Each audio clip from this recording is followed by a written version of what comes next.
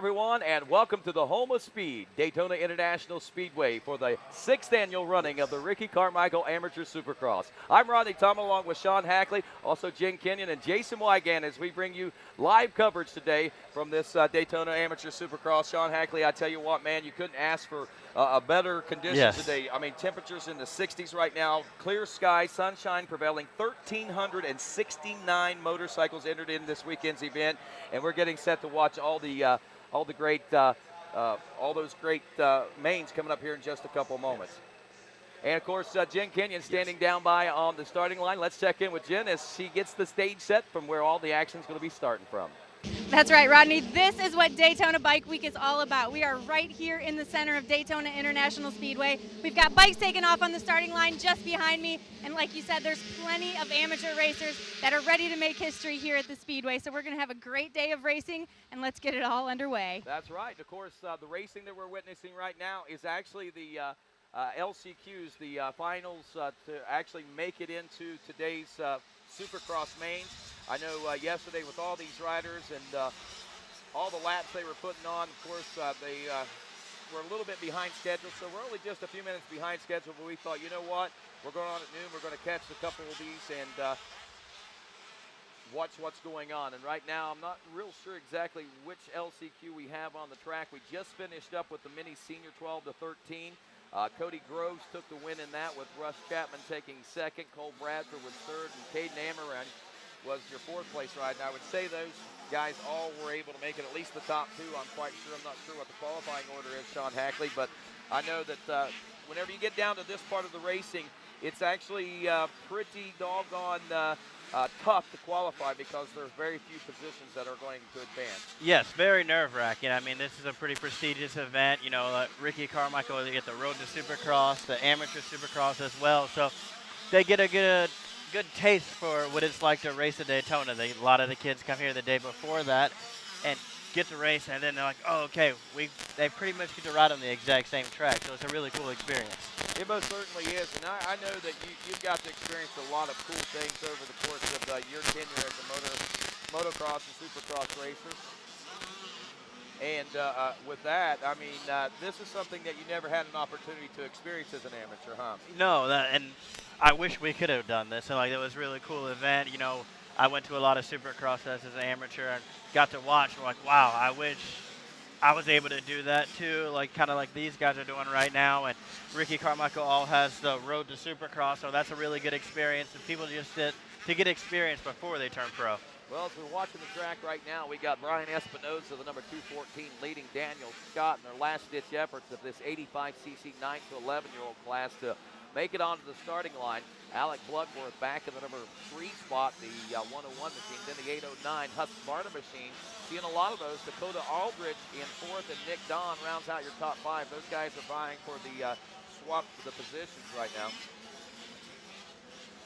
And right now, lap times for this 9 to 11 class is 105.5. So I think lap times are going to be pretty good today. And it's really neat to see these kids out here running, and something really cool too. I know we've mentioned it on the other broadcast here on RacerTV.com, but here on RCSX Live, I think it's kind of a new thing for a lot of these guys. And the fact that it is we have Husqvarnas out on the racetrack as 85 and 65 cc's nowadays. And I know you're familiar with that brand, Sean Hackley, because that is actually what you ride in Supercross. Yes, I'm loving the bike. You know, I'm glad that they came back out there and made another, you know, a motocross effort and everything. I know they were doing off-road for a little bit, but I love my bike. I'm getting some support from Husqvarna. You know, everybody there is really friendly, so I'm loving it. GNCC yesterday we had over in Palaca. To kick off our Bike Week celebrations, there were a lot of Huskies on the line, and a lot of, actually, I think one on the podium and even several throughout the top I think 10. Strang was second. Got second, and he rides for the Rockstar Husqvarna team over there now. So pretty good stuff, and pretty good stuff going on right now is Brian Espinoza, Daniel Scott, Alec Bloodworth, and Dakota Aldridge, your top 4 right now, make their way around this Ricky Carmichael Supercross track. Now, just one thing to point out about this track while we got a little bit of time to talk about things like this right now, Sean, and these guys are in their LCQs. This is virtually the same layout and design as what we saw on Saturday night when Ryan Dungey took his win here. Yes, it's actually the exact same track design. I know a lot of the triples aren't there. We're doing, they made them a little bit smaller, made doubles. The whoop section is still there. The rhythm section is there. They knocked them down a little bit just to make it a little bit safer for the 50s, the 60s, and the 80s and everybody. But the pros really get a good feel for how the track was. No doubt about that. And, of course, right there is Espinoza taking the win after 4 laps. So we know he's guaranteed a spot on the gate. Daniel Scott taking the second-place position aboard the number 9. So things are certainly looking up in that department. There's no doubt about that. For those two guys, Alec Bloodworth and Dakota Aldrich go 3 and 4 in that 85cc 9-11 semifinal. 1,369 entries. That's quite a few entries. Let's talk a little bit about that, Sean Hackley. I know as a professional racer, the entry numbers aren't quite that big whenever you go to those professional races. But looking back on your amateur careers, man, when you go to an event where there's over 1,300 entries, man, that is a pretty major number of riders that you're going to have to be competing against. Now, obviously, they're not all going to be in your class, right. But when you got that many numbers, that means the best of the best in the world have made their way to the racetrack that you have made your way to. Yes, I mean, this is one of the events that you want to come to. You want to get this experience for, you know, hopefully everybody here wants to turn pro one day, and it's just it's a fun event. Ricky, you know, everybody just puts on this great program. The track's great. It actually gets really rough here, kind of like an outdoor national, but supercross format. There you go. Gate down on another LCQ right now here at the Ricky Carmichael Amateur Supercross. Remember, whenever you're tweeting today and talking about different things and any contest that we may possibly run throughout the course of the day, hashtag RCSX Live. If you're watching on racertv.com, then you can see that hashtag there as a reminder, but just hashtag RCSX Live anytime you're talking about the event and things going on. If you're watching or whatever the case may be. It looks like we're out to the big bikes now there, Sean Hackley, and these boys are trying to make hay while the sun shines, so to speak, for purpose of these LCQs. I know it's pretty tough to make it in, and I know being in this position, in this circumstance, this is not where you want to be when it comes to being here at Ricky Carmichael Amateur Supercross Day. No, not at all. But, you know, like some of the riders had falls in their qualifiers and, you know, just a little bit of the misfortunes and everything like that. But they're going to some more track time, get a little track preview for the main event. It's going to get rougher, going to get more rutted and everything. Most certainly, and we are now down lap 1 in the books here for these guys. Gavin Wilkins, the 266, is the rider that took the lead in this. 381, Kyle Cheeseman, not Cheeseman, that's it, not Chisholm, but Kyle Cheeseman is running in the number 2 spot. Tom Flintrop, the number 74, is 3rd. Caleb Pruitt, the 57, opens up in 4th. Clay Prager, the number 4, opens up in the number 5 spot. Also Jackson Hadlow out there. Austin Kozad, the 138. He was 7th. Brett Gorley, the 34, was 8th. Brandon Matula, the number 30, was 9th. And Louis Alvarado was your 10th place position. Now, again, only a handful of these riders going to get to go, and chances are we could be down to the top 2. So Gavin Wilkins has got himself a little bit of a buffer zone. However, the second place rider under pressure, Kyle Cheeseman, feeling the pressure from Flintrop now, as they were side by side coming over the finish line jump there. 1/10 of a second separating those two riders now on the front stretch. Those riders make their way down that long front stretch there along the Daytona front stretch. I guess it'd be our back stretch from where we are right here from our vantage point, but regardless, we're going to call it the front stretch, and this battle intensifies. There's Flintrop trying to go to the outside, and then seal the deal by coming back to the inside of the next turn, I'm sure is what he's hoping. But look at this, man. He's going all over the racetrack. Wherever Kyle Cheeseman goes, he has to go elsewhere. He knows there's only one way around, and that's not to be riding in the same line, and he keeps the racing honest right here, Sean Hackley. Yes, you know, we have really big bowl turns and everything like there at the Supercross events, and also the walls. Some riders are trying to scrub them, some riders are trying to launch them. There he goes, he makes the pass right there.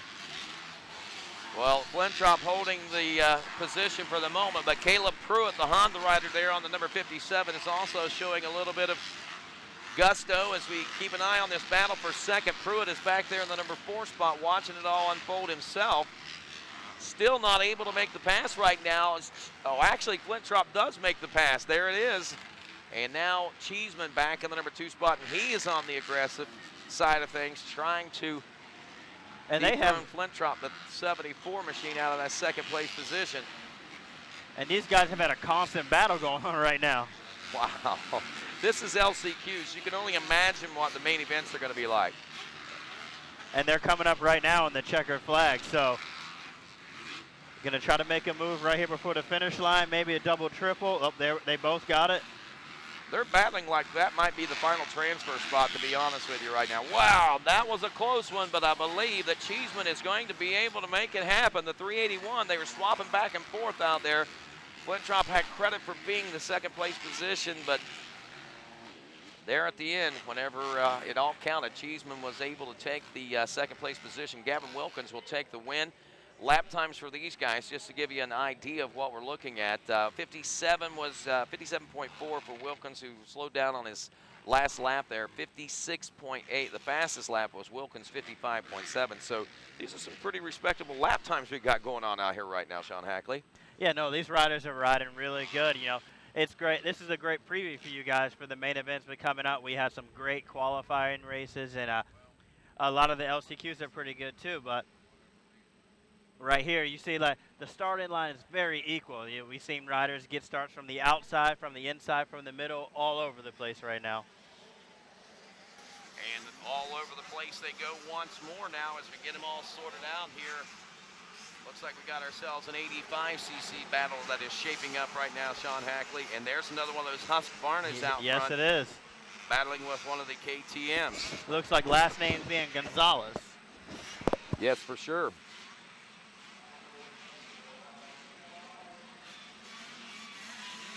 Good battles going on back behind the leaders there as well.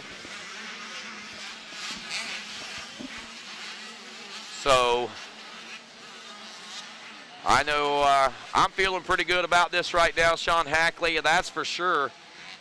And I know that right now that second place is a little low. He's going to try to bring things up a little bit. The number 60 machine back there behind him, that's Mason Gonzalez, the 93 out front. Charles Tollison is the second place position. Juan Valderrama is the number 60 in third.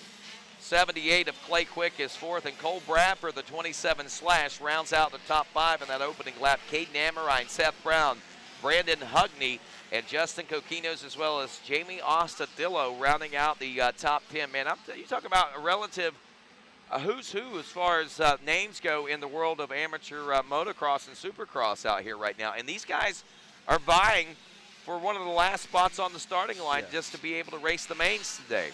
Yes, you know, we have a rider right there, Clay Quick on the number 78 KTM. He's a rider I'm very familiar with out of Texas, so I think he had a little bit of problems in his qualifier, so right now he needs to pick up the pace to hopefully make it into the main event. Wow, Seth Brown trying to get a little aggressive there. Almost got pushed off to the inside of the racetrack, but look how quickly he was able to regain composure. Quick still holding steadily in the number 4 spot right now as they cross the finish line. Gonzalez, your leader, a 59.987.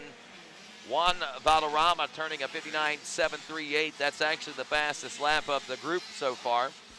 1.7 seconds separating first and second. Tollison in the number 3 spot and Clay Quick in 6th. They are about 4 seconds behind second, and looks like Quick is another 1.1 seconds back. And Quick just made the pass right now over Charles Tollison in the 3rd place. So, wow, that's amazing how quickly it goes. So 1.1 second down now to, he's got the advantage. Caden Amorine now is another rider we're going to keep a little bit of an eye on as he is challenging Seth Brown. Actually, I believe Brown might have just gotten around him on the number 417. We'll keep an eye on that. Looks like Brown might be on the move, but the big question is he going to have enough time to make things happen as the white flag comes out now? yes, it looks like Mason Gonzalez right now. You know, he got the whole shot in control. He's led every lap right now, and he's actually running a 59.1 lap time. So, yep, he just popped off the fastest in this division. Yeah. Mini Senior 2, 12 to 14-year-old class. I know a lot of folks not real familiar maybe what the difference between Mini Senior 1 and Mini Senior 2 are. But we'll we'll talk a little bit more about that and give folks an idea that are watching at home. I know that there's been a few class name changes over the years, and the structure of a few classes have changed quite a bit, but all in all, man, motocross, if you know anything about motocross 10, 15, 20, 30 years ago, you still know about motocross and supercross. And by golly, I look out right in front of the Race Day Studios. I see the one, the only, Ricky Carmichael in the house with us today. Yes, the GOAT. You know, it's really cool to see that he has an event here and he still comes here to participate in it. You know, we saw him out on the track yesterday helping 50 riders get their bike picked up when they fell over and stuff. And that would just be a cool feeling for like, oh, wow, this guy's the greatest ever, and he's helping me get up. Talking to big Ray Butts from over at Rocky Mountain, ATVMC.com, another big supporter of off-road and amateur motocross racing. These guys are unbelievable and unparalleled as far as what their support is in the sport right now, I believe.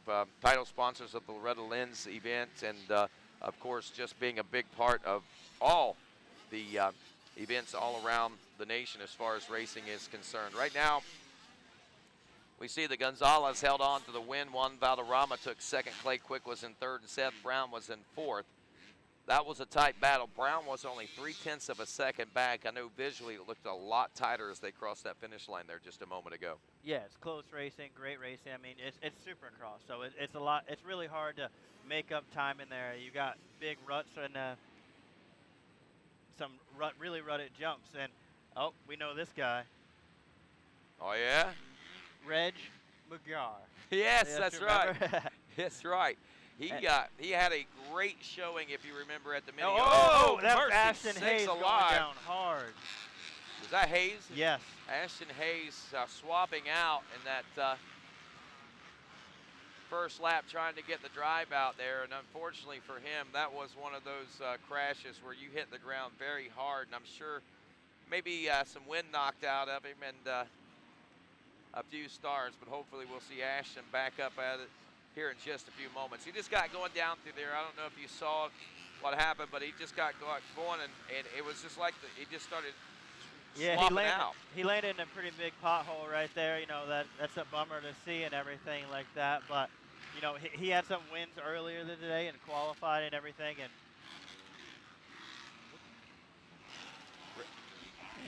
oh, this is a 450B semi, so yeah. You know, obviously he had some misfortunes earlier in the week to end him up in this position, but hopefully he's all right and he can get up and continue racing today. And by the way, I think Reg is actually an Aussie that's here with us, if I'm not mistaken, remembering from Minios and his accent and all. 178, Blake Ovitt running in the number 2 spot. Matt Clan, the 165, is third. And Mason Marty, the 171, is fourth. Nathaniel Anderson, 19, is fifth. Chase Hart, the 710 in sixth. Bradley Chapman, the 491 in seventh. 26, Andrew Insall in eighth. Tyler Orfield, 431, is ninth. And Jeffrey Ackerman, the 305, rounds out your top 10. And I believe Reg moved up a class. He was in 450. Yes, he was a novice rider at Minios, yes. So that's good to see that, you know, he had a little bit of misfortune in the qualifier, but in the LCQ, taking charge and getting into the main event. That's for sure.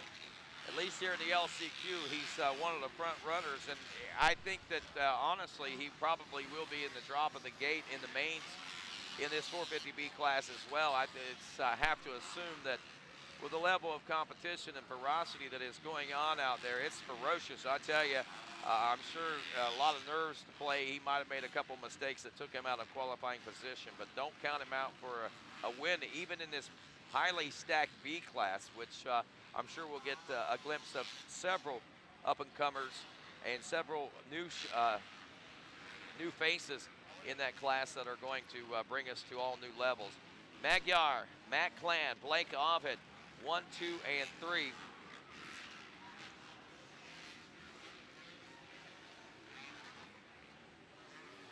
And of course, Mason Marty running back in the number 5 spot.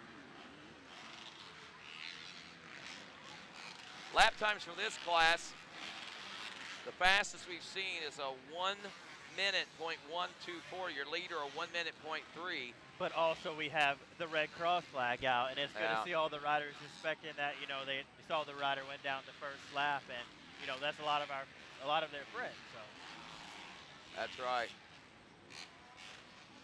So Magyar still got the golden locks flowing from the back of the helmet. I remember those from many O's as well. It seems, honestly, it just seems like yesterday or just last week we were at the Mini-O's, but that was clear black Thanksgiving almost 5 months ago, man. yeah, and a lot of things changed. He moved up in divisions, and I think he was staying at MTF from Australia. Yes. Okay. Yes, he is an MTF. Obviously, he's been putting in the work and everything, moved up, and still seems to be competitive. Here, I believe, on the closing lap now, Magyar takes the checkers and the win in this LCQ now. Just a tough break there, I believe I believe that was Hayes. Did you say that Ashton Hayes? Ashton Hayes, yes. Yeah. Not used to seeing Ashton in these LCQ type situations either. Now Ashton's a little bit more of a seasoned he's been B-class rider. Yeah. I think since the Mini O's. I think he had just got on. Really? I think so. Yes. That does sound right. It's amazing how fast these kids are growing. Yeah. I was talking about that with Jason Wygant, talking about how when I first started announcing at Loretta Lynn's, Ricky Carmichael was just transitioning from the 60s to the 85s. Really? Yes. Okay. So, and we'll get to work with the goat here in a little bit as well. So I think that's pretty neat, and I guess that kind of tells my age as well. And as I grow my bike week beard, this is something that I grew in preparation for this bike week. I knew that, all these old guys riding these Harleys like to wear beards. I thought, I'm going to fit right in. I'm going to grow my salt and pepper beard, but it's more salt than pepper. To rent a myself.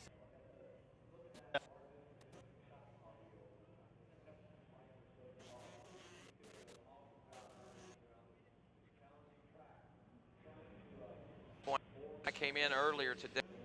The 50 cc's were on the track when I walked in, and I was watching, and I was like, wow, those look like 50s, but those don't look like 50s. They were going so fast.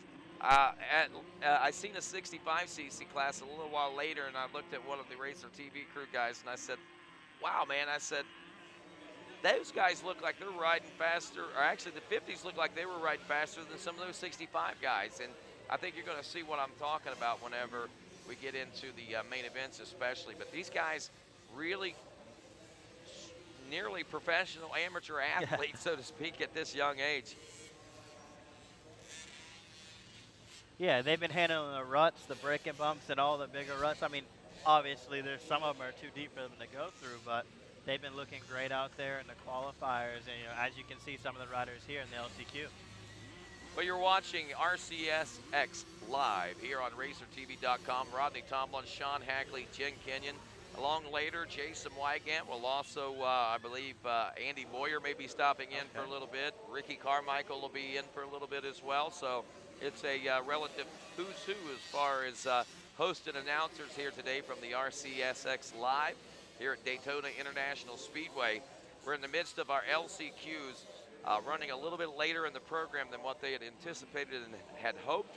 But when you got some 1,300, nearly 1,400 riders to try to weed out, it can be a long process sometimes. Yes, it's a very big event, and just a lot of things going on. The multiple qualifiers, the LCQs, and just things like that, like crashes and stuff. And they obviously want to run a safe race, and they're doing that. They're doing a great job taking care of the track, making sure it's safe for the riders and thing. And it's great to see Ricky here, all the people in the industry, the bigger sponsors, even the semis. Some of the semis are still here, staying out watching, scouting for new talent coming through the ranks. Exactly. I saw even old Tipton and I out and about with us this week. That's great. Braden Johnson, the number 11, leading this 51 4-8 LCQ. Riley Ojeda, the number 7, is second. 129, Justin Malgren is running in third. The 42, Braxton Black, is fourth. Antonio Sadalo is fifth. Dawson Baker, the 42, is sixth. 597, Jerome Dawson is running in the number 7 spot. Eighth place will be Rogelio Olarte. Ninth place, the 108 of Aiden Eiler. Rounding out the top 10, the 957 of Riley Miller. That's on the first lap there. And second lap now completed. It is Johnson, Ojeda, and Ojeda, Justin Malmgren, and Braxton Black, your top four.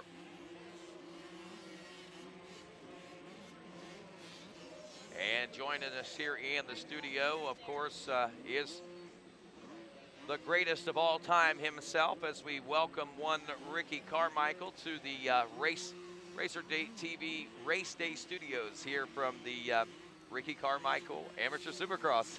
Ricky, nice to see you back here again this year, man, and couldn't ask for better weather, I don't think, here on this Monday, man. Well, it's awesome. I think it was nice last year as well, so we're really getting lucky. Yes, most certainly. A lot of entries, and again, just another phenomenal event. Man, this is 6 years this thing's been going on. Isn't it crazy when you think about 6 years? A long time, and just glad to see the growth. Very thankful for all the sponsors, manufacturers getting behind the event, yes. And yeah, the turnout's great.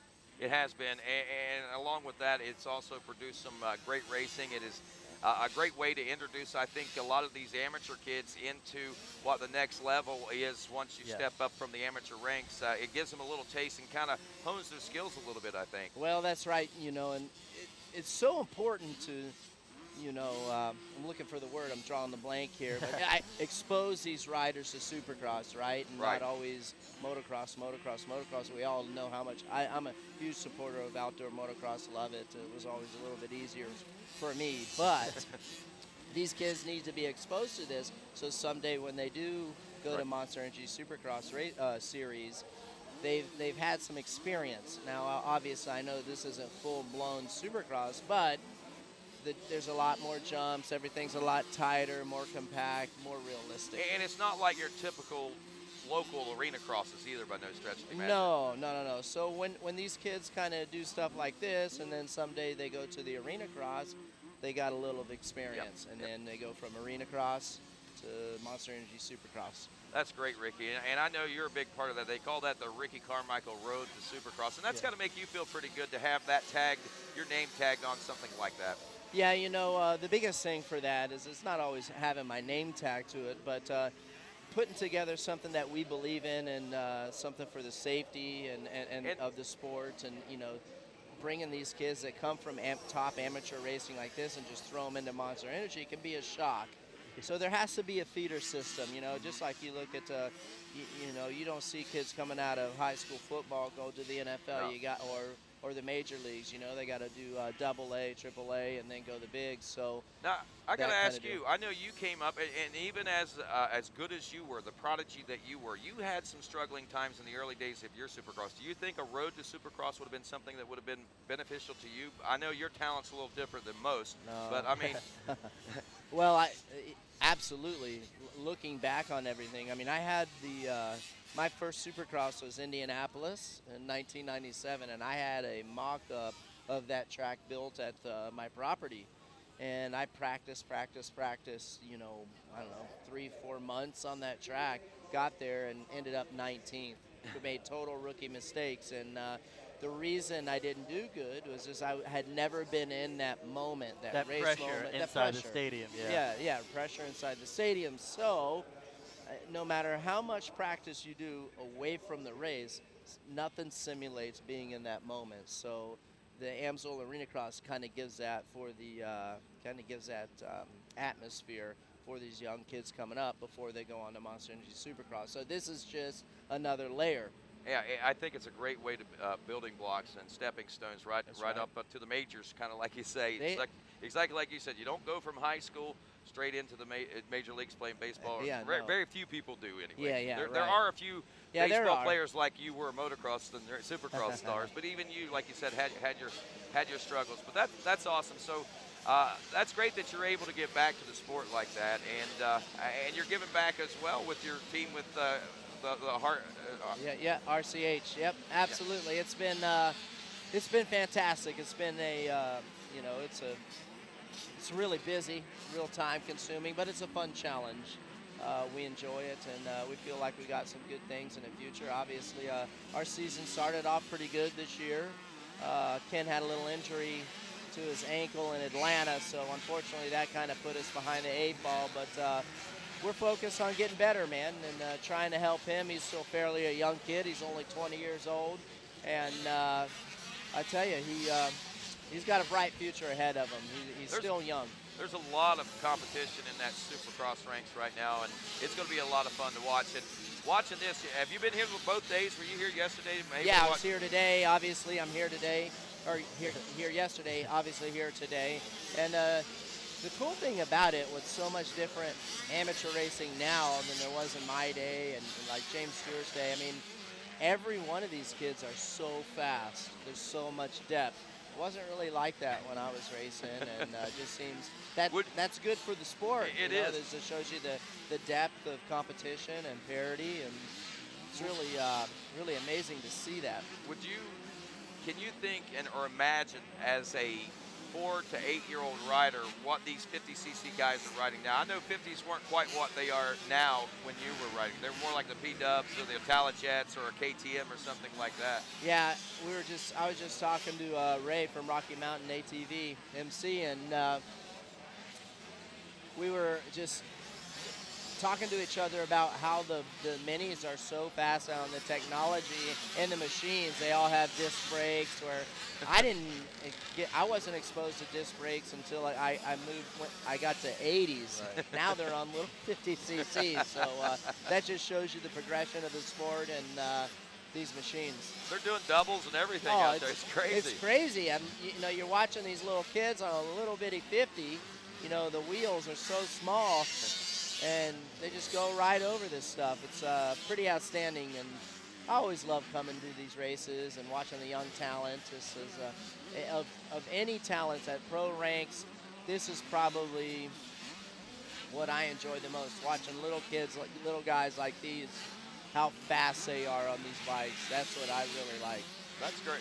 Right now, speaking of which, Mason Gonzalez, we saw him out there a little bit ago. He's back out in another LCQ. Seth Brown in second, Jordan Jarvis third, Valentina Galaz is fourth, Jamie Ostadillo rounding out the top 5. Ricky, what's on the plate for you? What's on your schedule coming up? Well, we're going to finish out today. Then I got a camp to do out at my farm on Wednesday, Thursday, Friday. Really excited about that. Then I'm going to head Friday afternoon. I'm going to head up to Indy, do the Supercross, and the following weekend I'll be at Austin Amsoil Arena Cross, and after that, I don't know. I think I might have a weekend off and then hop back on the Supercross series. But in between that, the team stuff keeps me busy during the week, and actually, believe it or not, starting design already for Daytona next year. Are you serious? Yeah, already. Yeah, we had a meeting about it yesterday, and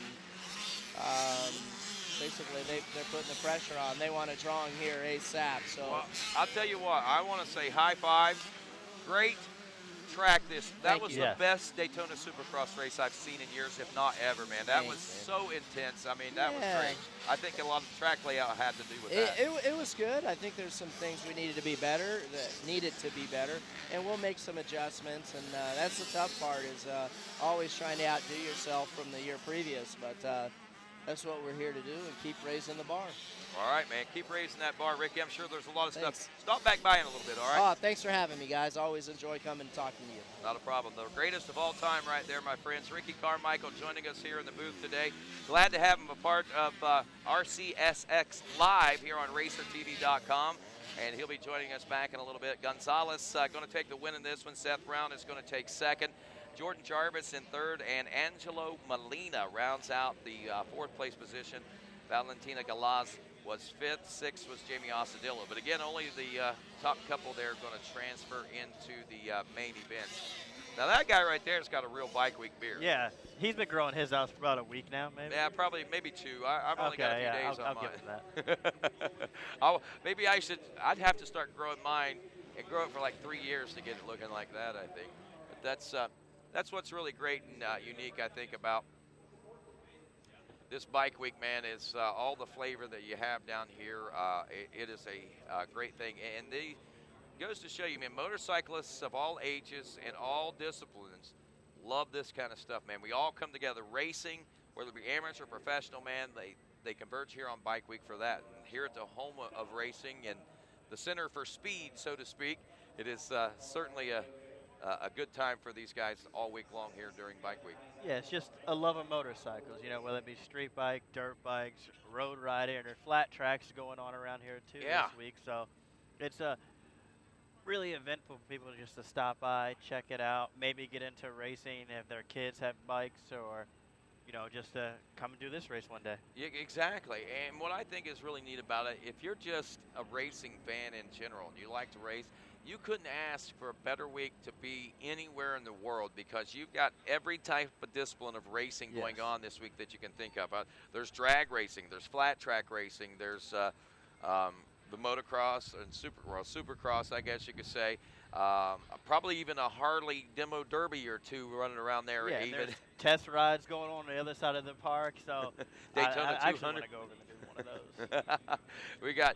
We're going to have the road racing going on later this week. Enduro cross racing's been going on. GNCC racing up the road. The Alligator Enduro. I mean, that's just a small list and a small fraction of all the great racing things that are taking place. There's a program that has like a couple of pages of nothing but activities going on all week of racing and different motorcycling events that you can go take advantage of, and including those arrive and ride type programs where you can go out and come out and ride and check out the, I guess, demo ride programs that they got going on. They got a lot of those going on out here too. Yeah, it's pretty cool. I mean, Kevin Rookstool did the Enduro Cross Friday night, raced Supercross Saturday, and GNCC Sunday. Yesterday. And that was pretty cool just to mix it up, just a little bit of everything. Yeah, and you know, often you get to see people do that, and it's pretty cool whenever they do. I've seen Travis Pastrana do it before, and Kevin, that was cool. Kevin, there was like 2 or 3 others I think that were doing the same thing, but were thinking about it. I'm not sure. Tyler Medaglia, I don't know if you know who Tyler Medaglia is. Yes. He got 5th from yesterday. Canada. I heard about that at the GNCC. He was pretty worn. A lot of people were worn out after yesterday's GNCC. One of the toughest for sure. Continuing in our LCQs, or our semis, if you will, advancing the final members to the starting line by way of elimination, I guess. And it's been going on since yesterday right here at Daytona International Speedway. Today, our main are slated to get underway here shortly. Seeing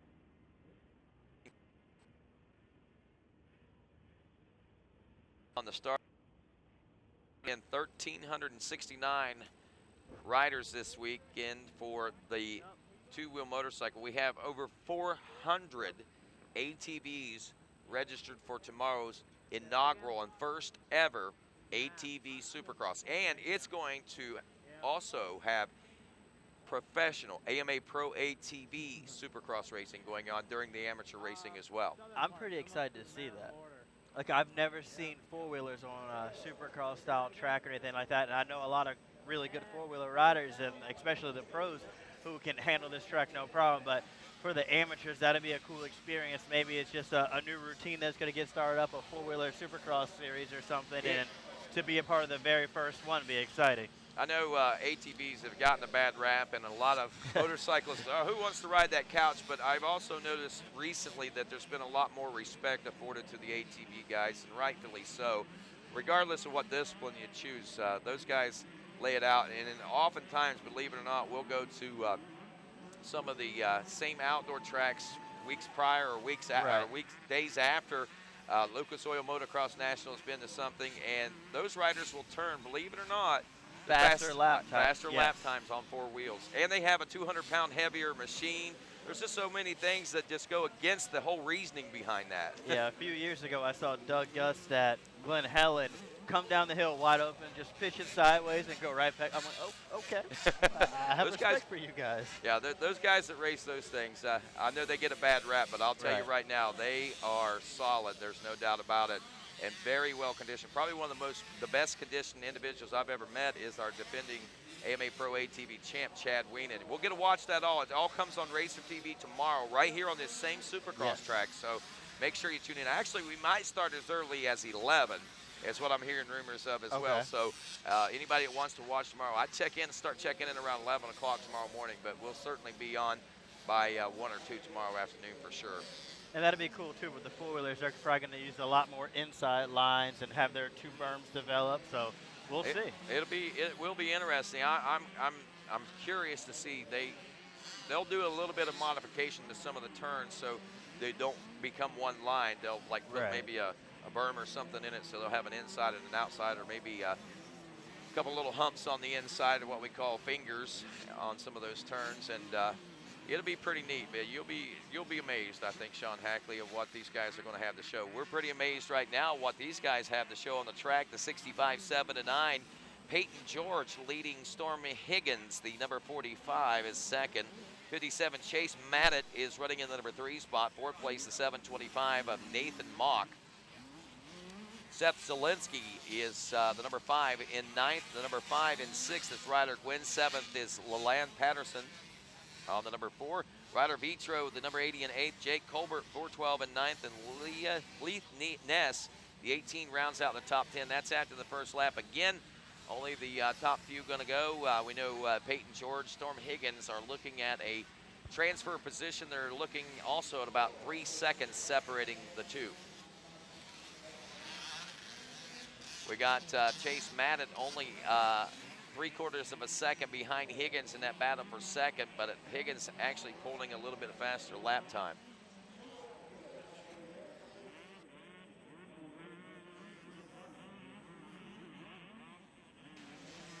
So George, 1:17 lap time for him, and these are the 65s. I'm pretty impressed. Somebody was telling me that was here the other night at the professional Supercross, said all those amateurs are going to be turning 2-minute lap times. Nope, they're going just as fast as they are right now. The track's a little bit shorter. They used to come back after the amateur finish line right here. They had a long straightaway and then another rhythm section, but they took that out and left everything over here. Yeah. I kind of thought there might be a little bit of adjustments. I knew that it still wouldn't be a 2-minute time lap time regardless. But wow, look at this battle going on. Peyton George, Storm Higgins, and Higgins makes the pass. Man, you talk about perfectly executed. Right there was a postcard perfect pass. I think if you and call it textbook if you will, but he just threaded the needle, made it happen right there. So Storm Higgins, your leader over Peyton George now. Chase Madden now back some 3 seconds at the end of lap 3, and Leland Patterson is trying to close the gap up right now, but not having much luck of that. Yeah, and Storm Higgins right there just saw the ruts in the face of that double, jumped it anyway. Just we got a challenge coming. But yeah, talk a little bit about that. I mean, jumping a jump and coming up on a jump with ruts in it and stuff like that is one thing for someone like yourself that's reached the professional ranks, but for a kid in the 65cc class, 7 to 9 years old, it's got to be a lot bigger, a lot more challenging, I would think. Absolutely, especially with the supercross style jump. You know, a single to a tabletop, a lot of our finish lines are. It's very intimidating, a lot larger than most of the jumps at a national track or an amateur for that instance, but the dirt being a little soft here from weather in the previous days, the track's getting really rutted, and it's just mind over matter. Obviously, if you don't mind, if you're from the East Coast developing ruts or versus the West Coast when it's a lot drier, you're used to it. But it looks like right now the dozer is going to get out there, clean some stuff up for the main event, so I'll be starting here shortly.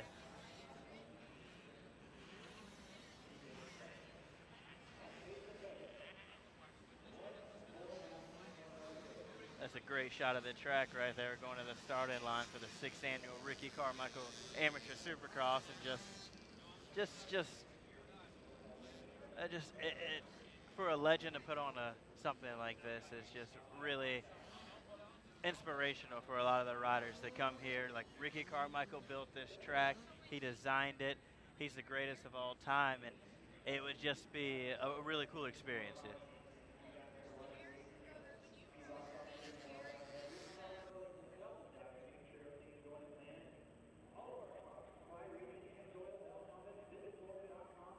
Well, Sean, I tell you what, brother, it has certainly Beautiful sunshine right now, finding out a few things. It looks like we're about ready to actually begin opening ceremonies and things here shortly as we are nearing the completion of the LCQ process, but still yet at least one more to go. I don't even have a list of the LCQs right now. We just knew that we wanted RCSX live yes. on TV. I'm believing that this may be the last one, and then we'll be prepared to move into opening ceremonies and get this main event race day underway as the final riders making their final attempts at making it to the big show here today at Daytona. And this is one of my favorite classes right here. The 125 two-stroke class. Oh man, gotta love this. It's got such a retro sound to yes.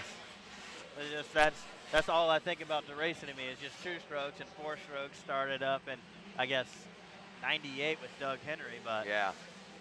I'll tell you, I know a lot of people try to compare 2 strokes and 4 strokes. I don't think there's any comparisons anymore. It's like comparing apples and oranges. Right. Obviously, 4 strokes have advanced in technology quite a bit, but there's something to be said. Wow. There's something to be said about racing and riding a 2-stroke motorcycle, though. You just got to ride it different, Sean. Yeah, it's just, one thing is you sound a lot faster. You're just always holding it wide open. So that's the cool thing of it. You sound fast. It's just a different feel. You know, you don't have as much traction. And I don't know. I love 2 strokes. I miss them, that's for sure. Now, would you like to race a 2-stroke in Supercross today?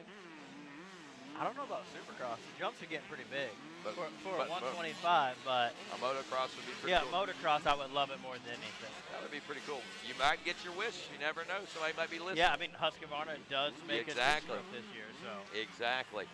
And they make a good one, too. It's Yes. a very competitive one. Austin Watling is leading on board the 424. Caleb Pruitt is second here in this Schoolboy 112 to 16, or AKA what they call the 125 class now. We got Watling, Caleb Pruitt, Perry Warren in the number 3 spot. Zach Robinson is fourth aboard the number 56. In fifth, the 184 of Tanner Ward. Sixth place, 27, William Klee. Hayden Earhart, the 999 is seventh. 310, Chadwick Johnson is eighth. The number 8 of Trevor Pavlik is ninth. And Austin Legg, the 26. Husqvarna rider rounding out the top 10. Again, I just can't believe how many of these names we're used to seeing in the mains already, just trying to qualify in an LCQ. Yeah, I mean, obviously you probably had some riders that went down in their first turn or slid out or something like that, or even brake problems. But it's good that they have multiple qualifiers so they can still get in here with the Supercross format. Only the main count. So it's not your traditional 1 moto, 2 moto. Right. It's just You can go out and winner takes all. you could throw it all away, man, and have one good LCQ race and be able to make the main and just go out and kill it. Look like the star of the weekend, man. Right. And it was cool. Like Austin waiting right now, he got the whole shot from the outside. So that's saying that even with the bad gate pick, you can still get the whole shot. Well, that 60 or 57, Caleb Pruitt, not far behind him, but he's got company 2 out of Perry Warren now. Warren and Pruitt turning only 0.2 of a second difference lap time, and actually Warren was 0.2 faster, and you can see its evidence right now as he's got a little bit of a wheel ahead now of the now 3rd place position of Caleb Pruitt here on this final lap of racing. Coming around the last few turns down that was the Dragons backer, I believe. That rhythm actually was the same. They were What was going it? Triple, Oh, the double, drag- or okay. double, triple, yes, until 2 walls, but they mixed this wall into a tabletop. Aha. So Watling, Warren, Pruitt, Robinson, and Ward are your top 5. It looks like the water truck's coming in right now, do a little bit of track cleanup and prep and everything like that for our main event start. That's right. We got main events coming up here in just a few moments. And again, man, already been a great day. Got to see some great qualifying racing for the amateurs there. We got get to see the mains coming up here in a moment. We got to talk to the GOAT, Ricky Carmichael himself. It's always such a treat to have him in. And, you know, he seems honestly one of the most genuine people I think I've ever met. You know, you think somebody that's had the success and stuff that Ricky has had, and obviously the way he is treated, like, oh, Ricky. You know, you Right. think a lot of that stuff would go to your head sometime, but Ricky, man, he has done a very good job of keeping himself grounded. And he does it through things like this, the grassroots Yes. efforts of this RCSX that we're doing here today at Daytona Supercross. And like we talked about, the Road to Supercross, the Ricky Carmichael Road to Supercross, man, he has added so much to the world of racing, and I think it's great. Not only did he give us some of the greatest spectacles, but he's also, his legacy with these types of events and stuff are really. And the kid, man, I mean, he's still a kid to me, man. He's barely in his 30s, if he's that. I mean, I'm sure early 30s at this point, but wow. I mean, the accomplishments he's made, man, in just a short amount of time. Yeah. It's hard to imagine what he's going to be able to do by the time he gets to be an old guy. Yeah. Very humble by getting the title called the greatest of all time. So, you know, like, that's just good that he just keeps giving back to the sport. You know, the Ricky Carmichael Road to Supercross, the Amateur Supercross, and just doing camps at his house. He's just very giving to his knowledge and his experiences he's done with everything. Can you imagine being a kid and getting to go to Ricky Carmichael's farm? His farm, and have him teach you how to ride or show you more how to ride better or whatever the case may be. All the winning trophies and just plaques and bikes, everything he has up in there. That would just be a really cool experience. It most certainly would. I'd love to see that man's trophy room, man. What's it like? Have you seen it? Probably not much walking around in there. Probably not. just bikes on bikes. You know, talking to him, I've talked to him before. You know, he's still got a lot, if not all of his Loretta Lynn's trophies and stuff that he won over the years. I mean, it's. I didn't know that. Yeah, I mean, all the way back to his amateur days, he still has a lot of that stuff on hand. I just think that is just utterly amazing. And right now, we're waiting. We're going to be going live to Jason Wigan down trackside in just a few moments, as we'll be having opening ceremonies from this Ricky Carmichael Amateur Supercross, and that's when the real show begins, I think, Sean Hackley. What we've seen is just kind of a teaser, a warm-up, if you will, of those LCQs. The true levels of competition are about to rise. Not that we didn't see some good battling going on there, because we most certainly did. But I think we're all about to be completely surprised at what these kids are going to accomplish here today. I remember from last year's RCSX just how captivating watching the racing was. It was hard to not watch because of just the great talents that were here. Yes, great battles going on, just like the Saturday night or Supercross and everything. Like and this is the crowning of champions. You know, that's a really cool experience to do an amateur Supercross and get crowned the champion of the 6th annual Ricky Carmichael Supercross. Boy, wouldn't that be an distinguished honor, man? I tell you, it most certainly would. As a amateur rider.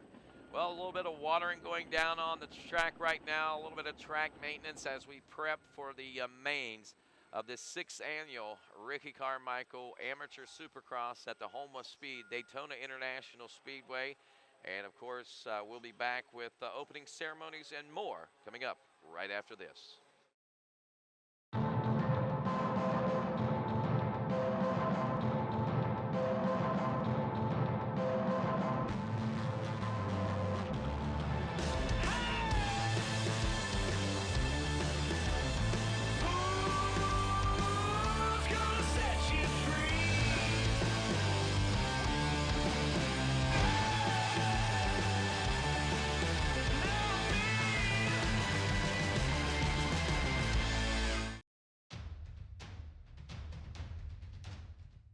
Any engine, any season, at home, at the track, or on the trail. AMSOIL for any engine. I'm a sore loser. I'm a sore loser. Losing is not an option for me. Be the best. The best? The best. You have to have the best equipment under the hood. That's why I only use Cometic products in my engines. Cometic gasket. Cometic gasket. Cometic gasket. Cometic gasket, a superior quality gasket For those of us who demand the highest level of performance.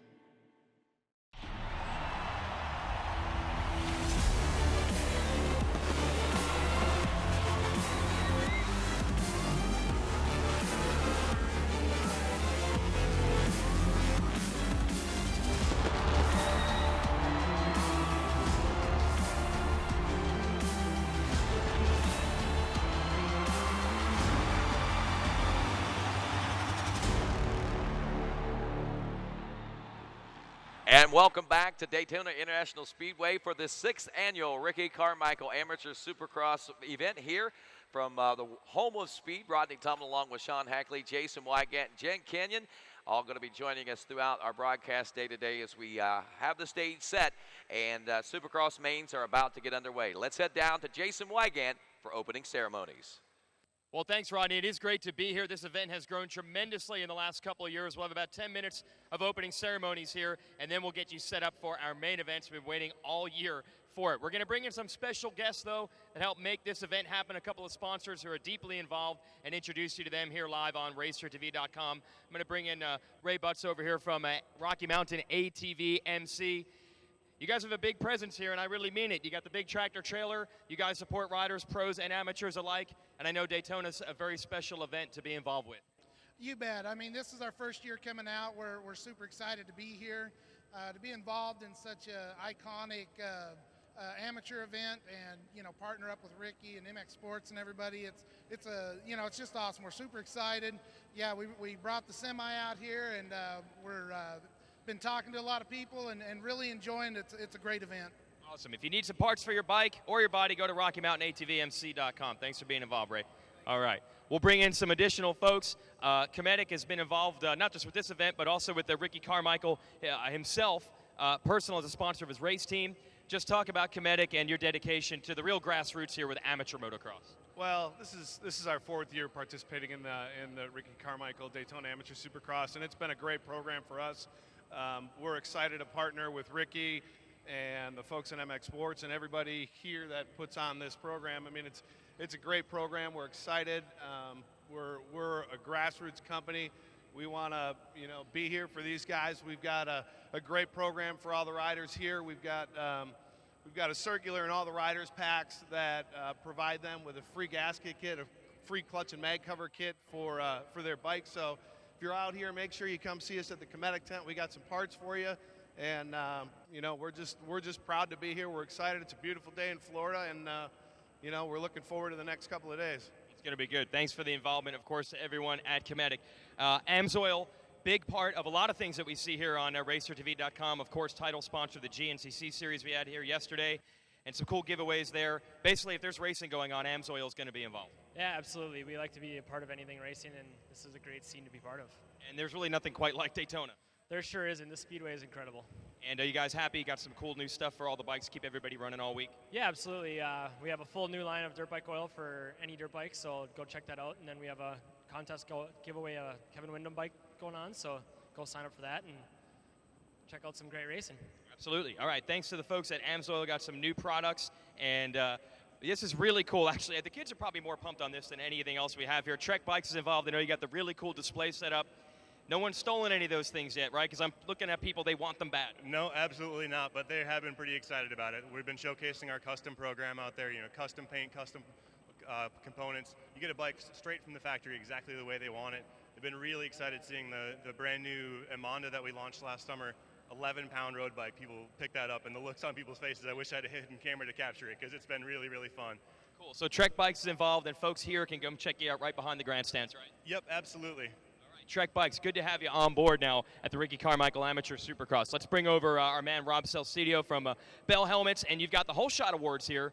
So people got it. Start's important in a Supercross, but even more important now, Rob. Absolutely. We're going to be giving away a $100 gift card to celebrate each Whole Shot, so we're pretty excited about that.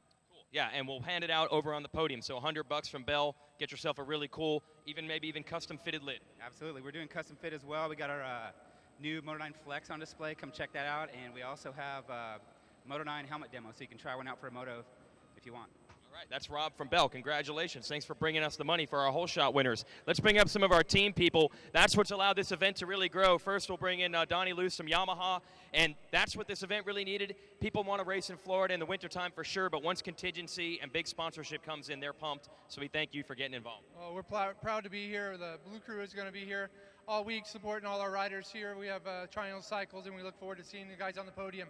All right, thanks, Donnie, for all the help. We'll bring in Ryan Holiday from Monster Energy Kawasaki Team Green. Same thing. The riders go where the teams are scouting them. This has become an event that people want to watch the top talent. Yeah, absolutely. This is an event that we've been involved in since day one, and it's grown and grown and grown, and we've upped our involvement in it too, to where our whole crew here, our whole team is here, and it's one of the big ones for us. All right, thanks, Ryan, for your involvement. And the Orange Brigade continues to grow their program, so let's talk about it. Christy, you got the amateur program keeps growing, getting stronger and stronger, and it's a great example of what you have out here. Oh, for sure. The Orange Brigade's growing huge this year. We have 18 riders here, plus we have James Coy Orange Brigade team, 3 riders. We have about 9 of our guys out here today, so we're expecting to see some championships. Right, and Supercross is a little different than motocross, so it's cool to get to scout them out on different terrain. Oh, for sure. It's a little different, but we're looking forward to it. And as you know, we had some success here the other night with Dungey and Mustan, so hopefully we can repeat that with the amateurs. We're going to paint Daytona orange. Thanks for having all your riders come out and giving support. And this is really cool, actually. Husqvarna getting involved, we know on the pro side, and making a difference for amateurs now as well. Yeah, this year I just came in charge of the amateur program. We're pretty small right now with just 2 riders, but out here scouting for next year and look forward to everything. And there's a lot of Husqvarnas out here, which is great to see. Next year we're looking forward to a big program and having some sort of support out here at all the nationals. So looking to have a good future. Absolutely. It's just starting here. Thank you, Anthony, for all your involvement. So the manufacturers are here in force, and that's what really counts when you're talking about a big amateur event. That's what puts it on the line. Let's talk to Todd here first. You guys have been involved because of Ricky brings some of his people on board, but you're dedicated, you personally and the people at Fox, to amateur racing everywhere. Absolutely. We one of the biggest supporters of making sure that we have good, fun, safe events as well as good competitive events, and to be involved with Ricky and for me and him to be friends and enjoy this sport along with everybody else as much as we do, it's a great combination. When we see Todd Hicks in an amateur event, we know it's a big deal. So thanks for coming on out and doing all you do behind the scene. And finally, let's have the guy who had the vision to bring Supercross to the amateur set. I know he's well synonymous with some motocross racing as well, but you said it yourself. You had to learn Supercross too to be a success in this sport, Ricky Carmichael. Well, that's right. Glad that I'm here. Glad the event's going well, and we got some great weather. Mother Nature has worked out for us, but I can't thank everyone enough. Everyone that you brought up here to talk, without them, it wouldn't be this wouldn't be possible. And for all you guys to come here and race. So myself and Davey Coombs and JH and Tim Cotter had a vision several years ago, and here it is 6 years later. And it's crazy how much it's grown. I mean, the concept was great, but you never know exactly how these things are going to go until you actually see it. Just the difference in 6-7 years to where we are now is amazing. Yeah, it really is. To see the growth compared to the first year to now is unbelievable, and just the support and the sponsors that have hopped on board with us to support this great event. We want to always make it better. That's why I'm here on hand most of the time, having my overview, and we'll sit at a round table after the event's over and try to make it better for the next. And we got a podium over there. You'll be stationed to talk to some of the winners and hang out and shake hands and all that and get involved with the event, congratulating people. Well, that's the plan. That's the plan, and just walking around. And for me, I like walking around and checking it all out. It's easier for me to really get the feel. If I'm in one place the whole day and don't get to search around, it's hard for me to really get a true evaluation. So that to me is important to help this thing grow, and so I can basically be in the trenches with the people. So that's what we're going to do. But all in all, I'm glad to see everybody here. Hopefully everyone's having a great time. Good luck to all the guys in the main event, and can't wait to see them. All right, let's hear it, everybody, for the man who made this thing possible, Ricky Carmichael. Let's bring up Pat Alexander from Suzuki real quick, and that's what's really critical. As we mentioned with Fox and Kinetic, a lot of these companies that Ricky's synonymous with, Suzuki probably at the top of that list, and we can see the support starting to come strong now for Suzuki. Just the fact that you're here checking this out means a lot. Well, thanks, Jason. We're here involved with the Ricky Carmichael Supercross, and we've been involved with Ricky for a lot of years, so it's nice to be involved with him. And Suzuki's offering double contingency for this event, so get on SuzukiCycles.com and get your money. All right, got to earn the money. Go fast. But you're on a Suzuki, that's not that hard. Thanks, Pat Alexander, for all you guys do for this event and everything involving Ricky. Now, we're just about to wrap up our opening ceremonies. First, we're going to have a prayer, and then we'll have a national anthem. So to help us, synonymous with this section of all major amateur events, from MXers for Jesus, we'll turn it over to Mr. Kevin Kozak. Thank you, Jason. Let us pray together as a family. Father, we just thank you for this day. We thank you for such a great sport of motocross. And what better place to have it is here. So, Father, as we begin this day of racing, we do ask that your blessings be about each and every rider and all the MX Sports staff and everyone it takes to run this event. We ask for your blessings and protection, and we believe it is so today as we ask it and as we continue to ask it for the men and women that serve this country in the military to provide the freedoms we enjoy here at Daytona Motorsports. We thank you for this, and we ask it in your name, Jesus. Amen. Thanks, Kevin. A little bit of track maintenance going on here, so we'll hang out for a few minutes before we have our national anthem. We had heat races, and yesterday, last chance qualifiers, and of course practice both mornings, so everybody got an idea of what this racetrack is all about. But Tim Cotter, we talked to Ricky Carmichael earlier about the vision for this event. It's special to come to Daytona. The weather sells it, the name sells it, but to actually make it happen and execute it and have it grow the way it doesn't happen just by slapping the Daytona or Ricky Carmichael name on it. It's a lot of work. You know, it is, Jason. Thank you for saying that. You know, we have 25 hard-working men and women back in West Virginia at our headquarters that have been planning for this event since we closed it down a year ago. Most of those folks are on staff and on site here, and we probably have another 100 part-time and volunteer people here that are working on this event. With 1,369 amateur motorcyclists here and nearly 400 ATV riders that are here, that's bigger than ever.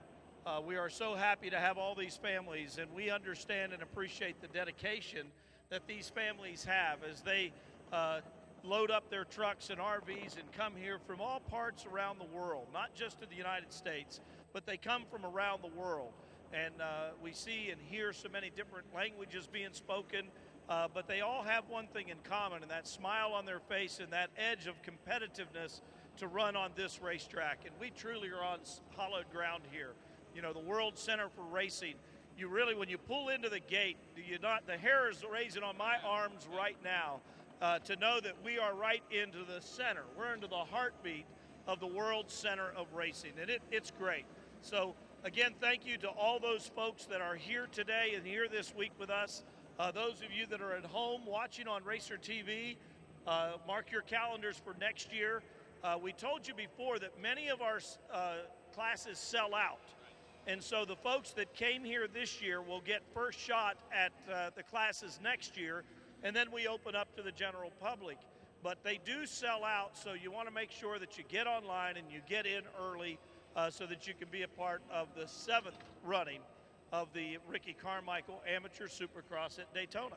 And what's really cool is maybe you folks at home might know Daytona synonymously through, say, the Daytona 500 in NASCAR, but no matter what it is, motocross or an ATV race or a sports car race, a flat track that they'll have over the wall in a couple of days, they treat all the drivers or riders the same. You're all part of the hallowed grounds, and we will crown our champions in the same victory lane that Joey Logano went to 2 weeks ago. How cool is that?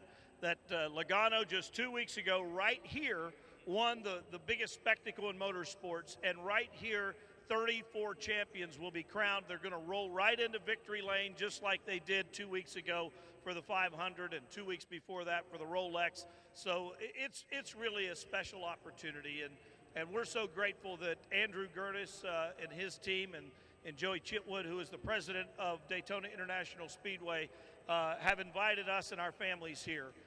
It does not go unnoticed. We appreciate all the hard work of all of the Daytona employees, and we look forward to coming back racing for many more years. And one last thing that really has helped this come together is the support of the industry. It was great to have almost the roll call of all the amateur team managers putting up big contingency and bringing their amateur stars. It's a long way to go all the way to Florida in the very corner of the country, but people are making that trip now. You know, the Kawasaki rig, the Pro Circuit rig, the KTM rig, the Cobra rig, they all came from all parts of the United States, many of them from the West Coast, here to participate here today. So we're really excited. All right, this is going to be a great event. We're really glad what it has built over the last couple of years. And by the way, folks, not to rub it in, for people living in West Virginia where you are, we got 80 degrees today. That's the best part about coming to Daytona.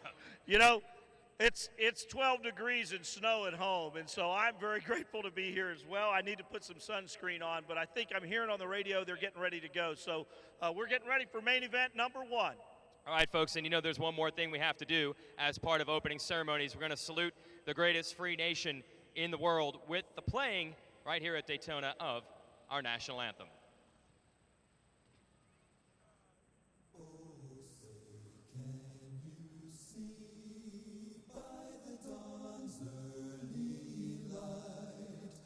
What so proud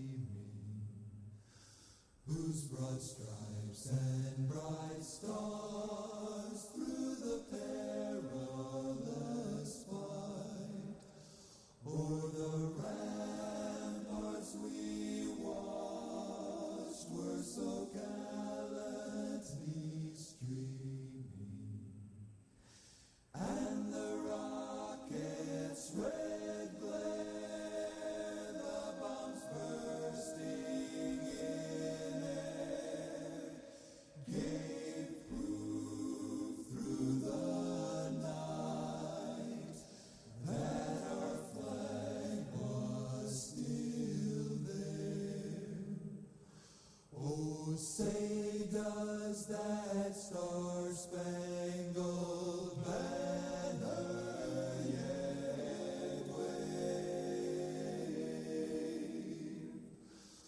o'er the land of the free and the home of the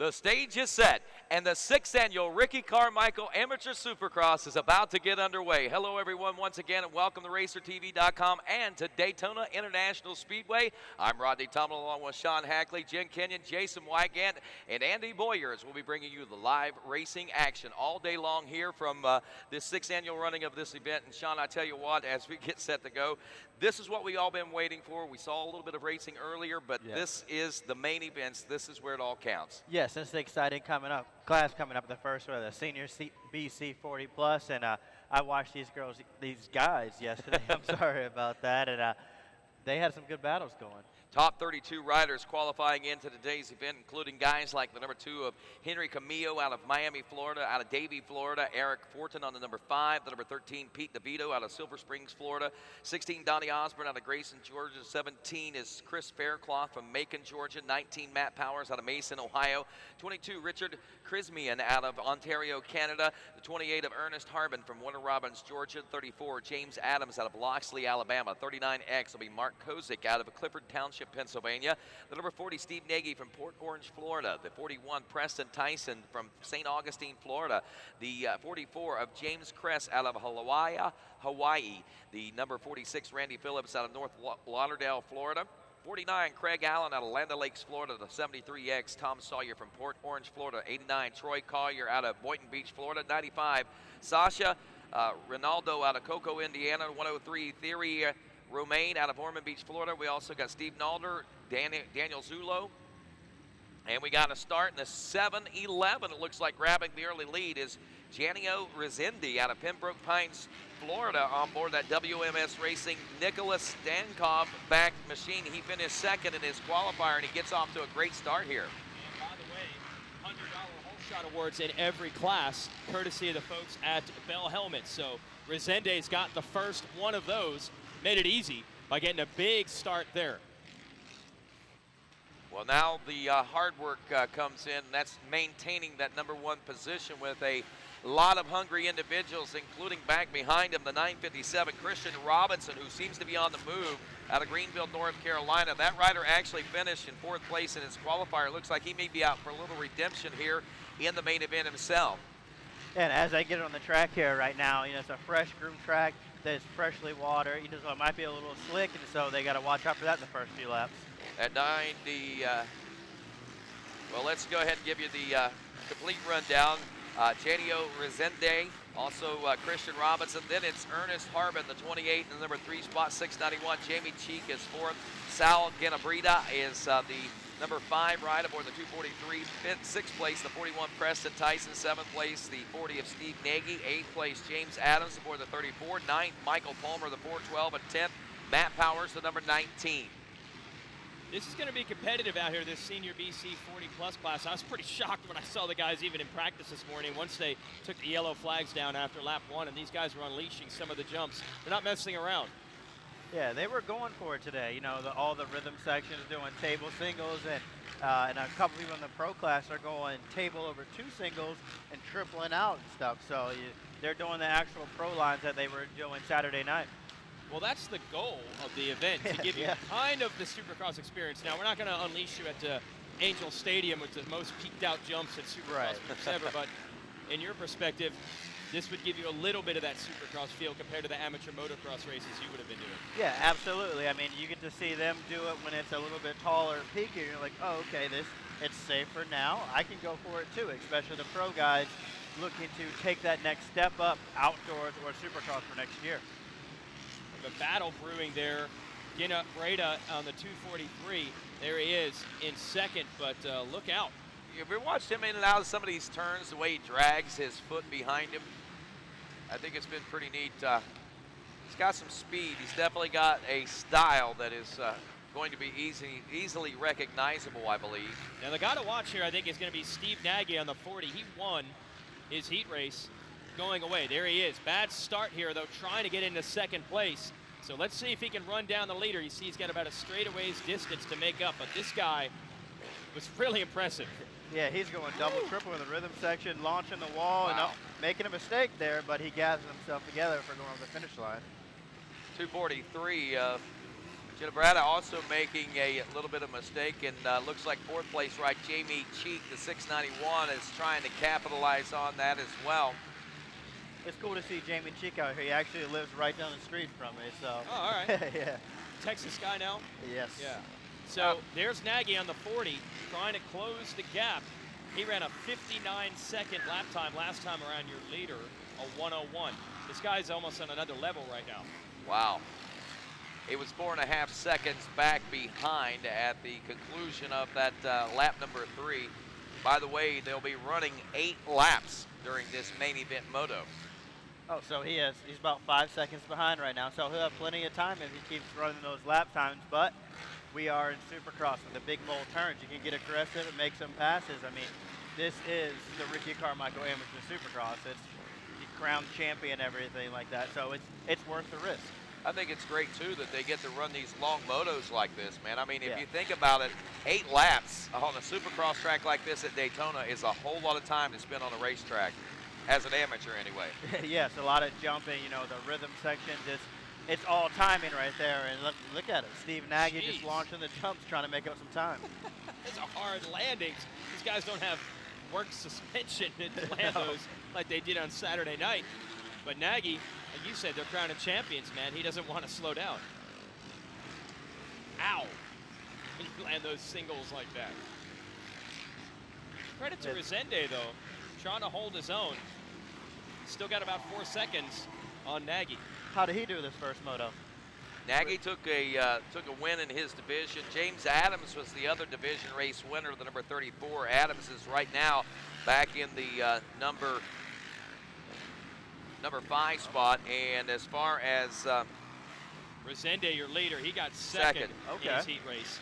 But hey, just like it is for the pros, the start so critical. Yes. Bad start for Nagy, and he's got work to do. But here he comes. Yeah, he might have had some redemption. Resende could have had a bad start last time, got the whole shot this time. Knew what he needed to do with the one moto style format like the Supercross. Oh, we got a battle for the lead now, Rodney. Nagy going after Resende. It's going to be good. It is. This is the one that we saw coming, I believe, back when Nagy was still back in the number 3 position. I thought he was going to launch the wall right there. Oh, he goes to the inside wall. Inside Wow. the bull turn, so. You talked about the bull turn, Sean. Oh, and Ryder down right there in front of him, so. You're doing the old karate chop, checking the lines as they went to the rhythm Yeah. lane. What were you looking for there? I don't know. I thought he was going to get a little bit more aggressive, but okay, he saved that one. And, you know, he just went up, showed him a front wheel. Resende let off, and he was able to make the pass. So Nagy now into the lead. This guy's not afraid to take chances, man. We've seen him come up short on some of the jumps, but continue to push. And go far on some of the jumps. Yeah, overjump some of them. Whatever he's doing so far is working, that's for sure. Nagy being sponsored. Go ahead. I was just going to say, Nagy being sponsored by Pro Circuit, O'Neill MX, and Cherubies, Torque One Racing, Wise Co., Mica Metals, DT1 Filters, and number 4. Number 4. Number 4. I don't know if that's number 4 Ricky Carmichael or Blake Baggett or who, but but regardless, he's got it going on. There's no doubt about that. He's 44 years old. You know, these senior BC classes that we have watched so closely over the course of the last several years, Jason Wygant, man, the face of this really seems to be changing quite a bit to me. Well, they're stepping up their game You can see it. This is a battle for second now. Resende and Jamie Cheek. That's yes. your neighbor. Yes, it is, and it's pretty cool to see him battling up there for the number 2 spot. White flag is now out. This will be our first main event winner. Could be Nagy. He can hang on. This battle for second, though, it's not going to end. White flag out, I believe, isn't it? Yes, white flag's out, and they're coming in the lappers right now, so opens up potential for maybe using one of the lappers to help you assist for the pass. Oh, he might need it. Cheek on the inside. Resende holds him off. Then Resende almost tangles with the lapper. Side by side. Cheek's going to be on the inside of this next corner, Sean. Let's see if he can make it happen. Just launch the wall. And the lapper launches. Whoa! He goes, I don't know how he saved that. I already said he was going down. I don't know how he didn't take one of those guys out. Yeah, so Jamie Cheek was able to make the pass, assisted by a lapper. Wow. That was one of the best saves I've ever seen. I mean, he basically was down. Yeah. Weeble wobble. Checkers flag out is on out. this one. Steve Nagy, well done from about 6th place. Takes the win. You see Jamie Cheek back home in Texas coming through the lap traffic. Got to congratulate him on that ride. He also got the fastest lap, 59.2. Let's head down to Jen Kenyon, who is standing by with Steve Nagy, who just took the first win of this 6th annual RCSX Live. I know she's getting ready to talk to him. There we go. Maybe, maybe not. Nagy's got the coolest helmet cam arrangement I've ever seen. That was an aerodynamic advice. There you go, Jen. Go ahead. All right, can you guys hear me now? Yes, we can. Steve Nagy with a long A. Tell us about that ride out there. It was a little slippery from them watering when we took off and didn't get the greatest hole shot. Just worked my way through, kept pressuring. I don't think a lot of the people were doing that double, triple out, and then being as clean through that center rhythm section. So just put it down, worked out good. The Dunlop's hooked up good. Pro circuit, bike's working awesome. I'd like to thank all my sponsors. Thank everyone for the help. All right, and what other classes are we going to see you riding here today? I got the 30 BC later on. All right, we'll keep an eye out for that, or keep an eye on you for that one. It's Steve Nagy, guys. All right, we're going to school. We just learned it's Nagy. Steve Nagy taking the win. He is not a nag. Steve Nagy. In the Nagy. Taking the victory. What do we got next, Rodney? I got 85-9 to 13 open class, and this is race number 2 on the docket. Our winners coming into this one will be the 34 of Jared Fry out of Mechanicsville, Maryland, one to keep an eye on an MTF Under Armour Alias back machine, and another qualifying winner here. Let's see, Devin Stoddard out of Spring Hill, Florida, on a Yamaha.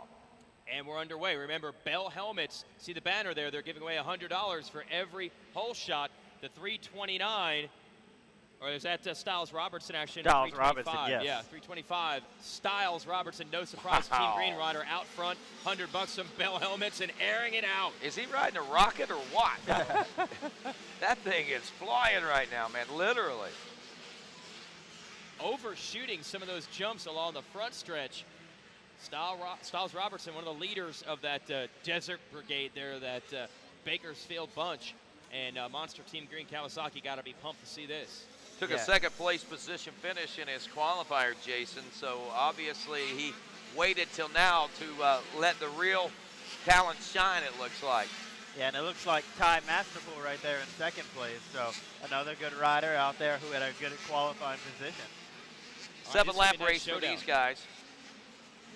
Okay, 7 for the mini bikes. I got you.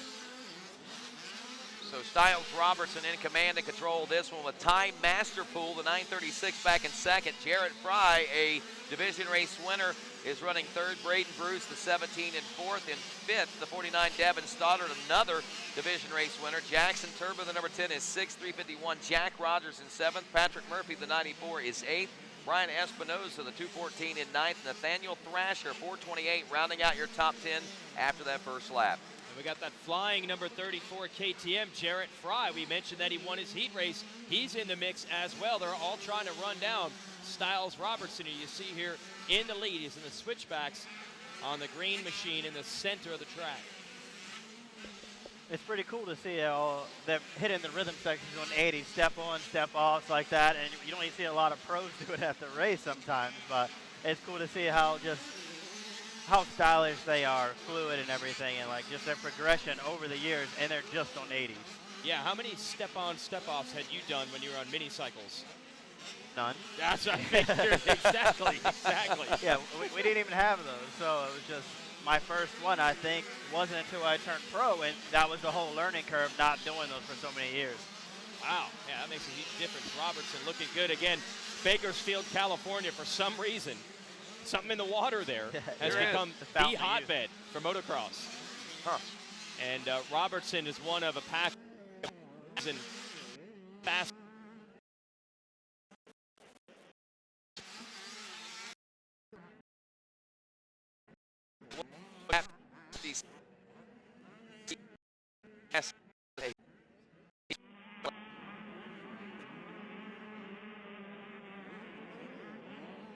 You can see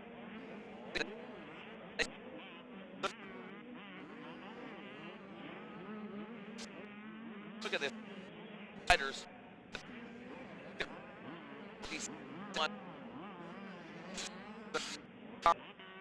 Me there, Jason Wygant. Wow, yeah, good point.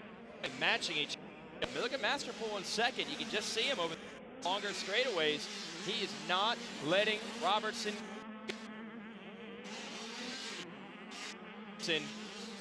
scrubbing that table. Now to this jump, it's a kind of a ski jump, so they get a little softer landing. Ski wall. Yeah. And that's a great battle for third between Fry and Stoddart. There's Robertson in the tech. Oh, look at that. They're going double, triple right now. Robertson stepping his game up. For the distance he had overtime Masterpool.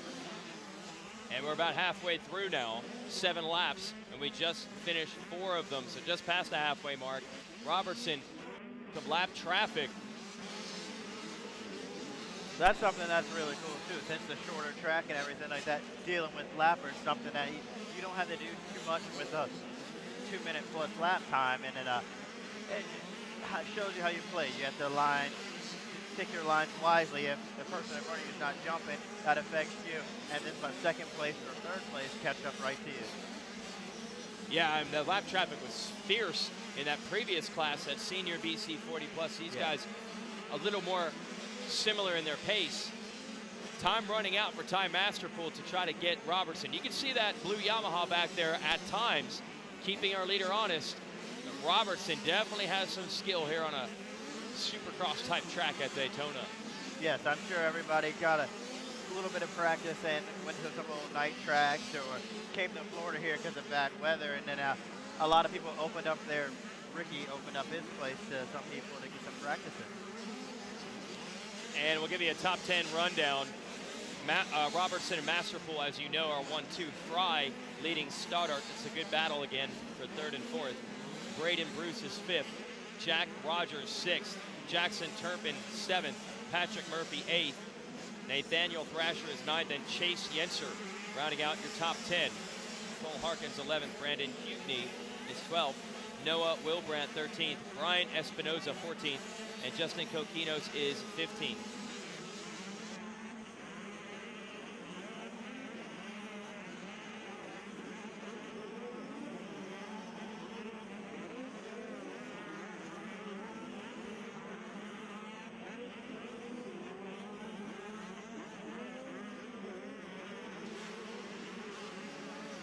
Next class up will be the college 16 to 24. That's our third race. Fourth will be junior 25 plus, and then the masters 50 plus.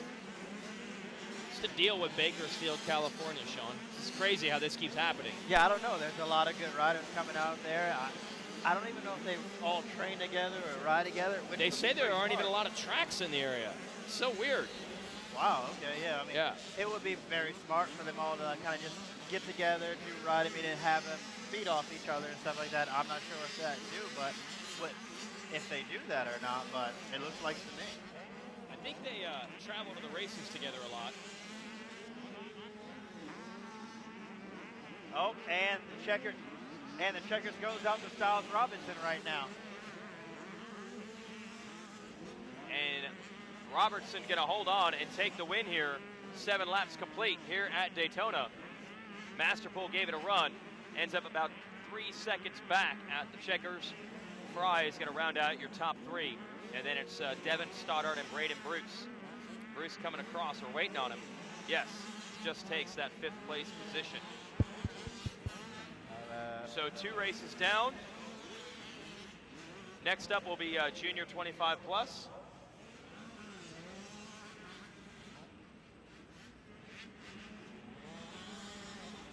Oh, sorry, it's 16 to 24 college, then junior will be race 4. Shows what I know. College 4, we'll give you a preview of that one in coming. There those riders are on the line. In the heat race, Wilson Fleming out of where else? Cairo, Georgia, took the victory in his heat. So he'll be one that everyone's looking for here. He'll have that first gate pick.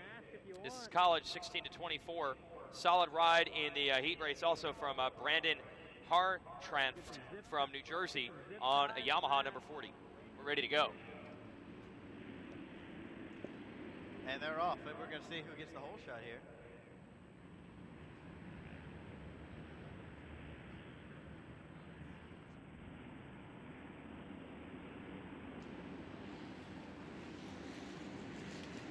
What up, Reg? 28 taking the lead. Right now we have the next class up. We just watched the 85, 12 to 13.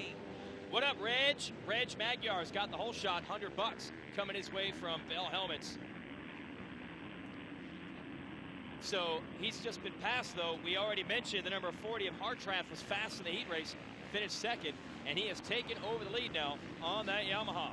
So we'll see if Reg can come back on him.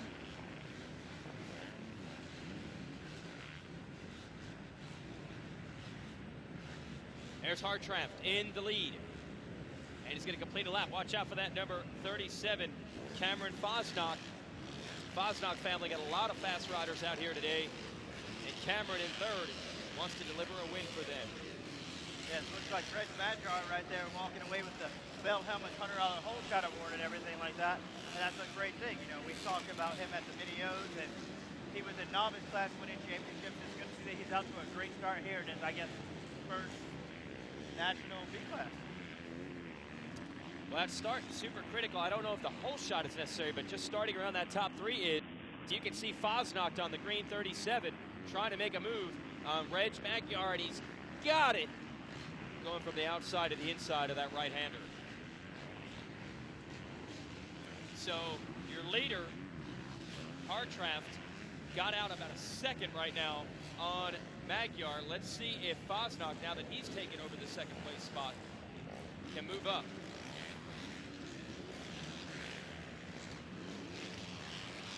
And behind them, you have Logan Murphy in 4th. Great close racing right here we have, you know. Top 5. Gray takes 6. Dustin Winter 7th. Swinson, Tyler Orfield, and A.J. Meadows round out the top 10.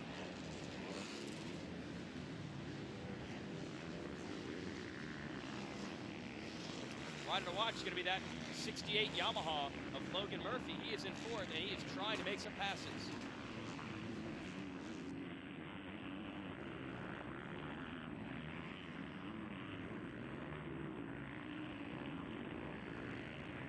So Magyar under pressure from Logan Murphy on the number 68. That's for 3rd. As your leader, Brandon Hartranft, trying to get away. There is Murphy up to 3rd place now on the 68. Yeah, Logan Murphy right there moving to 3rd place, making a pass before he goes to the finish line on Reg. And our leader out there, Brandon Hartford, getting a little bit sideways over the finish line from the pros at least, and right behind him he has some close racing going up to him. Woo! Yeah, that's Fosnock there in the 37 in 2nd, but look at this battle. We mentioned Murphy on the 68 Yamaha moving up to 3rd. Then you got Reg Magyar on that 28 Honda, and look at the KTM man making passes. Bryce Malden able to get past Reg. Put him up into 4th. And another rider on the blue bike making moves to the inside. I believe that's Dustin Winter on the 916. What a fight. Yes, I saw Dustin Winter going really fast yesterday in practice through his heat races and everything like that. Didn't get off to the best start whatsoever, but he's making up some time right now. Woo! Going to the inside, trying to make a move on Bryce Malden, who's on that orange KTM. Side by side they go. And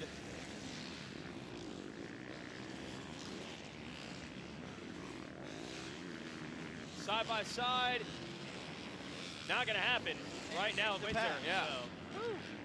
That was not easy. Took the whole straightaway. No, I wonder what place he started to see how much time he's made up and everything like that, because obviously he didn't get off to a good start. But I think I'm looking at lap times right now. He has the third fastest time. So Hartford and Cameron Fast both out front, but looks like Dustin Winter's coming through the pack. Some fast lap time. Yeah, and he was in traffic for most of it, so we'll see if he can maybe turn up the wick a little bit now that he's got clear racetrack. They're coming right in front of us as we're set up right next to the finish line here at Daytona. Brandon Hartranft continues to lead. 40 Hartranft back by FMF, 100% PR2 south of the border. Belray and Elias and Novik Gloves. College 16 to 24, junior 25 plus will be the next race, and the Masters 50 plus. Outside line. Boy, it's like the fastest guys got the worst starts. They just keep making passes here. Yes, and I think that's coming from just getting bad start, trying different lines, see what works for you. Now, that's a great thing. And these guys are going out here for 8 laps, so lap times are just under a minute. Our leader out there, Brandon Hartford, has about a 5-second lead, so he needs to, be consistent, be strong, and hold on for another 2 laps. See if he can do it. Hartranft continuing to pull away a 54-second flat last time around. That's the fastest, I believe, of this race. And the top 4 all did, except for Brandon Hartford, right. He was the leader. 55, 55-1, 55-2. So they're coming up for him for Cameron Fastnot up in second place. They're not going to give up. And here's Reg Magyar, who's been in a battle every lap of this race. He has had pretty much someone to fight with. 14, Gray Tate now trying to challenge him. And that's something really cool. Just like 5 months or so ago, he was in novice class winning, stepping up, and still being competitive in the intermediate class. This is the first race of the year, so he's a lot to build off of. We're going to ride her down. That is a 68, I believe, of Murphy, who was third. He's got a quick glance at the number. So that was going to shake up the top 3 positions potentially, if that is him. Might be looking at Dustin Winter or Bryce Malden trying to take advantage of that. And that's a shame, all the prayers and everything to help make sure he's okay. And, but I think we're going to have a little bit of a change of it. Yes, so that was him. Cameron Fastnot now in second. And also Meadows. Dustin Winter went down as well that lap. I don't know. I'm not sure if they went down together. I couldn't see or not. Crazy. So A.J. Meadows was not even near the top 5 early on. Is now third. You can see 68 of Winters, I believe it was, at least getting up, and he's okay. Yes.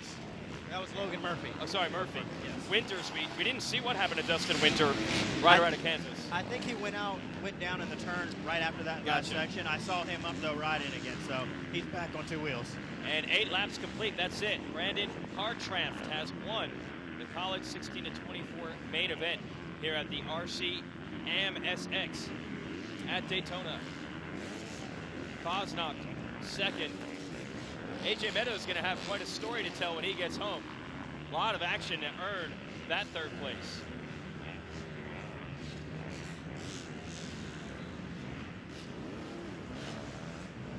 Bryce Malden and Reg Magyar, top 5. Magyar, I believe, got that Bell Helmets whole shot award. What up, Reg?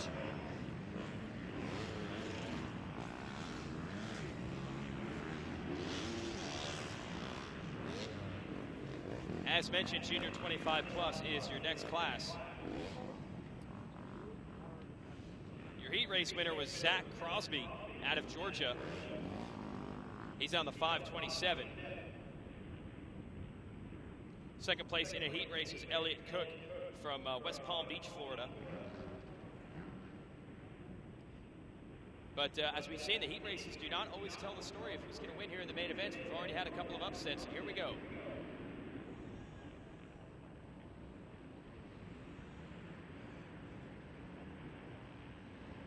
really cool to see starts come from the outside right now. You know, Yeah. it's a really fair 180 back into another 180, and oh. That got a little Okay. crazy there. Yeah. It looks like the 57 Kawasaki's going to earn that Bell Helmets Hole Shot Award. That would be Brian Culbertson out of Hillsborough, New Jersey. 6th place in the heat, but feeling much better now as he leads the junior 25-plus class. Yeah, he's probably familiar with the format we race in Supercross. Winner takes all in the main event. So he's going to try to hold out that lead right now, hold everybody off behind him.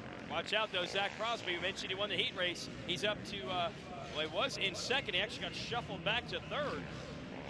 Dan Truman on the 101. Oh, and Dan Truman takes the lead, and then he flies off the side of the track, but he was able to keep it on. Dan Truman, an industry player. He goes to all the pro races and works with Athena and Get Ignitions on some of the factory bikes. Not a slouch on the motorcycle himself, though. No, not at all. He was great coming up to the amateur ranks when I was amateur, winning some pro races and stuff like that. And really good to see him back on the bike now. So Truman trying to get away. His competition's going to come from that 527 of Crosby.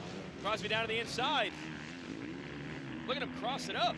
Yeah, hey, it's Supercross. You get a bold turn, you get enough time to brake check, square up a little bit, and then try to take the lead. Oh, this is great racing. And Culbertson, your whole shot winner, still right there in third. Could take advantage if there's a problem. Oh, nope. Culbertson actually just stalled it, lost the position. He's falling back right now. That's a shame. So it's a two-rider fight for the lead. Dan Truman on the 101 and Zach Crosby on a 527. Nice line by Truman right there. Pull up alongside. It's not enough. It looks like that double triple right there is getting a little bit rutted, so people are having, some riders are having some problem right there, getting lined up, getting a little cross rutted, shooting left or right. And they're on this long front stretch. You saw it on Saturday night. This section can definitely get tricky because they're going fast. Yeah. Do you remember Tomac on that section? Manual, Tomac yeah. just wheeling all the way through that. That was really awesome to see. Watch out for the third place rider, Andy Matthew. I think he's catching our leaders. There he is, not too far back, so we can have a three-rider fight for it. I don't think Truman's done. He wants to go back out for Crosby. No, not at all. I mean, I think they have 8 laps here, so, you know, try to tire them out, put some pressure on them, just wind them a little bit, and then come up for, you know, next to last lap or last lap, try to make a pass again. Matthew there in third. That's the blue bike. And he is catching up. Let's see what lap times say after this guy pass.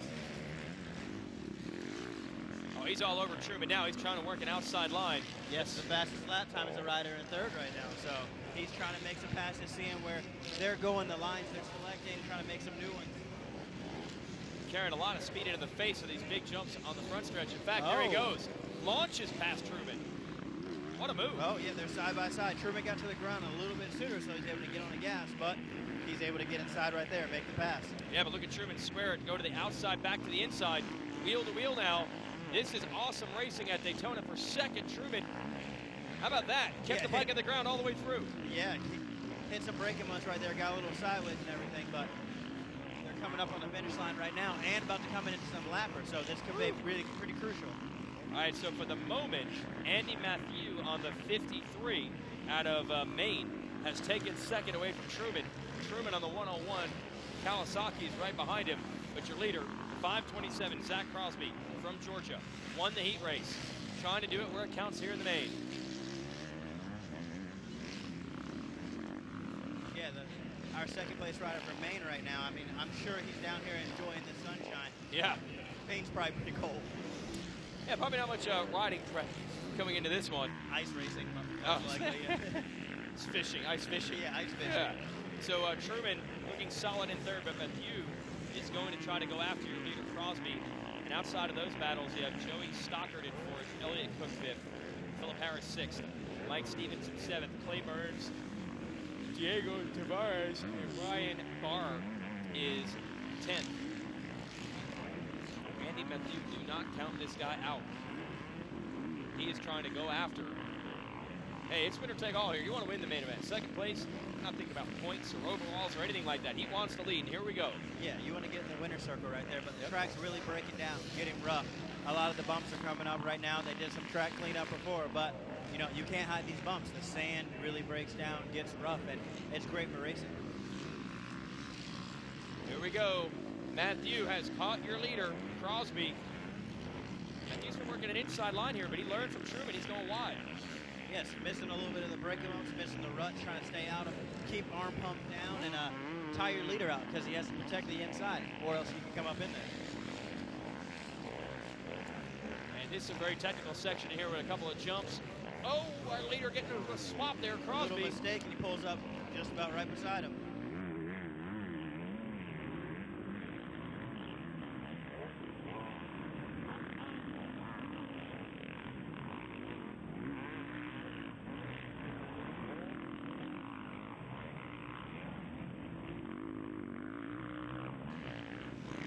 Well, things are good right now, guys.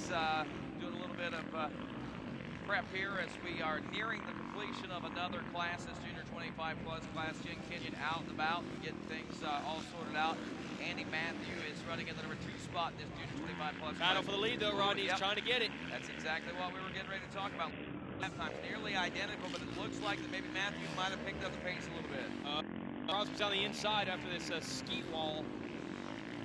And we're right now, too. So Matthew's how giving that him played out in the senior BC class. Yeah, this section especially is really tough. He's trying to handle the rhythm section. Matthew to the outside. Oh, and the white flag is coming up right now. So he has one more effort or one more chance to try to make this happen.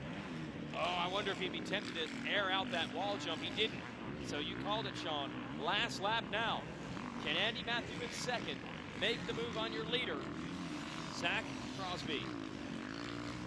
It's good racing, Rodney. It is. I'm actually turning into a race fan all of a sudden, just watching the battle unfold and not even able to really talk a whole lot about it. But wow, Crosby is kind of impressive. Matthew's been very impressive too. The styles these guys have out here on the Supercross track are amazing, man. I mean, we get to see these guys so much in the amateur ranks on the motocross track, but it's a whole different world out here in Supercross, it looks like. Well, Crosby has been under unbelievable pressure for the last 3 laps, but every time Matthew tries something, he's able to hold him off, and we're down to about 2 turns. Running out on Matthew. What a job by Crosby, under pressure for the second half. Looks like he's going to hold on if he can land this single, head to the finish, and he does it, and a little fist pump. Yeah. That was a good race. Yep. We always had a constant battle getting a great start. The top 3 or 4 ever changes. Wow, look at this. Michael Stevenson, late charge for him, put him in the 56-second range. He finishes up 3rd behind Matthew and Crosby win. It was Crosby, Matthew, Stevenson, Truman, and Philip Harris rounding out your top 5. We'll be back more with Ricky Carmichael Amateur Supercross from Daytona International Speedway right after this.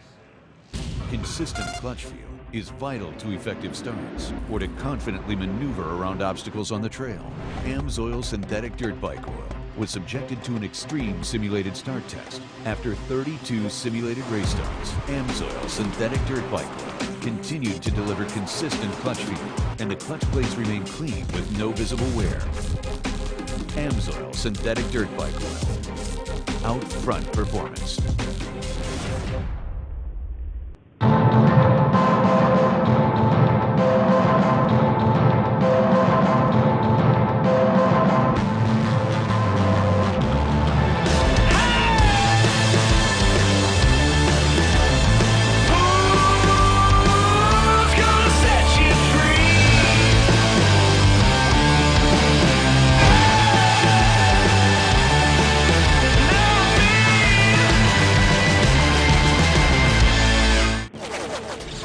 I'm a sore loser.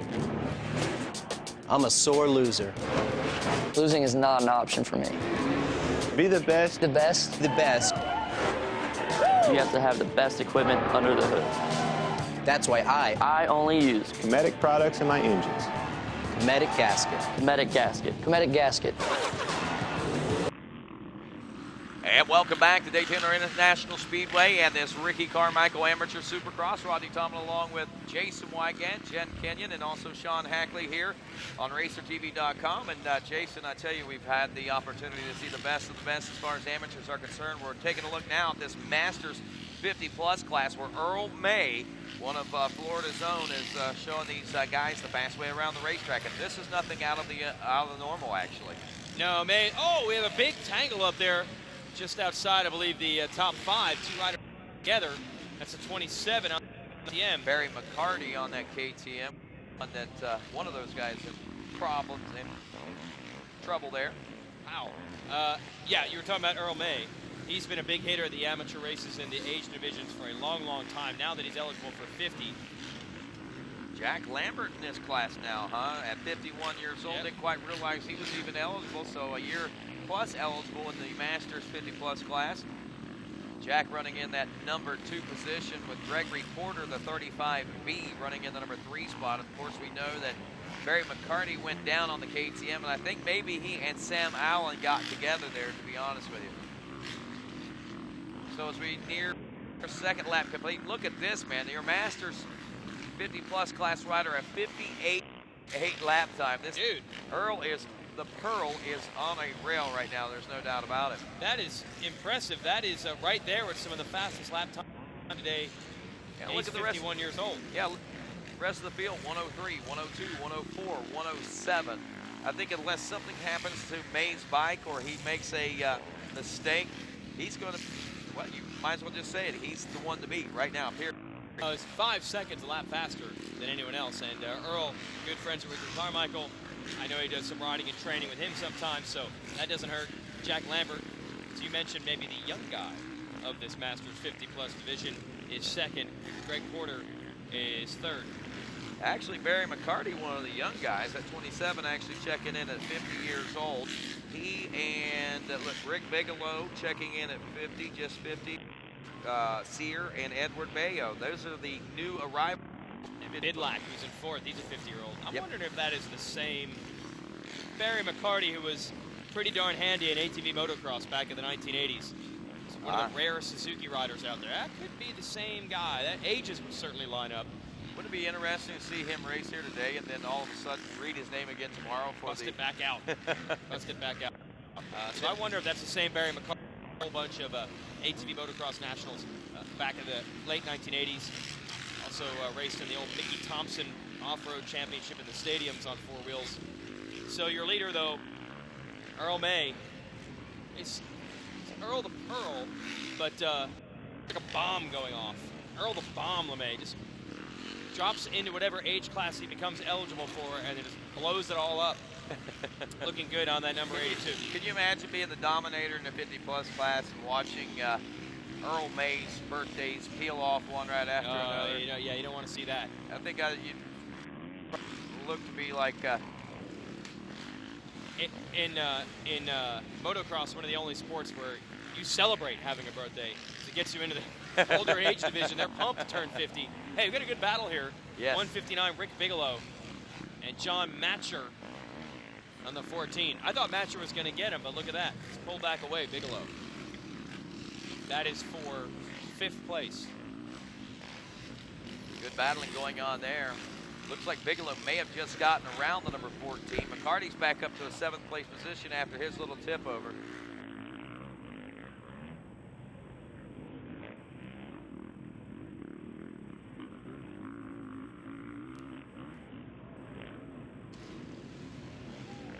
There's Bigelow, 159. Running a strong top 5. May continues to lead Lambert. May, by the way, on that number 82, he's a Team Green guy. So that means Monster Energy, Kawasaki, Pro Circuit, Fox Oakley, Dunlop, Maxima, Renthal. Those are his sponsors.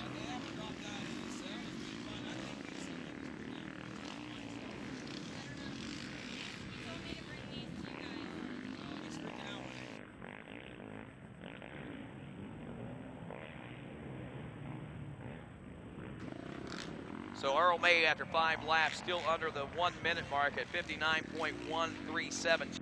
Amber, the 53, a 103.617. 35, Gregory Porter is. Terry Bidlack is running in the number 4 spot. And then, of course, it's Barry McCarty running in the number 5 spot, as 6th place is Rick Bigelow, the 159.6. Max Mosher is the 7th place ride. Ray Bergeon is 8th. Andrew Bourne is 9th, and Richard Presmian is rounding out your top 10, and that is after 5 laps complete. May just posting up his 6th lap, still under the 1 minute mark at 59.420. He has been consistently under 1 minute. His fastest lap of 58.740. And I'm with you, Jason. I think that's pretty close to as fast as a lot of our other faster classes, and with the kids in it. I know. He's going to get protested in the 50-plus class for being too fast. Had to go back and race the 25-year-olds. I believe he is racing a 35 division as well here today.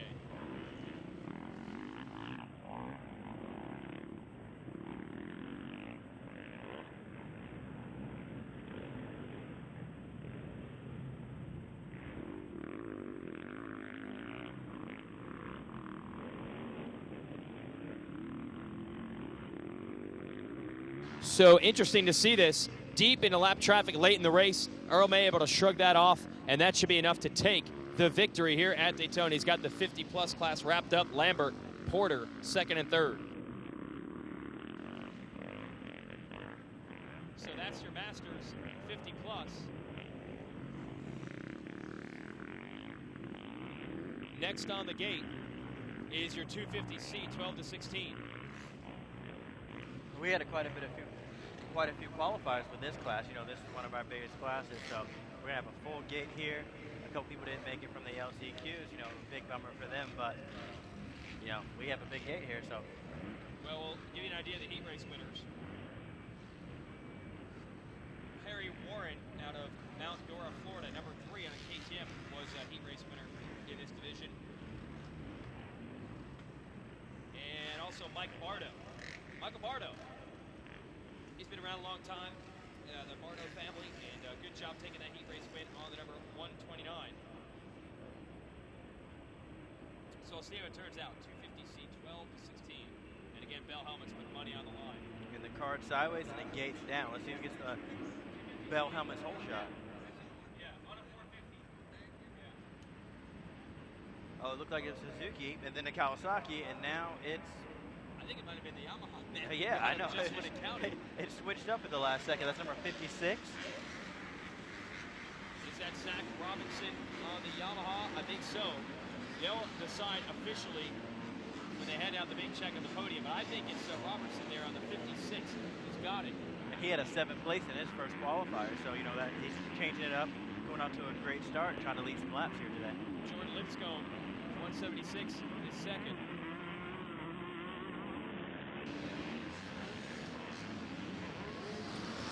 So right now, your heat race winners like Perry Warren on the number 3, he's buried. So this could change things up in a hurry. You see him back there about 5th place. He's got some work to do, while the 56 of Zach Robinson gets away. The 176 is right there in second. Almost had the whole shot, Lipscomb. And Leo Damastri on the 609 Suzuki is third.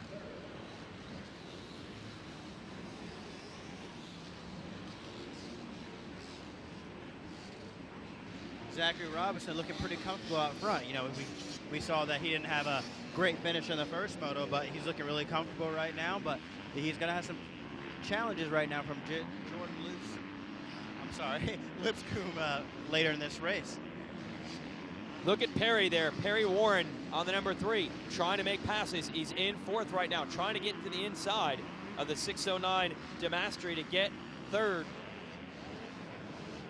As your leader is getting away, taking advantage of that good start, is the 56 of Zachary Robinson. Robinson in Dover, Florida.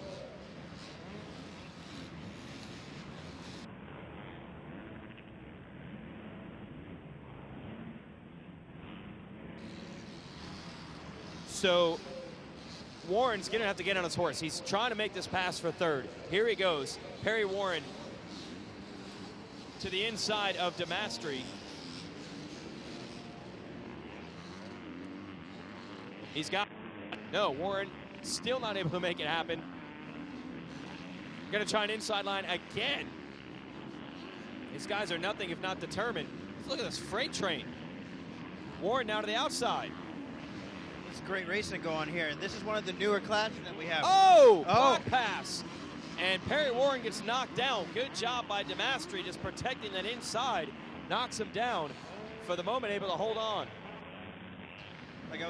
This is one of the newer classes, 250C, 12 to 16, so it gives the younger guys to get a little bit more comfortable with the bigger bikes rather than ride with the 17 and older guys, too. And you're seeing 176 Jordan Lipscomb in the second place spot.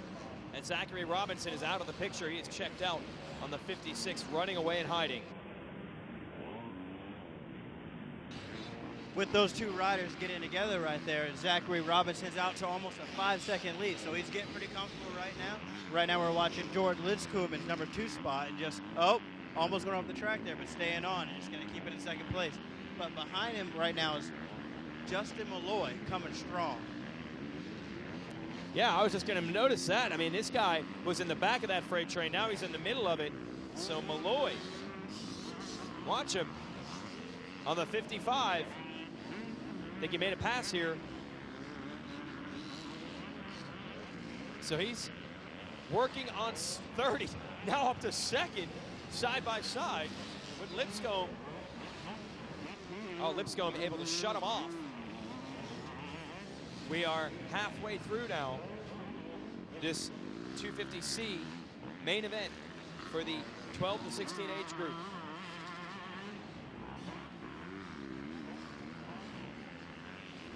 And still fighting for second. Lipscomb, the way that Malloy was able to catch him, I thought it was over. I thought he was going to make the pass, but Lipscomb was doing a good job keeping that Kawasaki as wide as possible.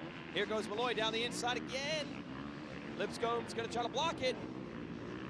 So he goes outside, turns it around, and trying to get a little bit of a sweeper action, get this section clean, and try to make a pass before we get to the finish line, because that's usually the best place to pass.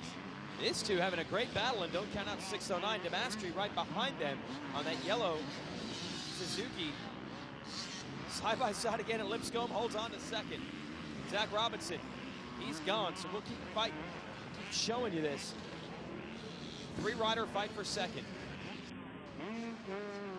Oh, right there, hit a little kicker and maybe get cross-rider or something like that, but these guys have 2 more laps to battle it out, while our leader, Zachary Robinson's way out ahead with 9.1 seconds.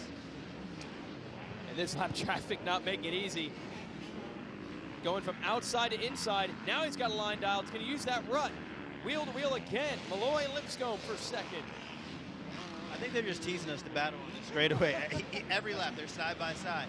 But it looks like Malloy's going to get the pass. Boy, can't say he didn't earn that one. That was about 3 laps of work.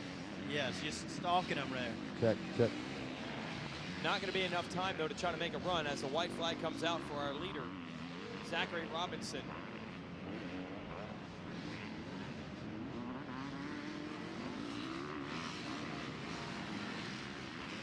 It looks like Malloy opened up a little bit of a lead right there. For the second you hear place, me? yeah, I guess so. Just had to get some clear Can race. you hear me? Yes. But doesn't hear look me? he's going to have enough time. It's 11 seconds right now until Jordan Robinson. Wow. Yeah, those guys are battling. He got away just riding his own race up front. Yes. But good to see, and I got to say, for a young group, 12 to 16 in the C division, these guys are pretty smooth and solid on a supercross track.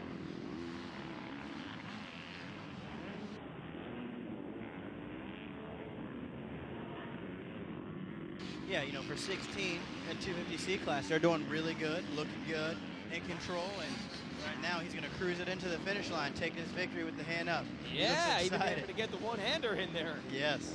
Zachary Robinson, well done, out of Dover, Florida, 16 years old.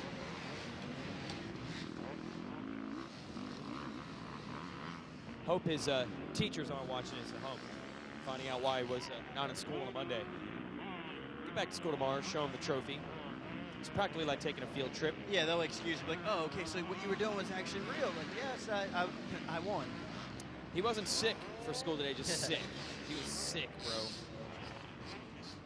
So the checkered flag out in this. We'll have another 250C class 17 plus coming up next.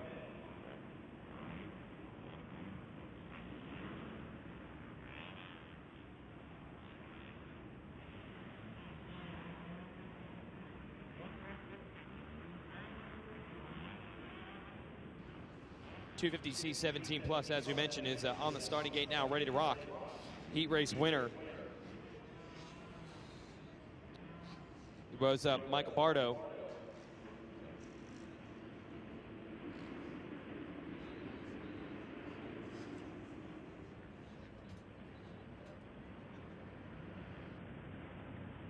And we're underway. Oh, yeah, there we go. 250C 17 plus now off and rolling. It looks like the Honda number 136. I think it might be Gage Stern on that Honda out of Ocala, Florida. 138, you are right. So he's got Bell Helmet's money. But boy, here comes a 188. Daniel Alves taking over the lead. Okay, and these guys didn't have too great of finishes in the first two motos, so that just shows you what a good start gets you. Get out front, clear track, and let everybody else battle, and you just ride your own race. So Alves into the center portion of the track. Another rider to watch. It's 21, Connor Martell on the Honda. I think he just squeezed his way into second place. Yes, he did. So starting to finally straighten things out here. What was a pretty chaotic first lap. So there it is, a 188 of Alves into the number one spot. Had to make a pass to get it. But do not count out that 21 of Martell. Michael Bardo third. He was the heat race. So it's a little bit flip-flopped from where they were yesterday. Look out for that second place rider though, Connor Martell, trying to make up ground.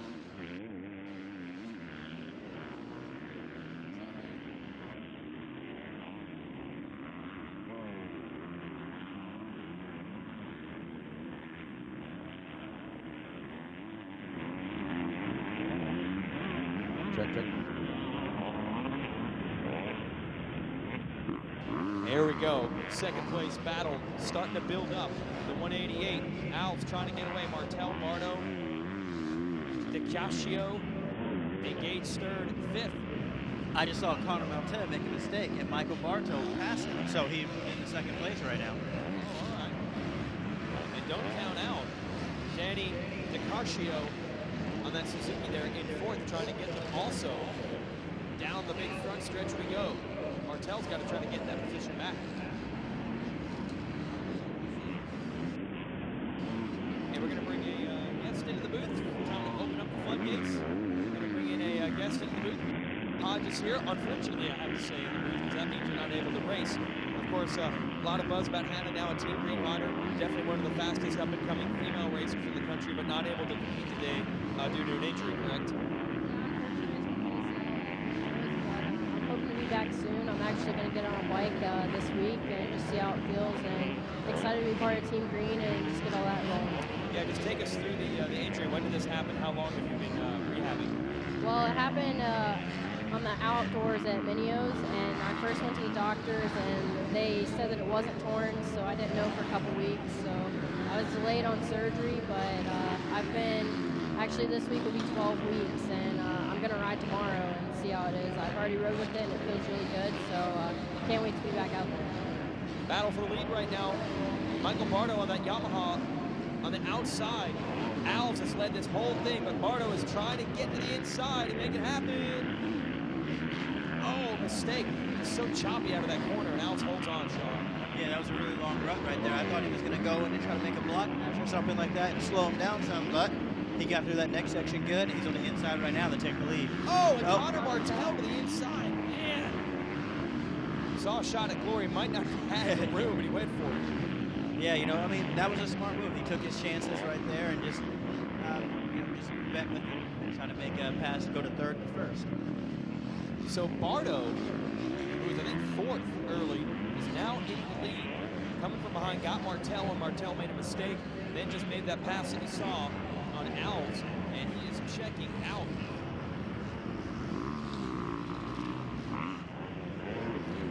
Yes, he has the fastest lap time in the race right now with a 58.9, and compared to a lot of the pros and everything, that he's on pace. The track's getting rougher. Obviously, it's getting a little bit slower too. He's able to stay out of that big deep right now. He doesn't have to try to take over the lead. He learned his lesson last lap. That's hard to stay in that thing. Yes. It's amazing how square edge those things are when you come out. Yeah, the Florida dirt here, and just even at Gatorback and at Daytona, the sand breaks down, makes a really square edge hole. So when you hit it and let off, your bike kind of pops up, pops you out of the rut, and just unsettles you. Ooh, and that's almost what happened to Bardo there. 188 is still right behind him. Wants to take the lead back. Yeah, I saw that. I thought he lost a little bit more time than that. He's able to get it back somewhere, and they're about to hit some lap traffic. So, Hannah, you've been watching the racing. You were here yesterday. Of course, you're hanging out with us this morning as well. Now here on the Racer TV. So what do you see with the racetrack out here this weekend? Yeah, the track's turning around really good. Looks like it's getting a lot of good lines, and they're keeping up with it pretty well. So getting some good racing, and it's definitely fun to watch. You bet, because Alves is right back in it. 2 laps ago, he got past. I thought it was done. In fact, Bardo just looked over his shoulder, probably figuring, where does this guy come from? He probably thought it was a lap or something like that. Just passed, so, oh, he's going inside. Alves got it. Bardo going to square it up, go from outside to inside, get him back. Daniel Alves basically just had 2 bad laps. Now he's back in the lead. Yeah, Bardo made a mistake right there, lost a little bit of ground, so Alves has a little bit of comfortable lead. He has at least a double or so coming up on the last 2 laps. Well, hey, well, thank you for making it interesting for us to have the lead, lose the lead, then come back. I'm sorry, this is the last lap. Now it is, yeah. So just in the nick of time, making that move. How quick does this race go? I mean, 7 laps doesn't sound like a lot, but this track's pretty demanding. Do you think this will feel like a long race if you're on the motorcycle? I think it's more of a short race whenever you're out there because the laps go by so fast, lap times aren't long, and I normally forget what lap it is when I'm out there. Really? Just see the white flag. Yeah, for sure. The races go by a lot on the track. Is endurance much of a factor just because the track is that rough, or can you pretty much hang in there? You can hold it for 7 or 8 minutes. Yeah, this track, it's getting pretty rough, so it might be, endurance might play a factor today. Looks like Alves weaving through all that lap traffic might have this one, Sean. It's a good run. Yeah, I saw a couple of the lappers there making this over. I'm like, that would be pretty unfortunate. So the lapper right in you, but looks like Al's going to take the victory. And even the novice riders have to figure out a way to showboat over the finish line jump. That's a pair of fist bumps. We've had it in the previous 12 to 16 division, and now 250C 17 plus. So well done for Alves. And thanks for making it interesting, Michael Bardo, who was able to take the lead for 2 laps and takes a solid 2nd place. I never really learned too many tricks. I probably would just roll the jump, do a knack-knack, like roll in the tabletop or whatever, then come back and look kind of stylish or something like that. Knack-knack while rolling. Yes. Ground knack-knack. Yes, that's it. I can do a heel click because I don't know if that jump would be big enough to do it. I might click and then land. You got to be able to unclick. That's the problem. So 250B will be our next division. We'll give you some of the names to watch in that one.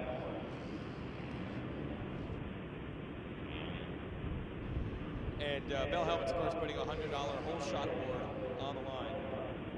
As the car goes sideways, I think everybody gets ready for the gate to drop. We'll see who takes it.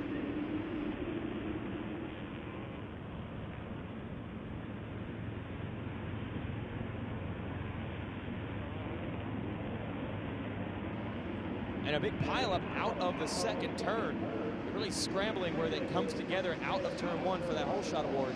122 is the leader. We'll get you the name for that, name of that.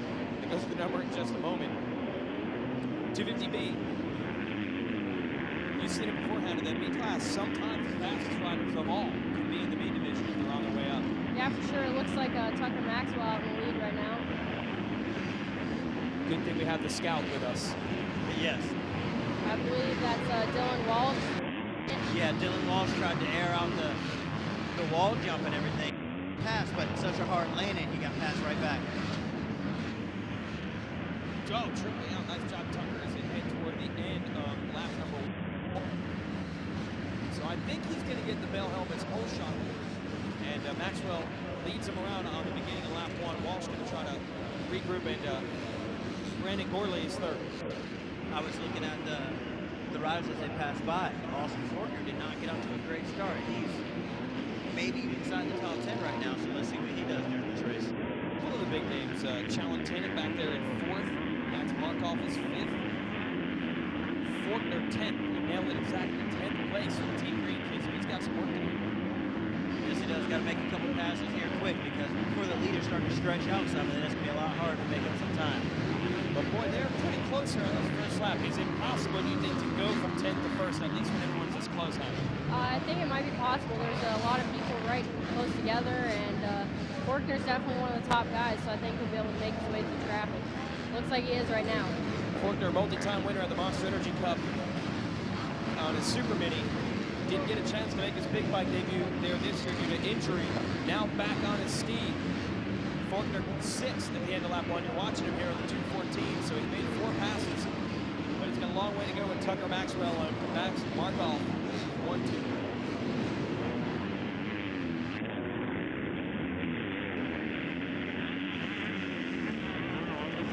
Michael Mosman, you see there on the orange KTM 342 trying to make some passes as well. He's on the inside. And this is some tight racing we have going on here. Looking for some good battles towards the end of this race, or keep in the middle of that. Oh, and there you go. There's some of the riders there going the tabletop over the 2 singles. I guess that would be odd. Yeah, we see that nowadays tabletops count as 2. Yeah, tabletop counts as a double. I think the big single, but... Woo! Speaking of big single, look at Forkner. Wow! Making the pass right there. The position for the closing of lap 3. So he makes a move at the big of Dylan Walsh. That'll put him up into 4th. You had the chance to race at the Monster Energy Cup as well. That's where Forkner's done a lot of damage. Just talk about how much different it is on a supercross track like this compared to a regular motocross track. Yeah, for sure. Monster Cup's a lot different than this. It's definitely more technical and a little bit tighter, but this is more of an outdoor track with a few different obstacles that have been more like supercross. Forkner, he's got the leaders in sight now. Markov and Maxwell duking it out. And Forkner's right there. Look at this run by the Kawasaki rider. He's going to go all the way to the lead. 3rd to 1st in 1 turn. Markov doesn't want a piece of that. He tries to come back on him. Can't stop him. Forkner's gone from 10th to 1st in 3 laps. Very impressive. We knew he was a hot prospect coming out here. We saw him do a couple races yesterday and everything like that, winning his divisions. And I think that's Mitchell Falk that went down on the finish line. I think you're right. He was another one that was trying to make some ground up after a bad start. 10th to 1st. That's pretty impressive. Very impressive. Can Ryan Holiday hook you up? Do some riding and you can learn some of these tricks? Yeah, hopefully. Oh yeah, that's your new teammate. That's pretty cool then. How much have you been able to do with Kawasaki? I just rode someone else's bike at MTF, just trying out the Cowies. I haven't rode my own yet, but that's what I'm going to do and just see how it feels. Okay, so you're pumped to watch. Really, are you gonna be able to sleep tonight? I don't know. It's going to be tough to sleep tonight. I'm really excited. Talking with Hannah Hodges, you definitely would have been a rider to watch out here, but out with a torn ACL, hoping to get back on the bike for the first time tomorrow. Jason, Sean Hackett into the call. We'll bring Rodney Tomlin back in a moment, and Jen Kenyon out there handling pit road or pit row or pit lane. So Forkner has gotten away. We're still watching this battle. 122 of Markov. He's been under serious fire. Joey Crown at 35 coming after. Yeah, Joey Crown didn't get out to a great start out here, but you see him going through the not quite as fast as Forkner, but he still come moving through it, working his way to top 5. What do we got? The Arena Cross inverted start program here. It's like all the fastest riders in the heats got bad starts in the main event. Makes it fun to watch. Yeah, you get a good gate pick. You're supposed to pick a good gate, you know, that one's going to fall, not a big rut or anything to mess you up coming into the main event. 6 laps complete, so time running out of what should be an 8 lap.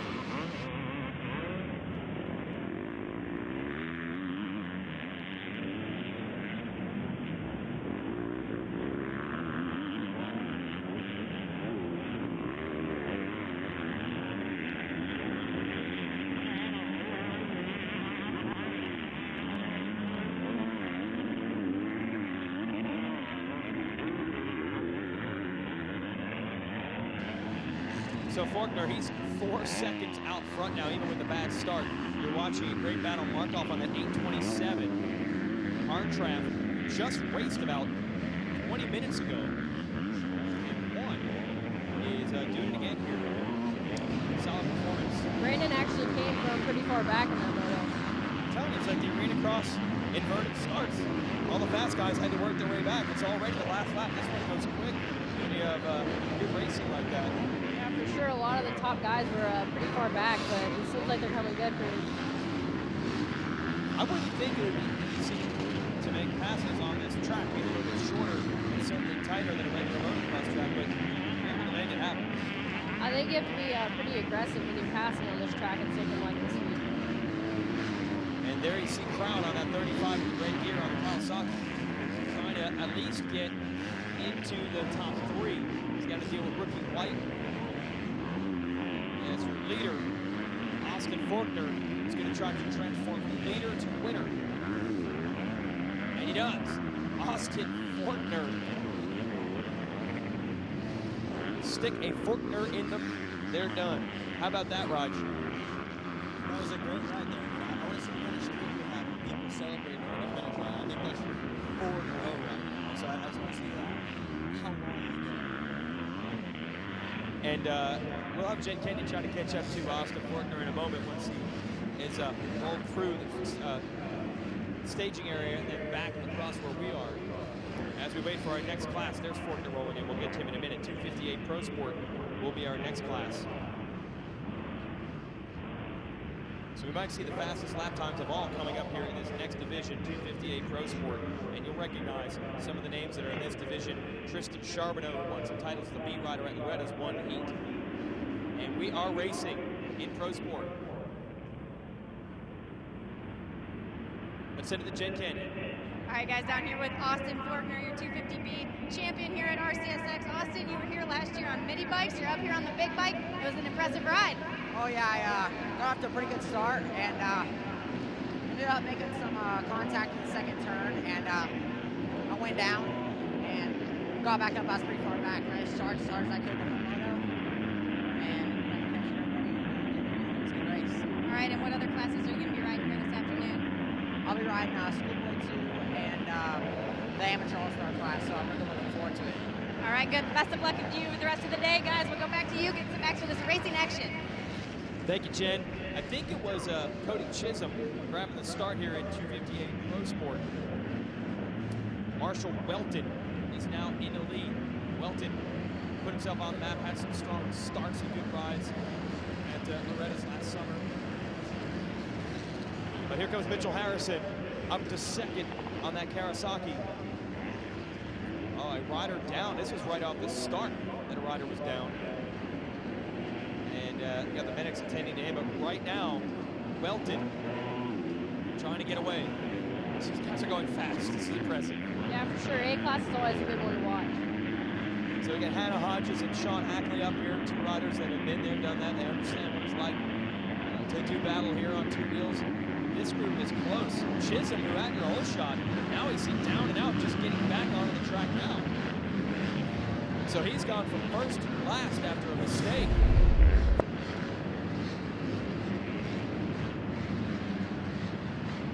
And through it all, Welton in the lead, but let's see.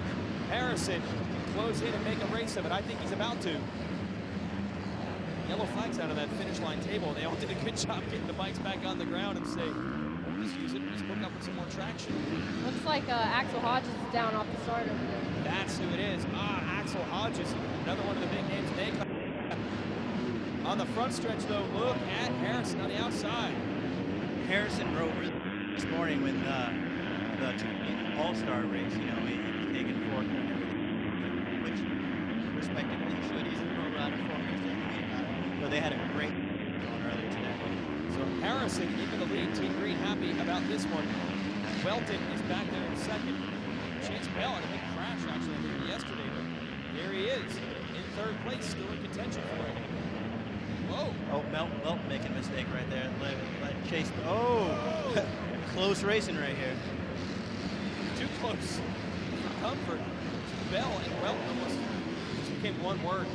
Became Melton. One guy. So, man, if that is Axel Hodges down there, which is the best there, crashed up the start. And then you got DJ McFarland in fourth, Zach Commons fifth, Darian Sinai seventh, Lorenzo Curcio is eighth, Martin Costello and Henry Miller round out the top 10. It's great to see Lorenzo Curcio moving up Harris as well too. I don't know, I'm not sure if you pointed out or how the amateur ranks works now, but he's up there trying to get in battle with these guys. And I see the 32 Cody Chisholm went off the track again. That's twice. The rider that won the Bell Helmets Whole Shot Award. Well, I mean, hey, you got $100 for the whole shot. Go right? for it. Yeah, who cares at that point?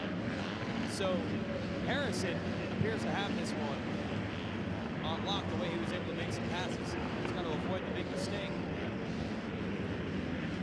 Daniel Baker is up to third. A lot of talk about Baker. Now a KTM Orange Brigade rider into this event on the 44. Here he comes. 4th through 10th is less than 3 seconds apart from each other, so we have some great racing coming up right now. Cody Chisholm's actually a lap down, but obviously you can see he's on the pace for the guy. Baker down to the inside. He tried to make the move. And he did. Didn't even need to get to the corner to get Bell. So Daniel Baker on the 44 second. That'll push that white motorcycle. Bell trying to get it back. So you wince there as Bell went to the inside shot. That was close. Yeah, we saw Baker hit Cody Chisholm out the way. Being a lap rider, he pushed him off the track and everything like that, but he held Baker up a little bit for Bell to potentially make a pass back. Zach Thomas makes a harsh on McFarland just now, and I think at number 5 position. I don't think Baker's going to have time to get Harrison ahead. You can see the lap times. These guys are pushing into the 54s. Baker made it quicker. Harrison's giving it has right now, or is he just kind of managing it up front? I think if I'd be trying to spread it out a little bit right now. Maybe you just hold off at the end, but Baker's definitely going to be a hard one to beat, so you might need to pick it up a little bit. Yeah, Baker 0.6 of a second quicker the last time around. That's the good news. The bad news is he's got to make up about 2.5 seconds to get to the lead. We'll have 2 laps to go after this. This race is actually 12 laps. Oh, 12 laps. Yeah, so we're coming up at halfway right now, so he still has some time to make up some ground.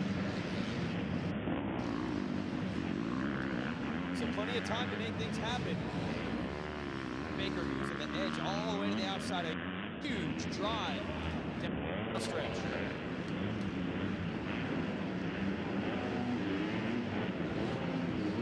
The pros are really airing out these jumps right now. Landings are really a suggestion, apparently, in some of those doubles, just over jumping. I mean, Baker's making it work, so whatever he's got to do. Another one. Check the old bottoming cones of these forks. That's the fastest lap time I've seen today by Daniel Baker with 52.9. Let's see if he can top that right now. It looks like he's making up some more time on our leader, Mitchell Harrison. Just reeling him in. Slowly but surely, Harrison riding well, but Baker just unbelievable. Harrison did the right thing. He was running a 54. He stepped it up to a 53.5. But look at what Baker did. Baker dropped it down to a 52.4. So, yeah, it's a little bit over a second right there. So, you know, with wow, Baker just set the wall. Unbelievable. And he also chopped about 6 inches of dirt off on what was the pro finish line jump by scrubbing it. Into the lead. That was incredible. Yes, Baker's on a mission right now. You know, he has 5 laps to go, and if he's at it this way, he might win over by 10 seconds.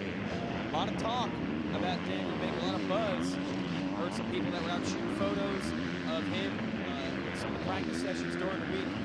And he's really coming to his own the last couple of months. He's been a pretty big name in the amateurs for a while now, but really seems to have found his stride now. Look at Harrison, though. He's determined. Harrison wants to get him back. Yeah, Harrison's trying to stay close to him, looking at some lines, potentially see where he's making up some more time and make a charge back for the end of the race. Well, you just got to overjump. That one we know. That's one of the techniques Harrison does. Harrison aired it out even more. This is amazing how these guys are raising the level for each other now. Yeah, for sure. They're both riding really great. It's a good race. This is 258 Pro Sport. They have pulled away from everyone else. Chase Bell riding well, but he's 5 seconds back now in third.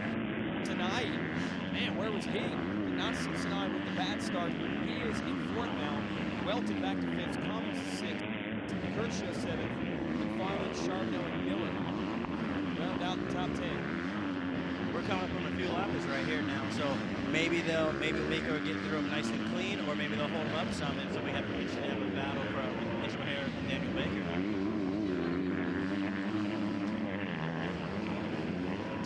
Should be 3 laps to go now.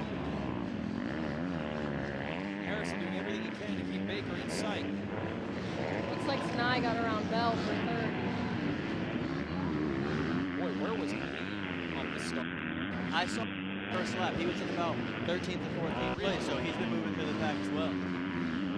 This race goes from totally at the end than it did at the beginning. Yeah, the track's really breaking down right now. You know, getting a couple bumps and everything like that before the finish line. You know, a couple of riders coming down on the opposite straightaways and things like that. So riders may need to potentially think about not over jumping so far, leaning in holes, but slowing down some and getting more speed.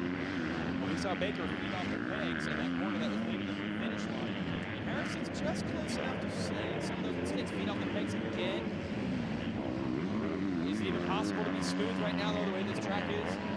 I'm not sure, but looking at lap times right now, Baker ran a 53.1 and Mitchell Harrison ran a 53.8. So he's dropped his time, learning some things and everything, so potentially can get back and try to make a pass for the lead again.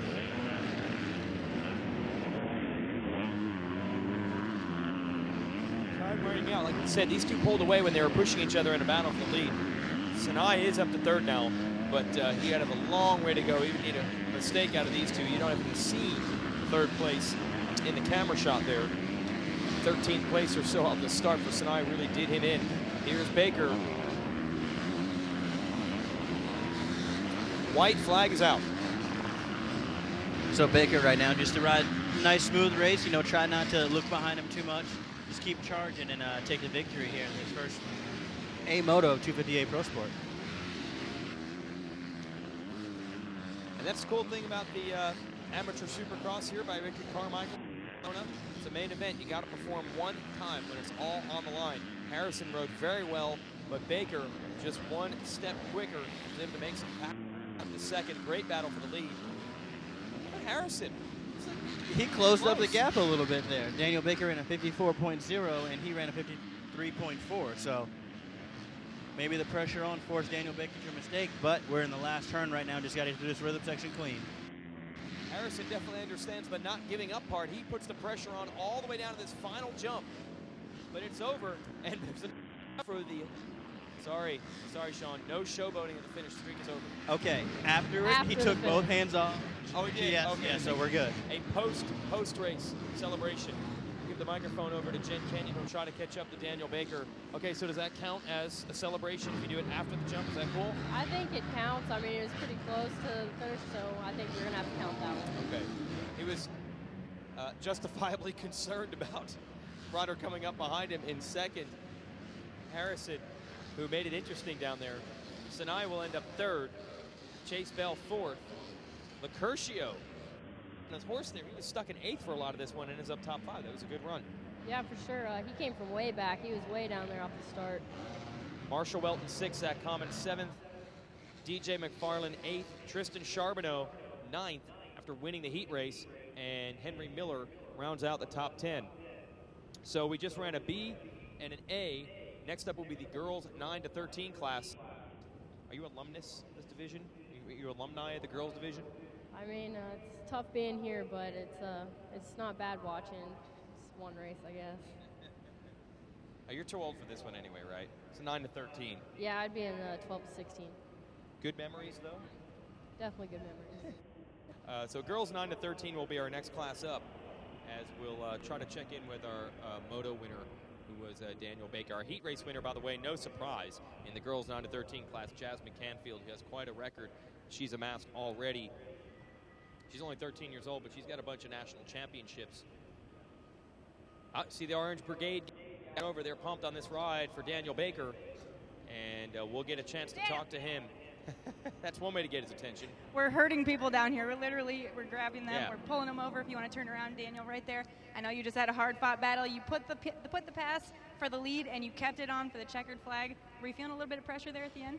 No, man, that was a crazy moto. Me and Darian got caught up in some other riders and almost fell off the track. We had to wait for like half the pack to go by, and we both just put our heads down, man, and it's unbelievable to win that moto. After yesterday's first moto, I was back at the camper throwing up. Last night I had the temperature on the camper at 60 degrees. My mechanic woke up so pissed off. I was still sweating in my sleep, man. just feels so good to get this off my back, you know? Now, was this nerves? Or are you sick, or what was the problem? I woke up Sunday feeling like poopy and still feeling it today. So tomorrow I'm gonna go to the doctor, get some antibiotics, and be ready, show everybody what I have for Freestone. All right, well, we definitely didn't notice any issues. You rode amazing out there, guys. Let's hear it, Daniel Baker. Yeah, little drama there too, making it. How about that? Although running up the power bill on the air conditioning, it turned it down to 60 degrees. So Daniel Baker, KTM certainly proud, the Orange Brigade, of getting themselves a championship in that class.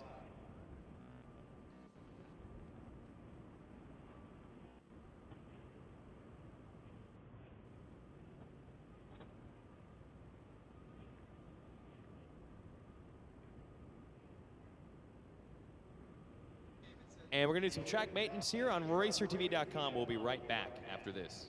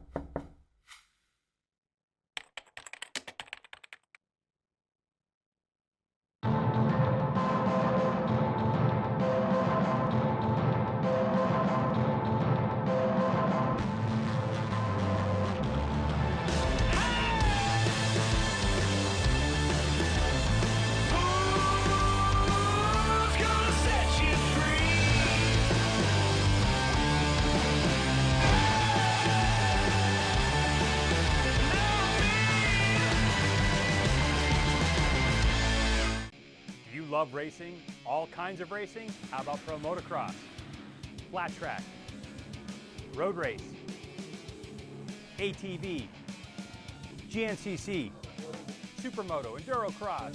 Well, we've got what you're looking for. Welcome to the RacerX Show with Greg White, presented by Chaparral Motorsports. New every Tuesday on RacerTV.com.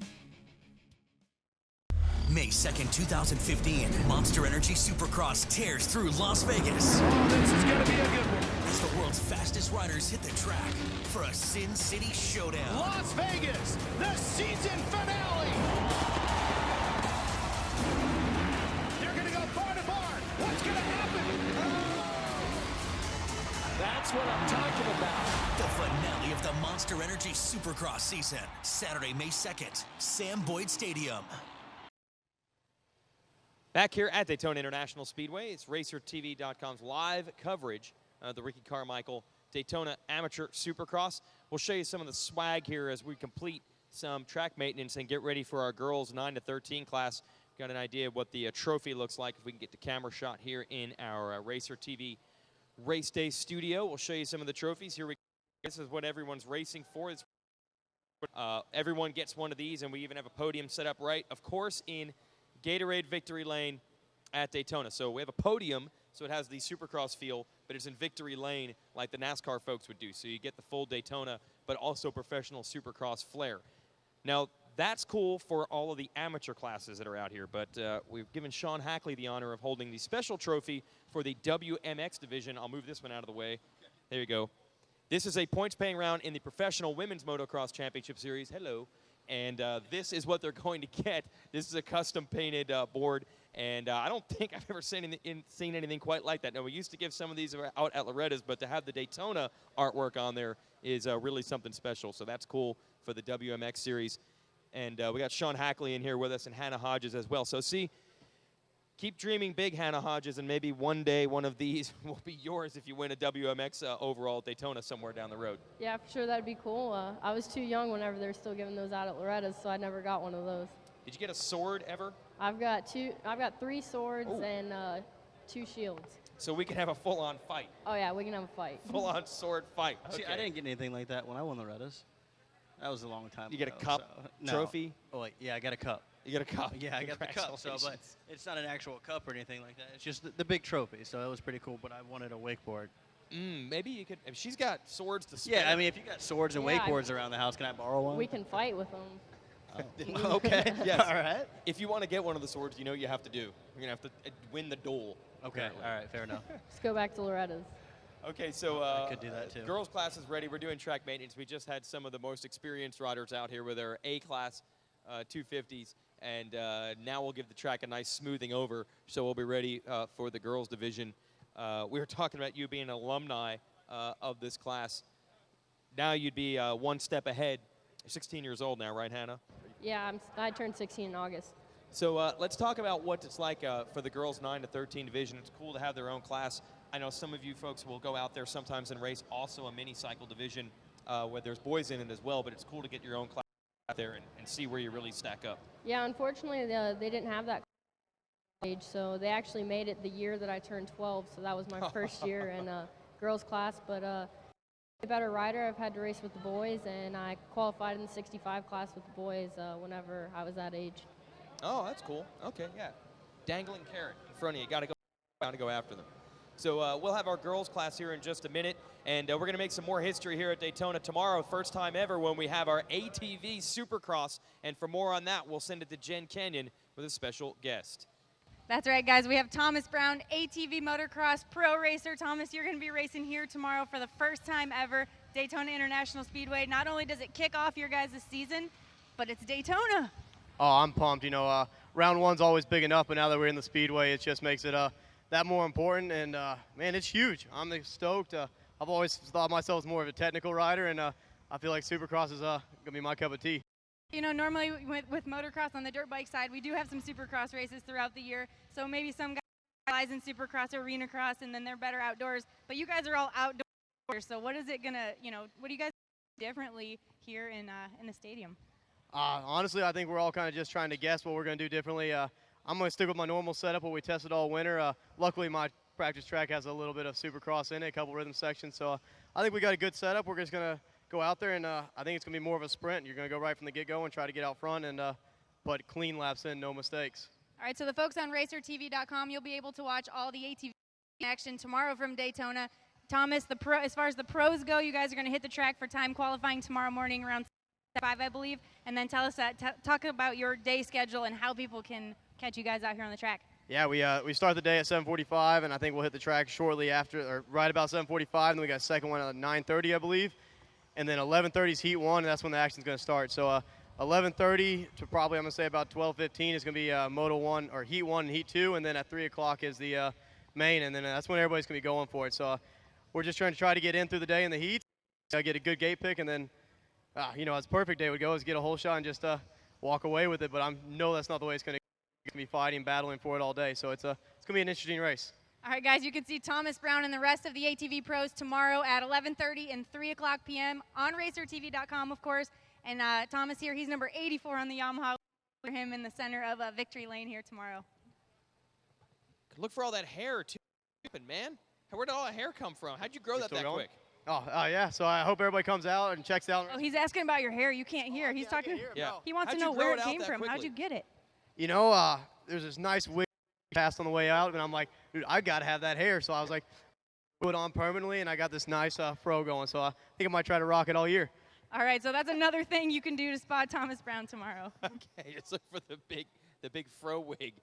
That came a lot of hair in a short amount of time. That was good. Okay, so we are looking forward to that as the Mountain Dew ATV National Motocross Championship actually kicks off tomorrow with the first ever Pro ATV Supercross here at Daytona. We'll have pros and some amateur classes mixed in as well. We'll see if we can get some other guests in here as we wait for our girls moto and our track maintenance to conclude. JH, you want to come on in and talk for a second? I don't think they can hear us right in front of the building. I can yell. We'll bring JH Leal over here. Working with Ricky Carmichael on a lot of great things. I'm going to hand this over. Just playing musical microphones here. Girls Moto is underway. We'll call the whole shot, and we'll talk Ricky Carmichael University, which actually started right here, actually at Daytona. But the Bell Helmets Whole Shot Award is on the line. Is that Canfield grabbing it on the 46? So no surprise, Canfield, who won the heat race, she's been a dominator of this class the last couple of years. She has got $100 from Bell. Talk about RCU, JH. What do you guys got planned this year for the Ricky Carmichael University? Yeah, well, for the last years, we're at Redbud, and now we've gone ahead and gotten to move it, had another opportunity to take it to a new track again. That's our goal every year, is to try to move it around, or every couple of years. We've been as far out west as California. We've started it here to your, like you said earlier, and here in Daytona for 2 years. And now we're going to take it to Muddy Creek, Tennessee. It's a region we haven't been to yet, and we know there's a ton of moto activity there. Sam Gammon puts on a great event. We're going to do it on July 10th, right before his race.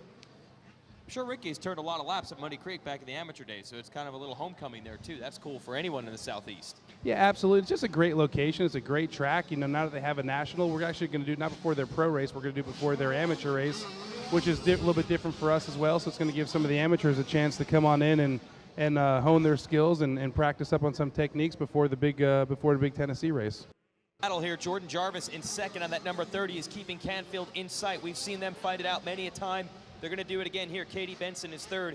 Miriam Johnson is fourth. This is really shaping up pretty good here, Hannah Hodges. We could have a fight on our hands. Yeah, for sure. Jarvis yesterday, so that could turn into a good race. All right. Those ruts are deep, even though they just did track maintenance. Jarvis trying it again. This is what you were hoping for. I set this thing up here, JH. We're bringing some of the best amateur riders in all the world here, and they meet right here at Daytona.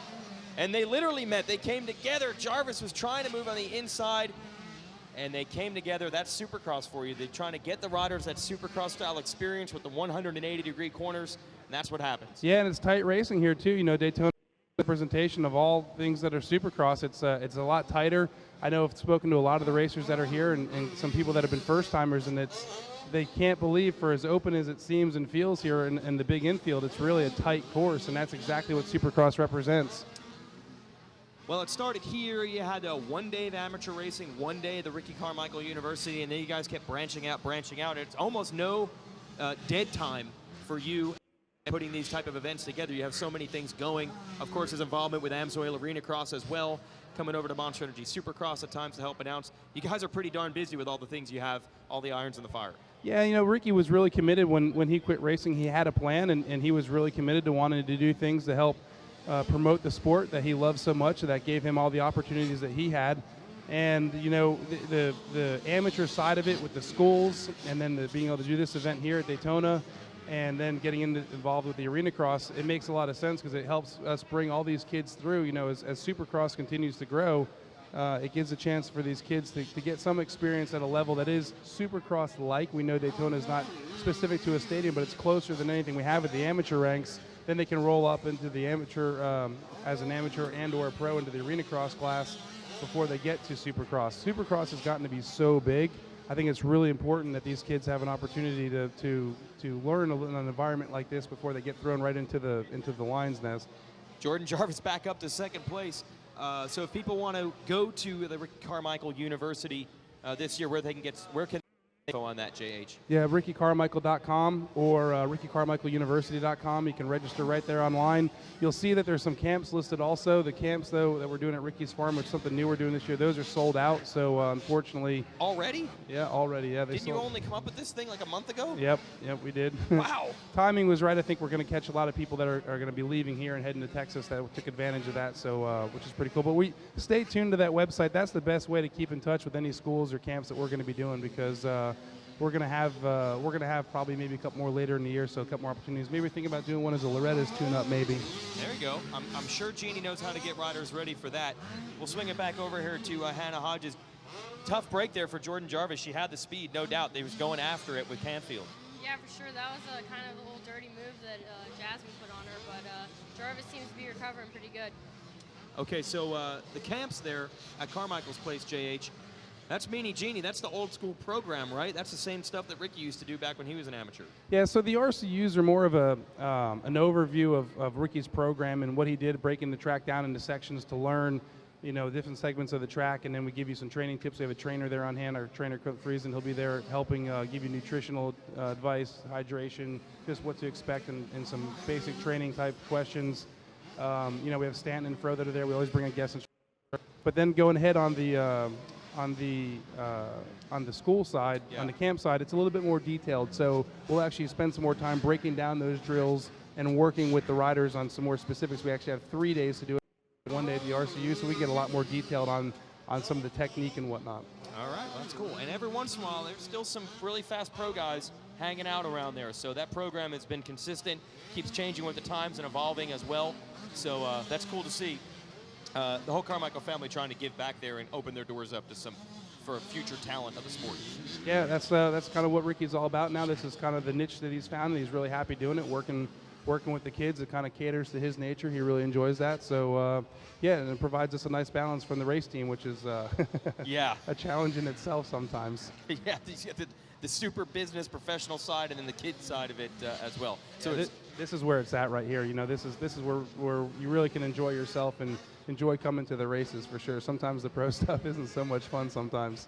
Yeah, I'm sure there's some drama that goes along with that, that's for sure. We're going to swing it back over here to Hannah because we got a battle still brewing. Jordan Jarvis not giving up. Don't forget, RickyCarmichael.com is where you can get all your info. Use this one here. I think that's a little bit, got the jetting tuned right on that. Last lap, and Hannah Hodges, how about this? Jordan Jarvis, fire in her eyes. She is going after it. Yeah, I'd be glad if I was her right now, and definitely be pushing to get Jasmine back. Looks like she's gaining a lot on her. Couldn't get that to work.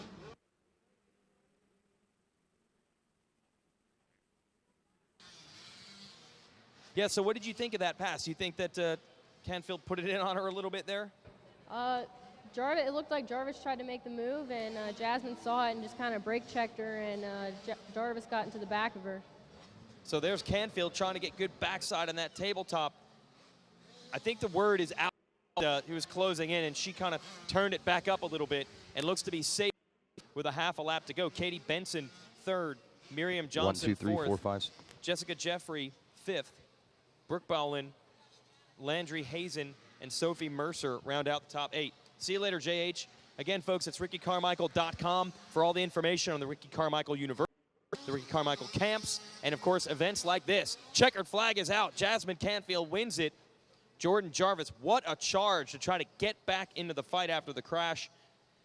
Probably won't be the last two we see. This last time was two battling it out. Yeah, probably not. They've been in the same class for a while, and many more years to come. You wish you had the chance at that age to do the same type of thing, right? Yeah, for sure. I had this class whenever I was that young, but like I said, it made me a better rider just having to race with the boys all the time. And 65 7-11 Open is next. Is that the class that you raced in at that time? Yeah, that was actually the class I was in. All right, here we go. So 65 7-11 Open. This is always fun because it's that huge transition. One of the biggest transitions in the sport when they go from the 50s. Now they've got gears and a clutch. The bikes are much more capable in this youngest 65cc division, 7-11. The chicken winging it on the start there on the number 15. 65 7-11 Open. That was Mason Naker who was working the throttle there on the starting line, and we are underway.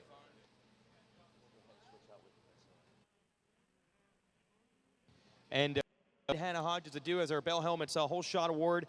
I think that's going to go to the 37 of Chase Prince. Big thanks to Hannah Hodges and everyone at Kawasaki Team Green for letting her spend some time with us.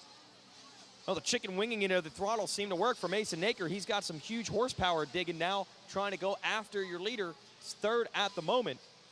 As we said, I think that whole shot award goes to Chase Prince, who's got the lead in the bars competition machine. Rodney Tomlin, we welcome you back into the studio. Well, thank you very much. Whoa, got some wind. Did you catch that? Well I caught done. that. It's a good thing I didn't have to think about it, or I probably wouldn't have caught it. We got a little bit of windy conditions here. Man, I tell you, perfect conditions for Daytona as we've got our 65cc 7-11 Open class running and 32, obviously, of the fastest kids probably in the world out on the racetrack right now. And taking the lead now, how you doing? Matt LeBlanc into the lead of the number 329. As my man said, he is actually not interested in making friends out there, oddly. Matt LeBlanc is not interested in making friends. He wants to win.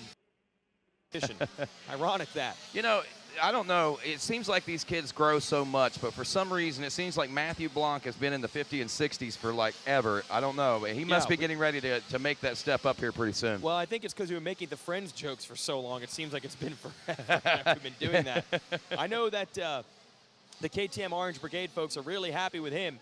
Now here's some of your other favorites trying to rally through the 29 of Reynolds, another one of those Bakersfield, California riders on the KX60 by team.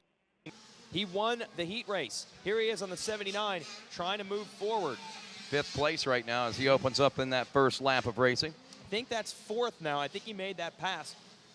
I actually got both of them, so that should put Jet third. in the 3rd. Yep. We could make plenty of Jet jokes, but we've been there, done that. I think you guys can make your own up at home. Maybe we should put out the hashtag or something, make your bet Jet joke shot out of the jet engine, plane, turbine, something along those lines. There we go right there. We see Reynolds on the move. He just got around Talon Hawkins. Next on the list is going to be the 37 of Chase Prince. I think he got him. He did. 37 of Prince is now in 3rd place as Reynolds moves into the number 2 spot. And now the gap somewhere in the neighborhood of about 4 seconds or so up to the number 1 spot of LeBlanc. That is crazy that LeBlanc was able to do that quickly in 2 laps. So Reynolds, not a horrible start, but he's got his work cut out for him. So they had a bunch of work right in front of them, and they took scissors and cut it out. Jet's another one of those guys that seems like he's been out here for a while, no doubt about it. And I believe Jen Kenyon, I thought, may be standing by. I kept hearing some loud noises out there. But anyway. No, it's not possible. I think you have her microphone, so we've cut her from the program. we will get her back, I promise. We took it away from her. So right now, Reynolds on the move, LeBlanc on the move. The gap on lap number 3, 4.2 seconds. LeBlanc turned a 1 minute .9, Reynolds a 1 minute .7. We got to point out the fact this was in some traffic, so we may see a little bit faster lap times. I think it will be very impressive, and they're not far from it, to see these guys sub 1 minute. 7 to 11-year-old riders is pretty extraordinary to be going that fast, I think.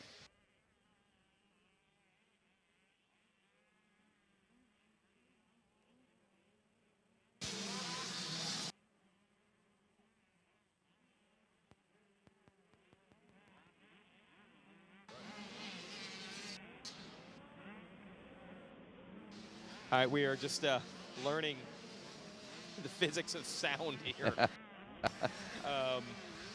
It's good to hear the 65cc two-strokes. Oh, a problem there for the 46. There's so many riders in this class, we got to actually go to the sheets. That's Mason Wolford is a problem with the motorcycle. He looks to be okay. LeBlanc still leads. Reynolds is quicker, but I'm talking 1/10 of a second. Yeah, that's it. Not even that, really, just under a 1/10 of a second.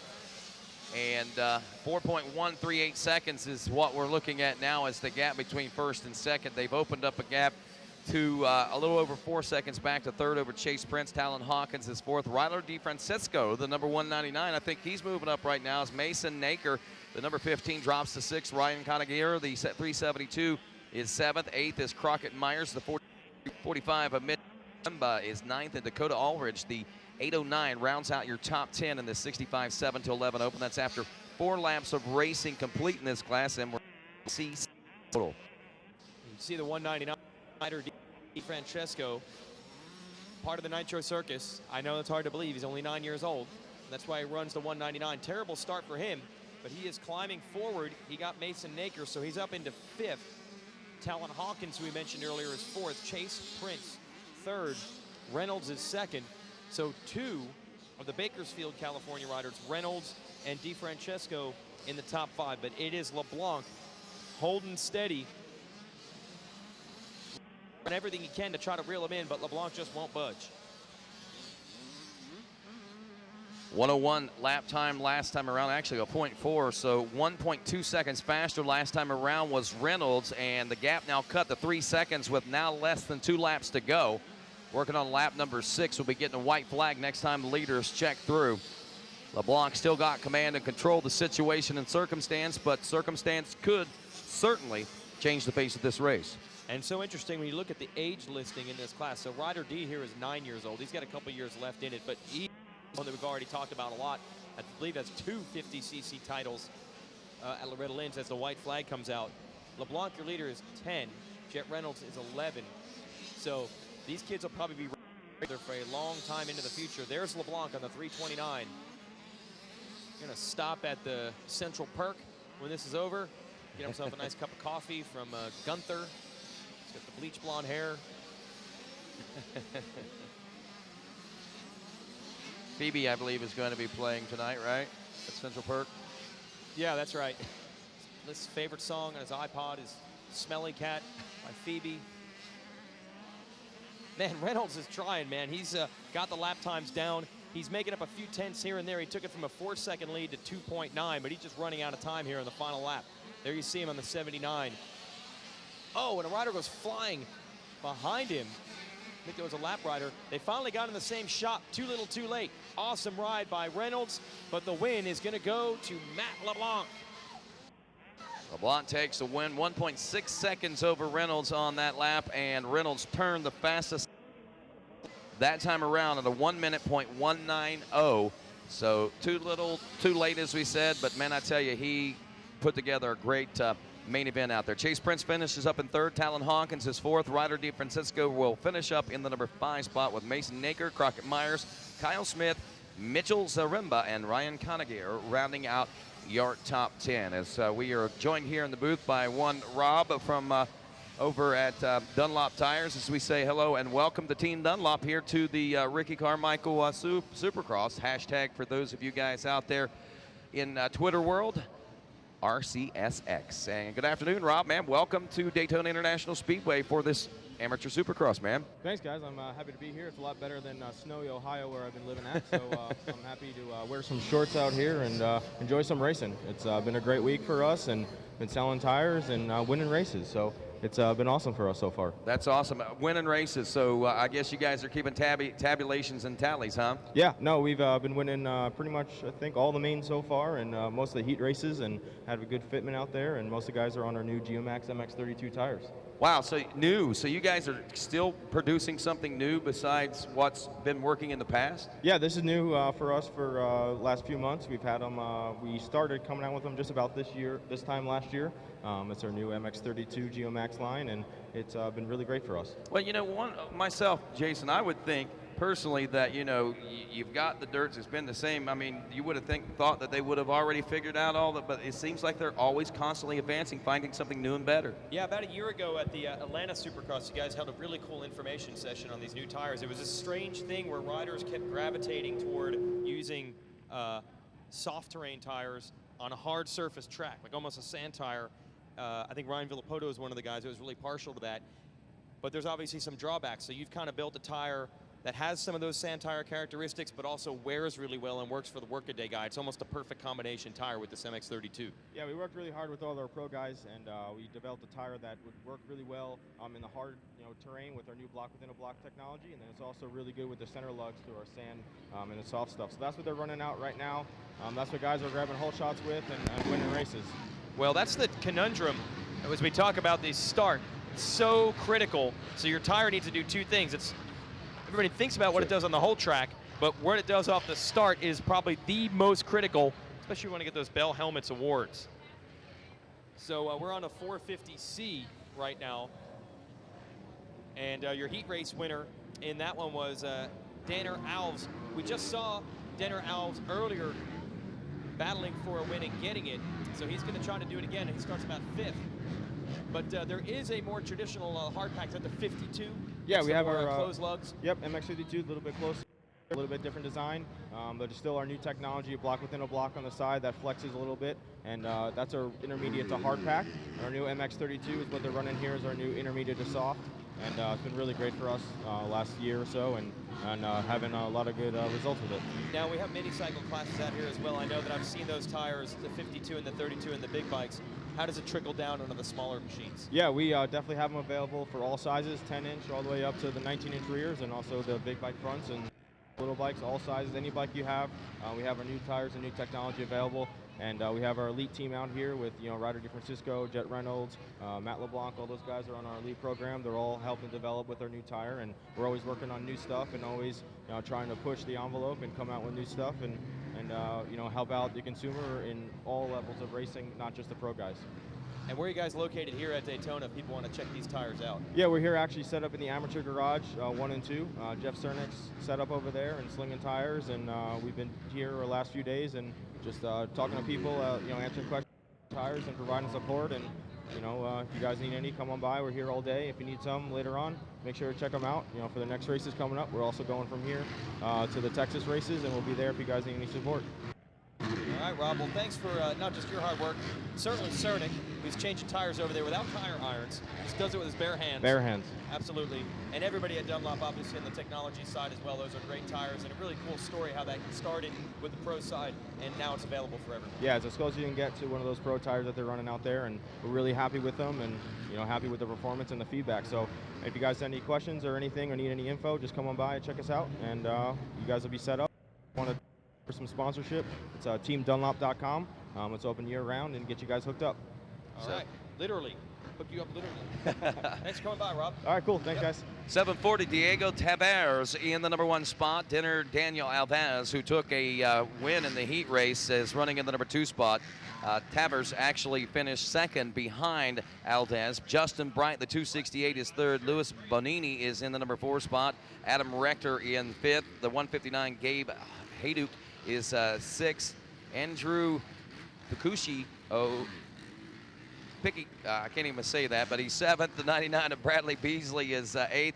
9th is 993 Matt Coruscina, and then running out the top 10 is Derek Lafon, the number 3. You know, it's not very often I don't even attempt to say a name, but anyway, the 50 of Andrew in the number 7 spot, but Diego and Denner, I think, are going to be ones to watch. Only a 1/10 of a second separating those two on the first lap, or actually on the end of the 3rd lap, as we're going to watch this battle continue to unfold out there. The 740 still out front, Jason Wygant. Oh, no, wait a minute. Alves. Yeah, he got around him. I didn't see that the way it looked like when I first looked at it. Man, he launched that.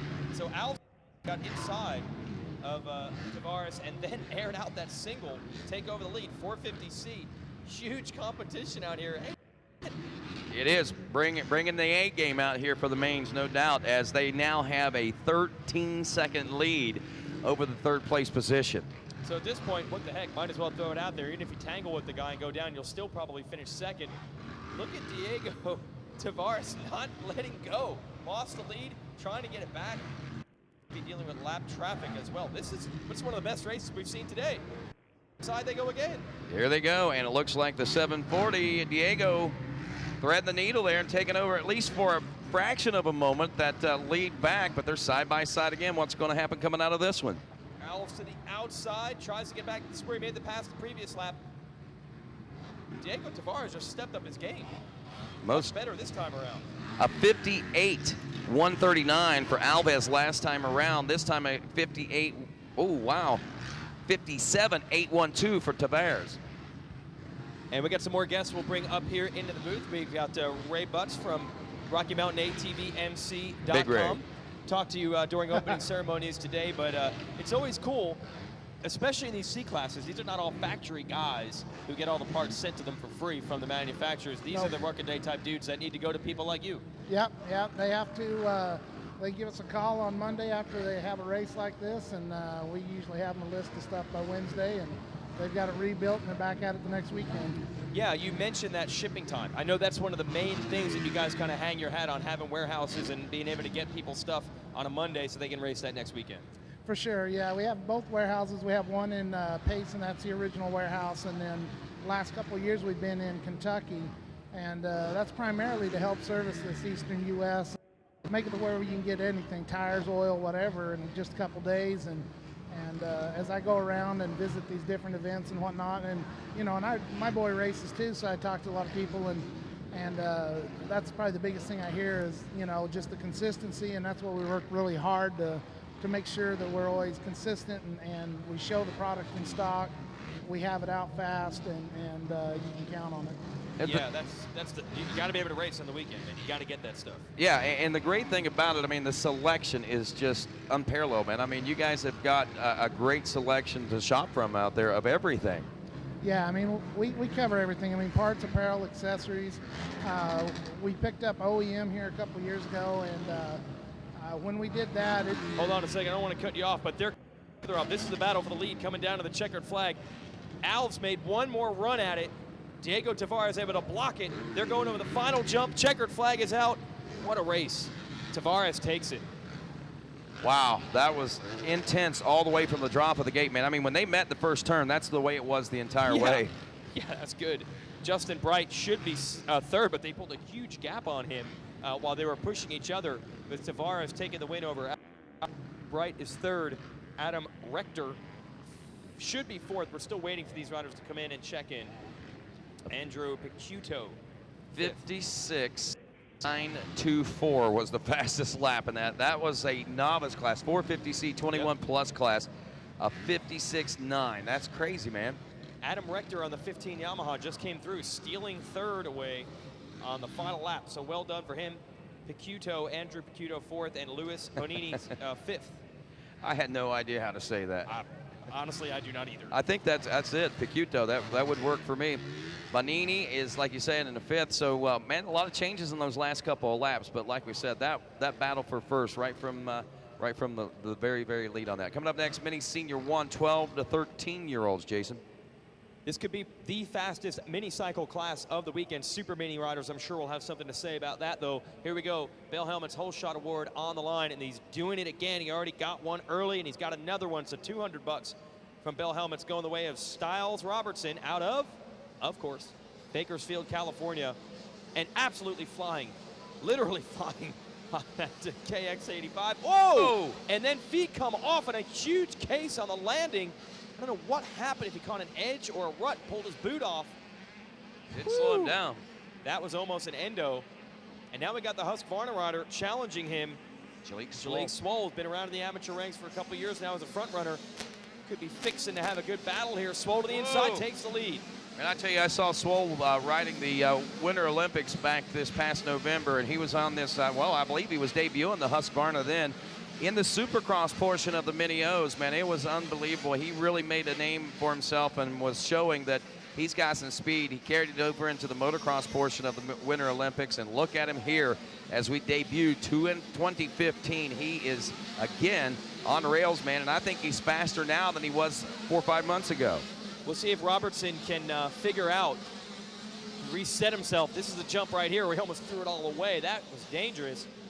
Settled down a little bit this time. Yeah, Ray Butts, you mentioned that your son actually is out here racing some of the amateur events as well. So you know what it's like for these parents to come out and do this, specifically on the motocross side. This is a big deal when you come out to races like this event. Oh, for sure. I mean, it's a huge commitment, getting everything together, traveling, pretty long distances, and keeping everything within budget, and then making sure your bikes are running and you're at the line on time, and it's just a whole weekend of it, and it can be the top of the top or the bottom of the bottom. It's quite the emotional roller coaster sometimes.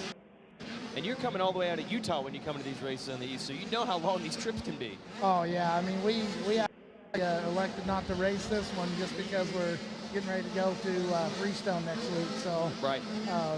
But yeah, I mean it definitely, it weighs on your mind. Like, should I do it? Should I not? Is it a good tune-up? Yeah. And it's a good opportunity to go out and showcase what we've got. But yeah, I mean it's just so much fun though. I mean, I love the people and the interaction and all the information that I learned from it. When I first started doing it, I didn't think a whole lot about it, but I've definitely seen things change at Rocky Mountain. I've seen segments of the market that we didn't maybe understand as well or whatever, that we're actually starting to grow there, and bringing in mini bikes and getting stronger in the motocross, and it's been a good education, not just fun, but it's good education too. Yeah, because that's the thing. As we watch Swoll and Robertson continue to battle, Jarrett Fry, Lance Kobush, Hardy Munoz round out the top 5. We're just talking on the motocross side here, but Rocky Mountain ATVMC.com, the name kind of says it. If you have an ATV or UTV, there's a whole completely different side to service those folks as well. Oh, for sure. I mean, that was where our roots were. We started as just AP tires and wheels, and we just slowly added product over the years, and we got involved with the two-wheel, and now we're into street UTVs. I mean, it's pretty much, if it's got a motor and it's fun, we sell something for it. And the OEM parts, which is something I didn't realize until a couple of months ago, which is really when your bike breaks down, that might be the most important thing of all. Oh yeah, I mean, we found out that a lot of people were having to do 2 orders. They'd go and do an order, you know, with someone else because they needed an OE part, because aftermarket only goes so far. Right. You know, they don't chase it all the way to the end, and there's some people that just prefer that OE part. So we added them here about 2 years ago, and they made our number of products a SKU, which they call stock keeping unit. SKU, we carry 100,000 part numbers now. So wow. And that's, you know, both warehouses, and you know, so it requires quite a bit of computing and everything else to keep it all organized. How many square feet are your warehouses, man? Right now we have 124,000 in Utah and 65 in Kentucky, and each one of those have multiple levels within. But we're building right now. We're adding 100,000 in Utah and another 75,000 in Kentucky. Wow, that's huge. Expanding all the time. And Swole, at one point Robertson was making a little run at him, but he must have been a mistake, because this is about as big a lead as Swole has had, running out of time in this one. We'll get back to the race call here, but Ray, thanks for stopping by. But most importantly, of course, thanks for everything that Rocky Mountain ATV-MC has done and your investment into the sport of motocross. Like you said, it started really on the ATV side, but certainly this sport's better for all the help that you guys provide. Well, sure, appreciate it. Want to tell everybody thanks, and sure enjoy being a part of this. Absolutely. And he's involved on multiple levels, too. We'll see it at Loretta Lynn's, of course, as well, I'm sure. Sure enough, thanks. Yep. All right, that's Ray from Rocky Mountain ATVMC.com. Check him out, not just for aftermarket stuff, not just for riding gear, but for OEM parts. So you can get your bike rebuilt. Maybe, for example, you're racing here and you need to go to Freestone. That's pretty impressive, man. I've seen them come a long way. I can remember they actually were a huge supporter of Racer TV back in the early days, and I did a lot of work with Ray and some guys out there, and those guys just phenomenal. I've seen them grow so big, and very impressive. Speaking of growing so big, check out Jalik Swole. He's only 13 years old, Jason, and I swear he looks like he's about 12 foot tall on that Husqvarna. This is a great ride. I mean, Robertson obviously has some serious credentials here. These guys have battled before, but Swole looking to get the better of him this time. Robertson had the lead, and then this jump section right here almost led to his undoing. He almost went over the bars. Swole, 2 turns later, Swole swooped in, took the lead, and he has been untouched since. And they have opened it up. Jarrett Fry is strong in third, but he's about 11 seconds back your leader. Lance Kobish and Jesse Flock. That's your top 5. Then it's Stoddart, Cullen Park, Luke Neese. Chuck Rogers is 9th. Jace Kessler is 10th. And Tyler Evans, one punch Tyler Evans. Unbelievable. He used to race Pro Supercross, and now here's Tyler Evans in the 12 to 13 mini senior class. Well, he spent some time down here in Florida. He found the Ponce de Leon's Fountain of Youth. Yeah. Good for you, Tyler. Checkered flag is out, and I know why. Our man, Sean Hackley, just jumped back in because Jalik Swole just threw a sweet one-hander over the finish line jump, keeping that streak alive. On a Husqvarna. Yeah. Obviously, I think that's going to be like 7 or 8 in a row now. So we got a pretty good streak going on. Right? We got to warn everybody else coming up to these next races that you have to celebrate when you win. Yeah, sure. And celebrations is what it's all about, man. And kicking off this 2015 season like this, I know there's a lot of celebrating going on as we continue on. And Jason Wygant going to step out and take a break and get you a drink and rest those golden cords, man. They're gold or calloused, I'm not sure. Either way, they're pretty healthy. Let's head on down to Jen Kenyon and see what's going on down there. That's right, guys. Jalik Swoke. Now, we were just talking at Minios the last time RacerTV.com saw Jalik racing. It was a 2-moto format, and he actually got past at the end for the championship thinking that he didn't need that spot to win. So we saw him look back over before the finish line. So I have to ask Jalik, was that a little bit of strategy? You wanted to make sure you were going to get this win? What'd you say? When you looked back before the finish line, were you doing that just to make sure nobody was behind you? You weren't going to get a sneak attack there and lose the championship? Yeah, for sure. That happened at Minios, and I don't want that happening again. And now that was the only thing that stopped you from having a perfect record there in the motocross at the Minios. Are you looking to do the same thing here in these main events? Yeah, I'm just going to try my best. You know, I am looking forward to everything, but I'm not really making any plans. I'm just going to try my hardest and hopefully come out on top. All right, well, you've always got a calm and cool attitude. Do you have a lot of people that are keeping you grounded? Yeah, for sure. I'd like to thank my mom, my dad, Husqvarna 7, Anthony from Husqvarna, Roger Larson, Trolley Design, 7MX, Alpine Stars, Oakley, Dunlop Tires, FMF, Factory Connection, JMS, Pro Taper, GoPro, and everybody else who's helped me. Thanks. All right, congratulations. You can't break this game.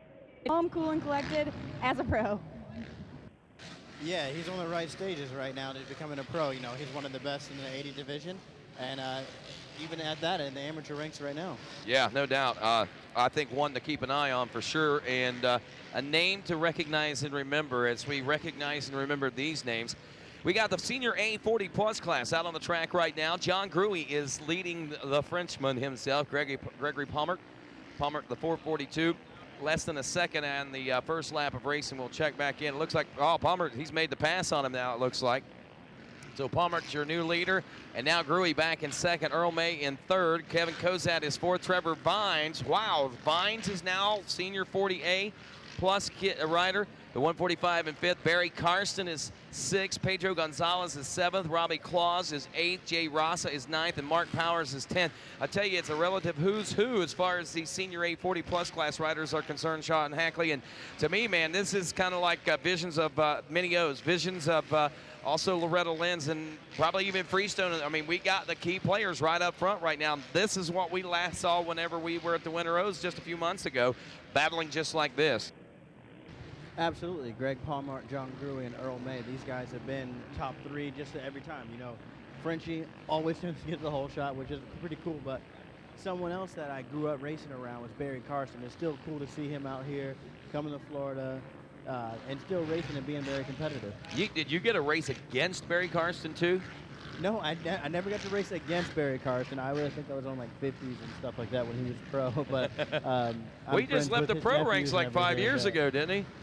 He held a national number until this probably 5 or 6 years ago. Maybe it's been longer than No, it's been longer than that. Has it, man? Yeah. See, time flies when you get old. 2004, 2005, I think was the last year he held a professional number. Ah. Yeah. And you haven't been a pro for 10 years yet? No. How long have you been a pro there, Sean? I turned pro in 2007. Ah, wow. Yeah, time. She sure does fly, that's for sure. But especially after you turn 21. I'll ask these guys right here. Their time's not only flying, but that Kawasaki's flying for the 442 of Palmer right now, and Gruy, and Earl May, and the Suzuki of Barry Carson now up to fourth place as he's gotten around Kozat and Trevor Vines. Vines holds on to fifth. Kozat drops off to sixth. Santa's boy, Robbie Claus, the 27 in seventh. Pedro Gonzalez is eighth. Jay Rasa, the 736 in ninth, and rounding out the top 10, Mark Powers. And it looks like Barry Carson made a pass on Earl May. I'm not sure if Earl had any problems right there, but it looks like Barry's in third. Wow, no, I think that Barry's just on a mission right now. If you want to know the truth, I think he's got his head down, and he's charging. Yeah, Got a little bit of a gap. It's only about 4 seconds, 4.3 seconds behind Gruy. Lap time's nearly identical between the two right now. Palmer turning a 55.7, John Gruy a 56.7, and a 56.6 for Karsten. I don't think Earl May ever went pro. I don't remember that because I know Barry has, right. You know, he's used to Supercross and stuff like that, so this is probably his cup of tea, but Earl May, I'm not quite sure. I don't recall either. I know that was a little before my time if he did, and Yes. I just know and recognize Earl May as one of the top amateur vet plus class riders, now masters plus class riders, and he just seems to get faster with age, man. It's like a fine wine. Yes, absolutely. You know, they're coming up right now on the halfway flag of 5 laps, so I'm guessing they're running. I believe the senior A40 plus class are actually running 10 laps. They're going to run 10 laps. Okay. All right. Hey, you know what? These guys train hard all year long. A lot of these guys, this is how they make a living, racing these bikes, believe it or not, from place to place all across the country, these amateur races. They have some great contingency packages that help them afford the opportunity. So they got to come out and they got to do well. So they got to train hard. We figure if they're going to train hard, we might as well make them race hard, and that's exactly what's happening right now. Yeah, I mean, after a life of racing dirt bikes, it'd be kind of hard to go to an office job and sit down and just do paperwork and stuff like that, so I might as well just keep riding your dirt bike.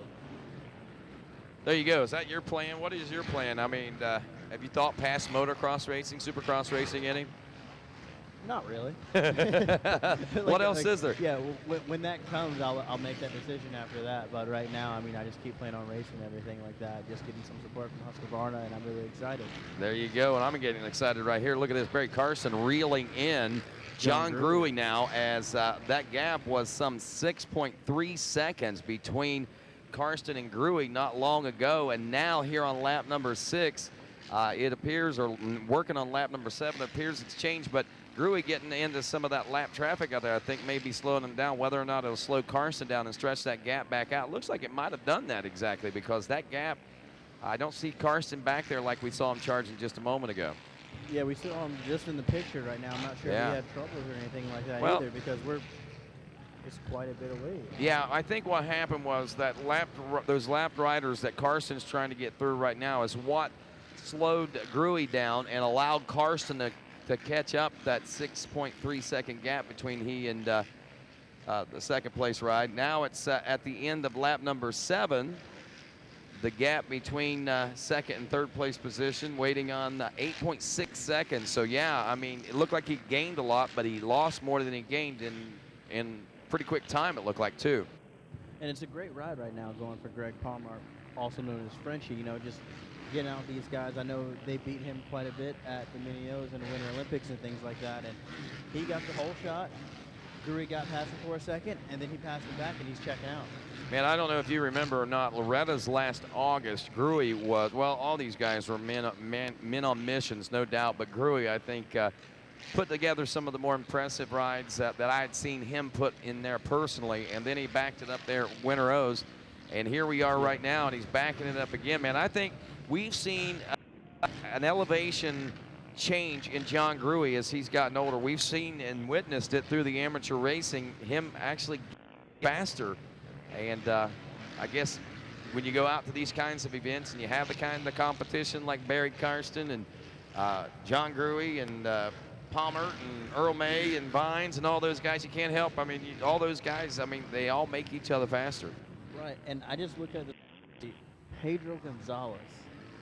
Former pro, right? Yes, former pro, arena cross, multiple-time winner. He rode Supercross. I'm pretty sure he rode for Team Pro Circuit for the first time. And he's like a legend in Mexico. Yeah. Everybody looked up to Pedro, so that's really cool to see him out here, too. And wasn't his sister also a top women's racer, if I'm not mistaken? That I'm not sure. I'm thinking she was. But anyway, yeah, Pedro, good to see him keeping it still alive aboard the number 92 there. So, you know, I can imagine one day when I'm probably, white flag is out one of these days when I'm probably about 70 or so, you're going to be racing the 40-plus class, and I'm going to be announcing, I can remember when John Hackley was over here helping me do that. Yeah, there you go. I doubt it. Probably by the time I get no teeth, they won't let me talk much more past that. That's why they make dentures. Oh. We're good. Yeah, well, let's hope. Palmer on a mission right now. White flag out. 442, a 56.285 last time around. His fastest lap, a 55.457, or actually 55.457, I should say. So consistently fast has been Palmer this entire moto. John Gruey just capped off a 55.681. The gap now 2.2 seconds as Gruey. I bet you we get a fist pump right here. Yep. Palmer, yep, you were right. Yeah, there we go. See, he got a win. Finally, good job.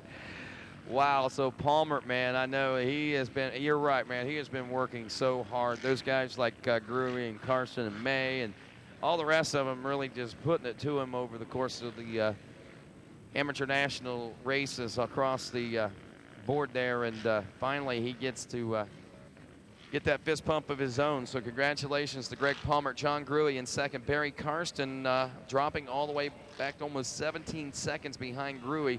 Will finish up in the number 3 spot.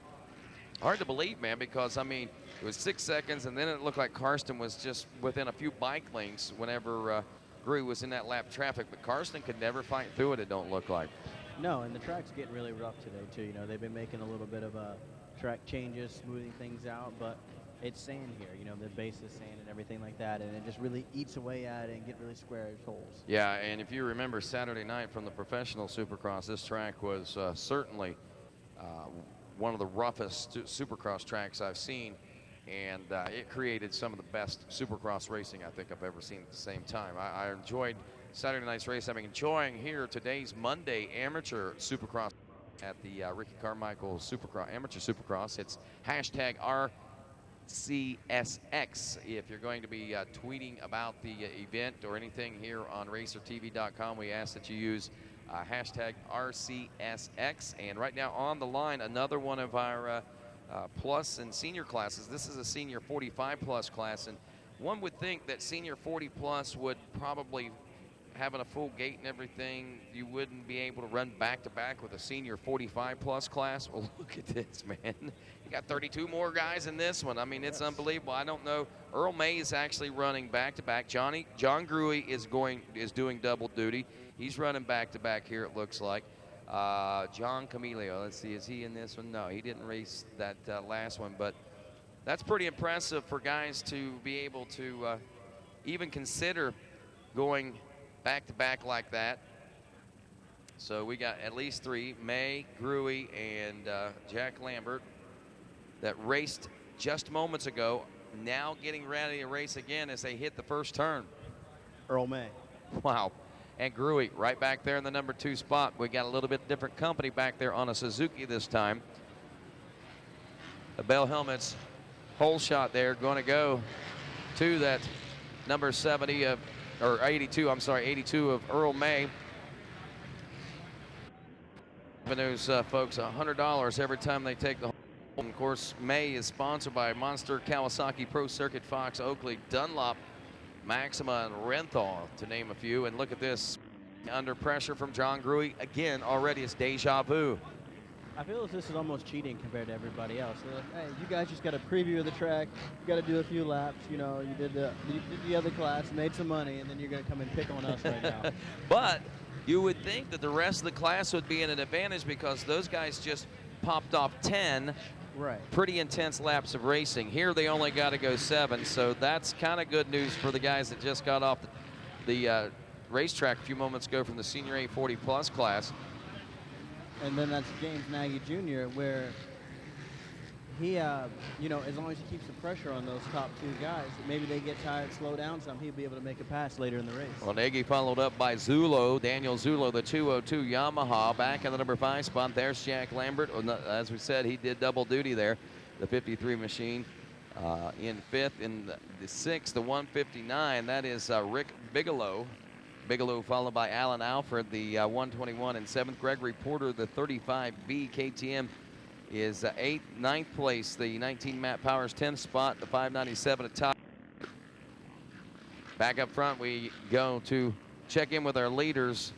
Gruey still leading Earl May, and the gap still about 5 or so bike lengths between the two. So though Gruey's out front, he has no true breathing room at the moment. Now, May is not in complete striking distance or anything like that, but cannot rest at all in that number 1 spot, because as soon as you relax, you may relax too much and you get it stolen away. We've seen it happen on more than one occasion.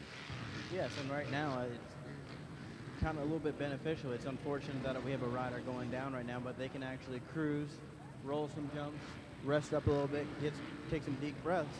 But at the same time, if Gruey slows down too much, Earl May can pick up the pace a little bit and close that gap up some.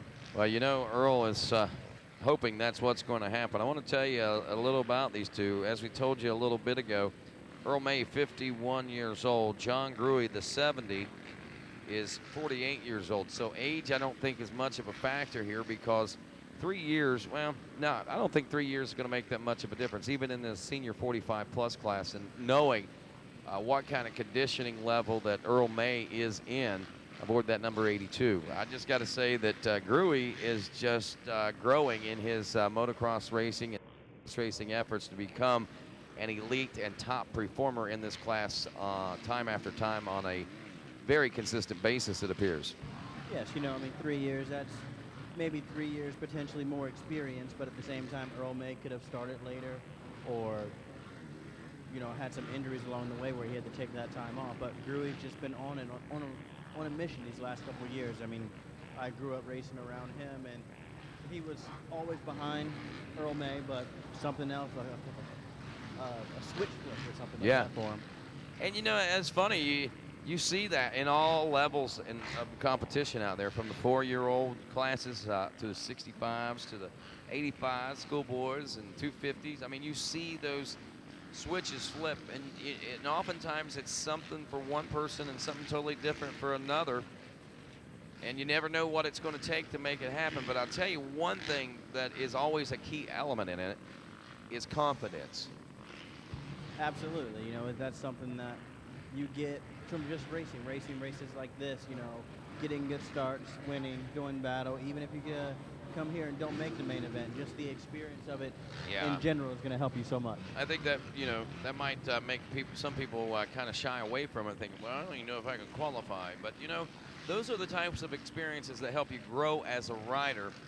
And racing stiffer competition, just to see where you're at. See where you're at, and also help advance you. Because look, I mean, if John Gruey settled on the idea that, man, every time I go, Barry Karsten beats me, or Earl May beats me, or this one beats me, and I come up in second, third, fourth, whatever the case may be. If he said, okay, I'm never going to be able to win, said the heck with it, and said, well, he'd have never known the glory that he knows now, man. So it's always good to keep working hard and trying to push forward. Yeah, you know, that's just someone you can always look up to, just someone in your area that you aspire to beat, and then when you get them, you could be happy and content, but until you go to an amateur national or something like that. Question, when was the first time you beat Earl May? Have you ever raced against him? I've never raced Earl May. Really? No. So you've never beaten Earl May. That's one thing that he can. Sean Hackley has never beaten me. You're right. No, because I turned A class in 2006 and turned pro in 2007, and I don't believe he was racing A class in 2006. Right. And you obviously can't race an age class, so. Yeah, no. Not one of those anyway. No. Now, how old are you now? 26. 26. So you could technically I can ride 25 plus. Right. But they won't ride 25 plus, junior 25 plus, or anything like that. Right. Exactly. Even though they could. They can ride 25, 30, 35. Exactly. And you can't right now technically because you are still still out on the Pro Tour, right? Yes, I've been making some points and everything like that, so I have to wait, I think, 2 or 3 years until I can drop back to amateur races. Wow. And that's not something we're going to see anytime soon, I don't think. No, not at all. Things are looking good. May on the last lap right now with the lead. Still turning those sub 1 minute lap times out there, or excuse me, Gruey. May is just over the 1 minute lap time at 1 minute point 1. James Nagy, the 11, is third. Alan Alford in fourth. Jack Lambert in fifth as we roll into the final lap of racing. For those folks wondering about you, Sean Hackley, we know that when last we talked at the Winter Olympics, you were getting set for the Supercross season coming up on the Husqvarna, and actually opened up in Texas there, Dallas, Texas, at Joe Boyd Stadium, I believe it was, or whatever the name. No, it's not Joe Boyd, but anyway, that stadium. What is that stadium down there? Ooh, AT&T. It's AT&T Stadium. Yes. Yeah. It's that's it. They changed that. But anyway, you started out the East Coast Supercross series, but what happened, man? Because we didn't see a whole lot after that. Well, I started the 450 Supercross series. I got my bike, I think, a day or two before the first race, so I didn't have much time on it. Premium Motors Husqvarna, and missed the first one, but we got a couple long. I made it into like that program and everything like that after that.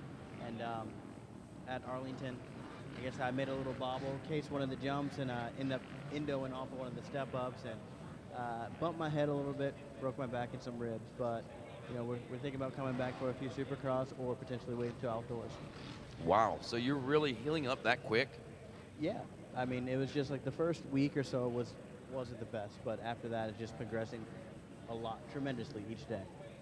That is awesome, man. I'm glad to see that as we get set for the 85 9 to 11-year-old class to check in with us next. Again, John Gruey taking the win. Earl May in second, Nagy third. Alan Alford was fourth. Jack Lambert rounded out the top 5 there in the senior 45-plus class. And even on the final lap, the 59.445, as we say hello and welcome to old Paul here from Amsoil, the first in synthetics. Paul, we had a chance to talk yesterday at the GNCC, and we get a chance to talk again here today at RCSX. Yeah, I'm glad to be here. It's another good day of racing, and it's fun to be a part of. No doubt. Got the Bell Helmets hole shot. For that there, I believe, is the 79, if I'm not mistaken, of Jet Reynolds, I would go out on a limb and say here in this, out of Bakersfield, California, Team Green, Kawasaki, Hubert's Lemonade, Fly Racing, and Oakley sponsored ride as he opens up things there. But Amsoil first in synthetics with us, like we said, all over the place at the GNCC here today. And what's going on, man? Why are you guys in so many different places all the time? Well, I mean, we like to be a part of a lot of things that we support. I mean, we're supporting a lot of things that use our product, that test our product, that we can use to help create better products. So it's good for us. Now, Amsoil, a full synthetic product, right? Absolutely. And they say first in synthetics. Why? Because we believe we're the first to create a quality synthetic oil. There you go. And you're also always first to seem to come out with innovative products and products that go beyond just, say, motor oil. You got coolants and different things like that, right? Absolutely. I mean, our product line is very big, and we keep creating new things. We keep expanding it and coming out with new families and across the board. Yeah, exactly. And one of the greatest things, I mean, the oil, the viscosity of it and everything, I mean, if you're using it in a vehicle, 25,000 miles between oil changes up to a year, yada, yada, yada. I mean, we know all that. It's great. But, I mean, I think it's just even more wonderful that you guys are here in a grassroots level supporting this sport, and you're getting here and testing these oils, like you say, and using these products against high heat situations, man. And this is kind of, as much as anything, a testing ground for you as it is a proving ground, I think, because these oils run a little bit cooler than what other oils and things do, and that right there saves wear and tear on your motors and things, not only on race machines, but also on your road machines. I mean, absolutely. We love to be part of the amateur stuff. We like to be part of it all the way through. We have amateurs, and then we have the Amsoil Arena Cross all the way through Supercross. So we like to start young and keep all the way through. But like you said, it is a great product. We actually just worked a lot on our new dirt bike products, and we have a whole new line of dirt bike oils, new family. And we worked a lot on the clutch feel and having a consistent clutch feel from the first hole shot all the way to the final of the race, which through GNCC, through here, through everything, we test it, so we know it works. Yeah, and running cooler temperatures all the time, man, saving people money ultimately across the board on wear and tear and replacing parts and things like that, I think. Absolutely. And so what's new in Amsoil's hip pocket right now? What you guys got going on? Well, like I said, we just released the new dirt bike oil and beginning of January. I noticed that. It's changed a little bit. It's dirt bike oil. That's what you're calling it. Is that something specific to that market? So what we did is we had existing products, obviously, that worked, and we changed them a little bit and we basically made a family of products now that's dirt bike specific. So it's full dirt bikes, and then we have from all dirt bikes. So we have a 1040, 1050, and a 1060, so we can hit all dirt bikes and have something for everybody. That is awesome, man. So what about you personally, man? How you enjoying Bike Week this week? It's been good. I've been busy, and I haven't seen a whole lot other than the GNCC in here. I've been back and forth, but it's been awesome. Same thing for me, but I ain't complaining a bit. I don't think you are. No, I mean, last week it was still negative temperatures for me, so I'm happy with this. I just beat an additional 15 inches of snow up north in Ohio when I left last Thursday. But Jet Reynolds is beating the field right now. Matthew LeBlanc in second, 6.2 seconds as he's moved up to that spot. We're 3 laps into this and working on lap number 4. It is 53 of Lane Allison. There is lap 4 in the history books for Jet Reynolds now. Jordan Bees, the 28, is 4th. Nicholas Romano, the 411, is 5th. In 6th, the 37 of Chase Prince. 7th, the 28X of Katie Benson. 8th, the 36 of Cameron Jeffers. 9th place, the 28/ of Jack Beelan. And rounding out the top 10, the 214 of Brian Espinoza. And that was the top 10 after 3. Now that we're after 4, it's still Reynolds and LeBlanc. That gap is now almost 8 seconds as Reynolds is literally riding that jet. Reynolds is riding it like a jet, man. I mean, he's flying out there. There's no doubt. I know the analogy's kind of a little bit worn out, but at the same time, man, that kid is lightning fast. I believe Jet is a rocket, if you want to know the truth. LeBlanc, another fast kid and another rocket by his own rights in that number 2 spot. 1 minute, .012 for Reynolds, but his fastest lap time was a 59.669. I think I'm most impressed with the fact that these 65s and 85s and these age groups, it's not the machines themselves, but I'm talking like 7 to 9-year-olds and 9 to 11-year-olds turning sub 1 minute lap times on this track out here is pretty impressive to me. That's crazy. These kids are so fast. I'm really excited to see what these guys are doing for the sport in 10 years. I know, isn't it? I mean, to see where they are now and where they will be in 10 years, if you go back and look at video from 10 years ago, I'd laugh because back then it seemed like they were going so fast, and now you're like, wow, maybe they weren't going as fast as what I thought they were, at least 20 years ago anyway. I mean, they're going fast, but by today's standards, man, I mean, it seems a little more sluggish. It's crazy. It is crazy. I mean, you see them all doing the things the pros are doing and everything like that, so they're learning all that way younger than everybody else did as they were making it up. So it's... You know, something I think is neat is back 15, 20 years ago, motocross, by the time you reached the age of 18, you were already starting to get old in the sport. 2021, you were washed up and done, and nobody was even looking at you, you know.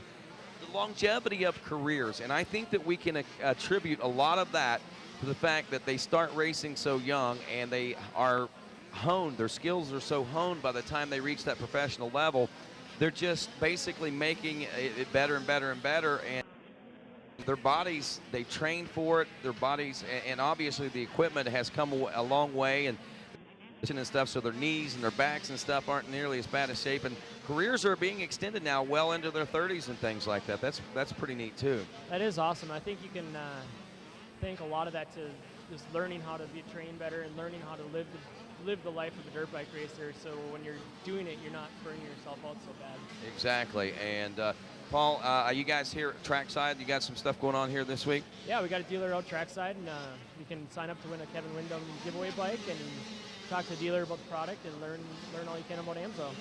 Did you say you're giving away a Kevin Windham bike? Yeah, it's our giveaway for this season, so that's a pretty cool prize. Wow, I got to get signed up. Can I win?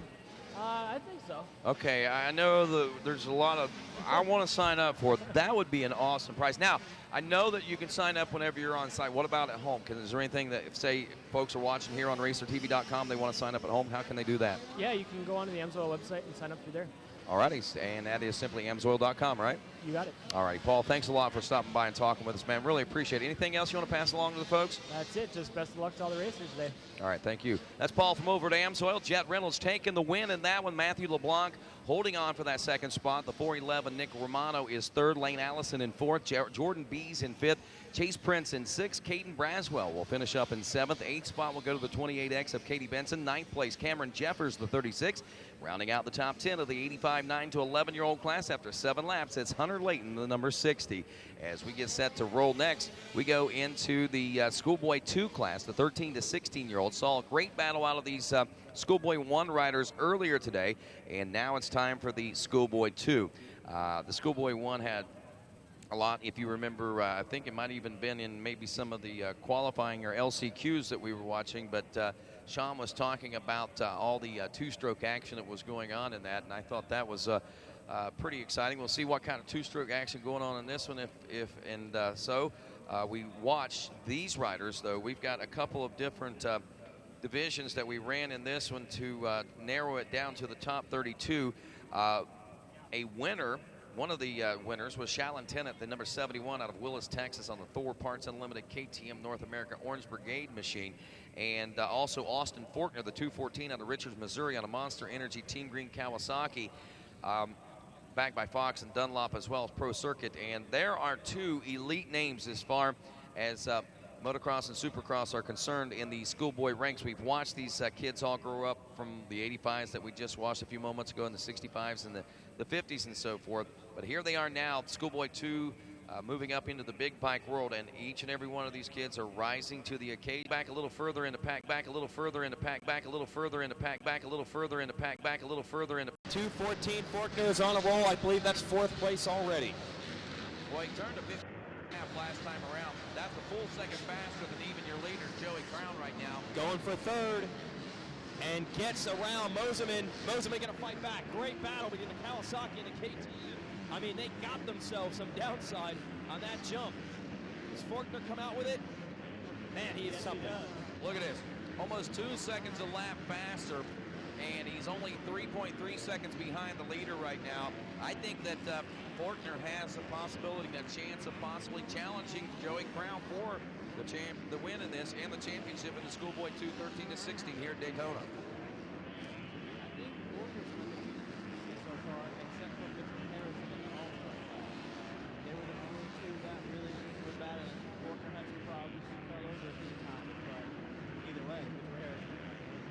And he's now all the way up to second. It's almost like it's a matter of time. Trying to close in. Thought he had a wheel actually on Falk. Falk able to get him back, yeah. It's a nice triple that Forkner's doing into that left-hander back there, but Falk able to hold him back. But for how long? As Crown tries to get away. 2.3 seconds faster, Forkner on that lap, and 1.8 seconds behind the leader, right behind the 612 of Mitchell Falk is Forkner, and working on that position. I wouldn't be long or shouldn't be long. It wouldn't surprise me if he's already around him now. How many laps are we doing this? 8 laps? Schoolboy class, I believe, would be 7 laps. Yeah. Okay, Youth class. Yep. We're going to try to do this. He has to make a quick run at it. And Crown. 1.8 seconds behind Joey Crown. Crown's not a pushover. Looks like Forkner has made the move now on Falk. That pushes Falk back to third. So it's the 2 Kawasaki's now up front. Who's going to come out on top? Will it be Crown or will it be Forkner who's on the charge? This could be a good wait. I'm not sure if the flag is teasing this right now with the white flag in his hand, or it's actually out. Okay, it's not out. So we have 2 laps to go. So Joey Crown needs to just take some deep breaths and try to stay in the lead. Well, I think this is what we all been waiting for right here. Oh, Forkner just launching those singles, landing so hard. I'm guessing that's a double. Look at this. Talk about man on a mission. Talk about man with no defenses whatsoever. Joey Crown. Look at that. That was a good move by Crown. He just waited for Forkner to go outside and said, I'll take you high. Yeah. Yeah.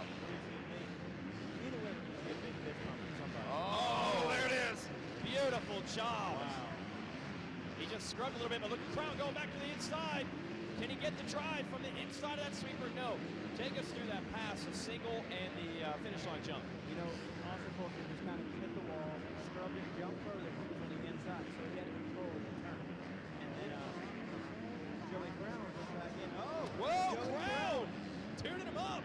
Wow. Little wake-up call for JC, it looks like there for a moment. Very aggressive. Oh, and the lap is away. That's another Forkner.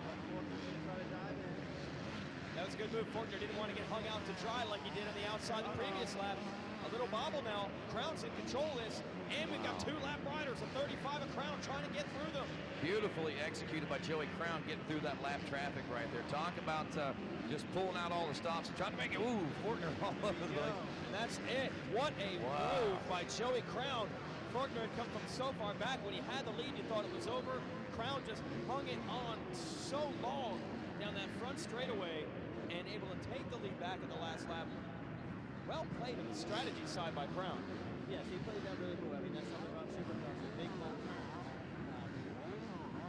Forkner thought he had enough room to go in, take the outside leg through the line. Joey Crown charged in deep, snubbed him, almost knocked him down, but he was able to hold on. How about this, a 51.8 fast lap time. Geez, almost 3 seconds, 2.5, I'd say, quicker than anyone else for Forkner. But it doesn't matter. The record book's going to show second in the moto and a win for Joey Crown. And he's got something to be proud of there. He fought back. He had to earn it. I'll tell you what, we got the WMX getting ready to come back out here in just a moment, and I know that Miss Hannah Hodges is a big, obviously big women's class racer and all, and she's going to join us in the booth for just a couple of moments here for the WMX show, as she'll be able to give us some insight for some of these ladies that are out here with us as we roll into this one. The ones to watch, well, there's a total of 17 different riders, I think, to watch in this one, but the ones that show in the qualifying sessions, the speed out there include the number 2 of Kylie Bosnott. She took the division race win there. It looks like Mackenzie Tricker took second. Marissa Marcolon, if I'm not mistaken, won the WMX title last year, right?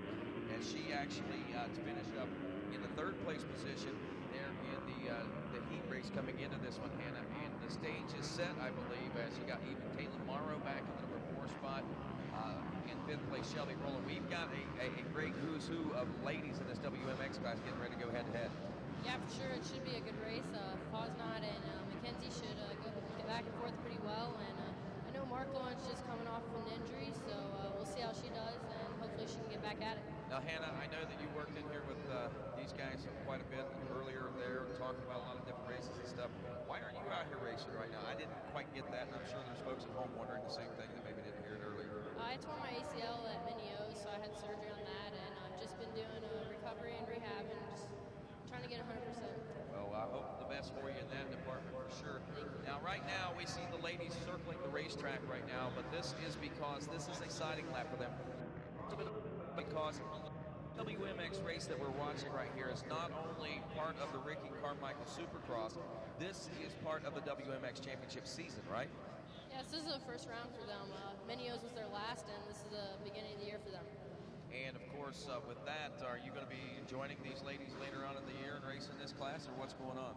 Not this year. You have to be on a big bike to do that. You're still on the little bike, right? Yeah, I'm running a Super Mini for this year, and I'm going to move up after Monster Cup this year. Oh, okay. See, that's all the stuff I didn't hear, but we have new viewers now, so I'm sure they all wanted to know the same thing. Well, that's great to know. Let's go ahead and introduce to you the field of riders that we've got with us today. The number one is Marissa Marcolon out of Connecticut on the Kawasaki FMF 60-back Kawasaki machine.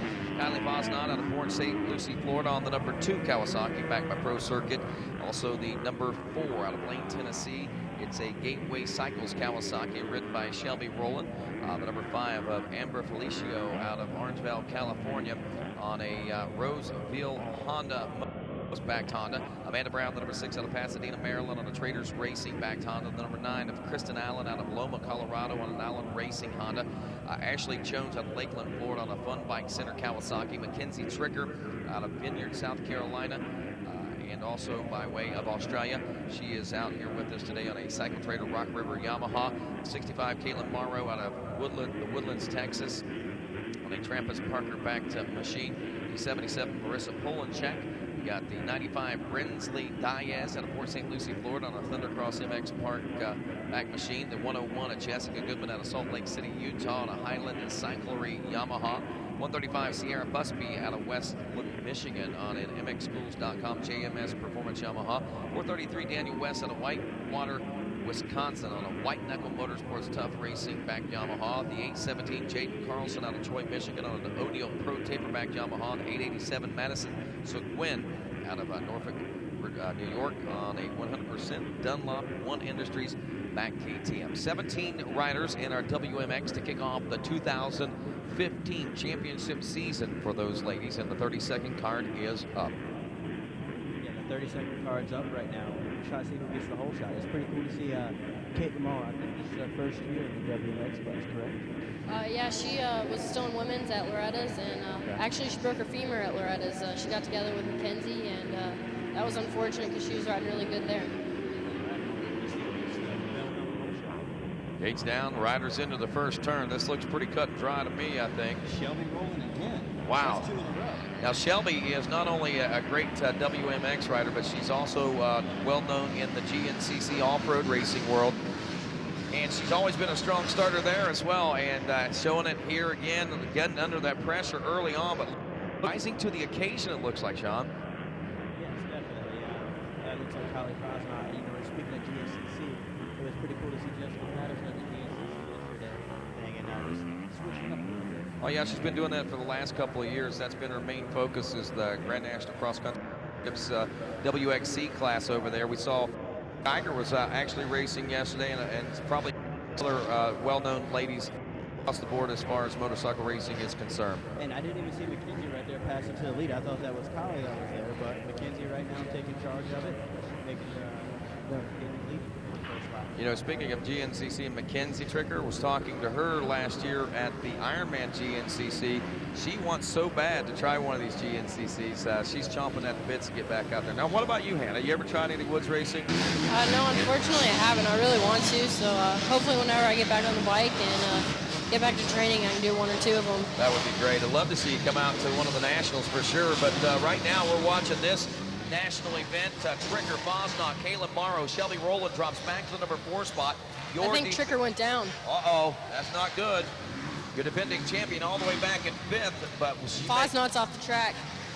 Wow, so we've got some issues going on out there. Let's reset the stage here. What happened? What exactly happened there, Hannah? What did you see going on? I think she endoed off the wall jump back there. That's what it looked like. Always a tough break right there.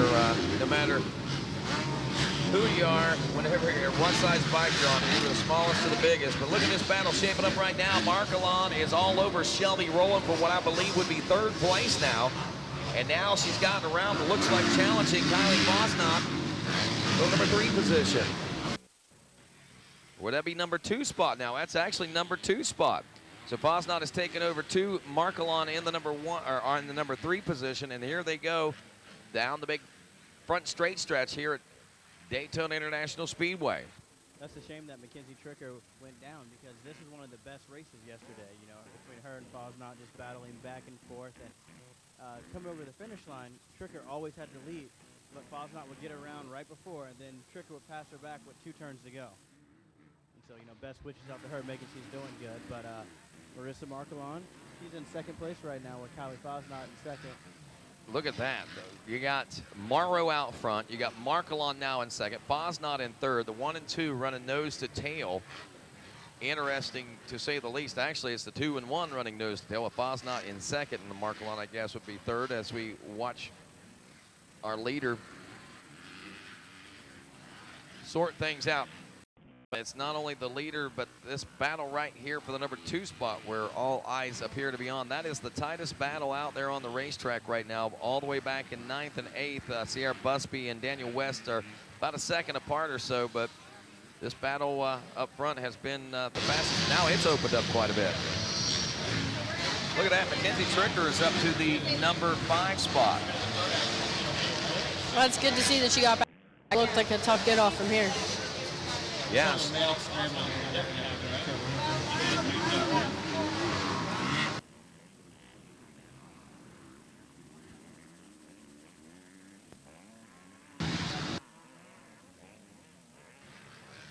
So watching this one, Morrow after 3, now sub 1 minute of 59.2. The fastest lap time, though, turned that around by the number 28 of Mackenzie Tricker, a 59.064. She's 10 seconds out of the lead right now, and actually 12 seconds out of the lead. Looks like Fosnot just turned a very good lap. Yes, a 58.9. That would be the fastest lap of this moto now, this main event. That's impressive stuff. And, to peel off, so the riders are about the ones or a little bit more than that, but to go 2 seconds faster than the rest of the field, man, that's pretty quick. Yeah, it's really close, like the beat run, their speed they're running. So, you know, the girls could mix it up with the boys. Oh, I believe that without a doubt myself. There's Shelby Rowland still running in the number 4 spot, but Mackenzie Tricker is right there. Here comes Tricker. And I know that Jen Kenyon had a chance to catch up, and hopefully we'll get a chance to hear from Tricker, but that poor girl, man, I mean, she had a heck of a season last year. Good racing, but some injuries that I think might have helped a little bit in letting that championship slip away that looked like was going to be hers in the early part of the season. But I think that it also gave a new life and some new fire for Markelon and Fosnot. Now got that 1 and 2 number on their bikes. They are not wanting to relinquish those numbers, except I can guarantee you Fosnot would switch out with Markelon for that. Oh, absolutely. You know, I think Tricker had to miss 2 rounds, broke her elbow when she was back home and everything, and she was really close to the points chase, but the last had a little bit of bad luck. She had a lot of bad luck. yeah, she had a lot of bad luck. Yeah, that was a good battle there at the Winter Olympics. So, and this is a great way to open up the season, man. We're getting a good look, I think, at what the rest of the year is going to hold right now.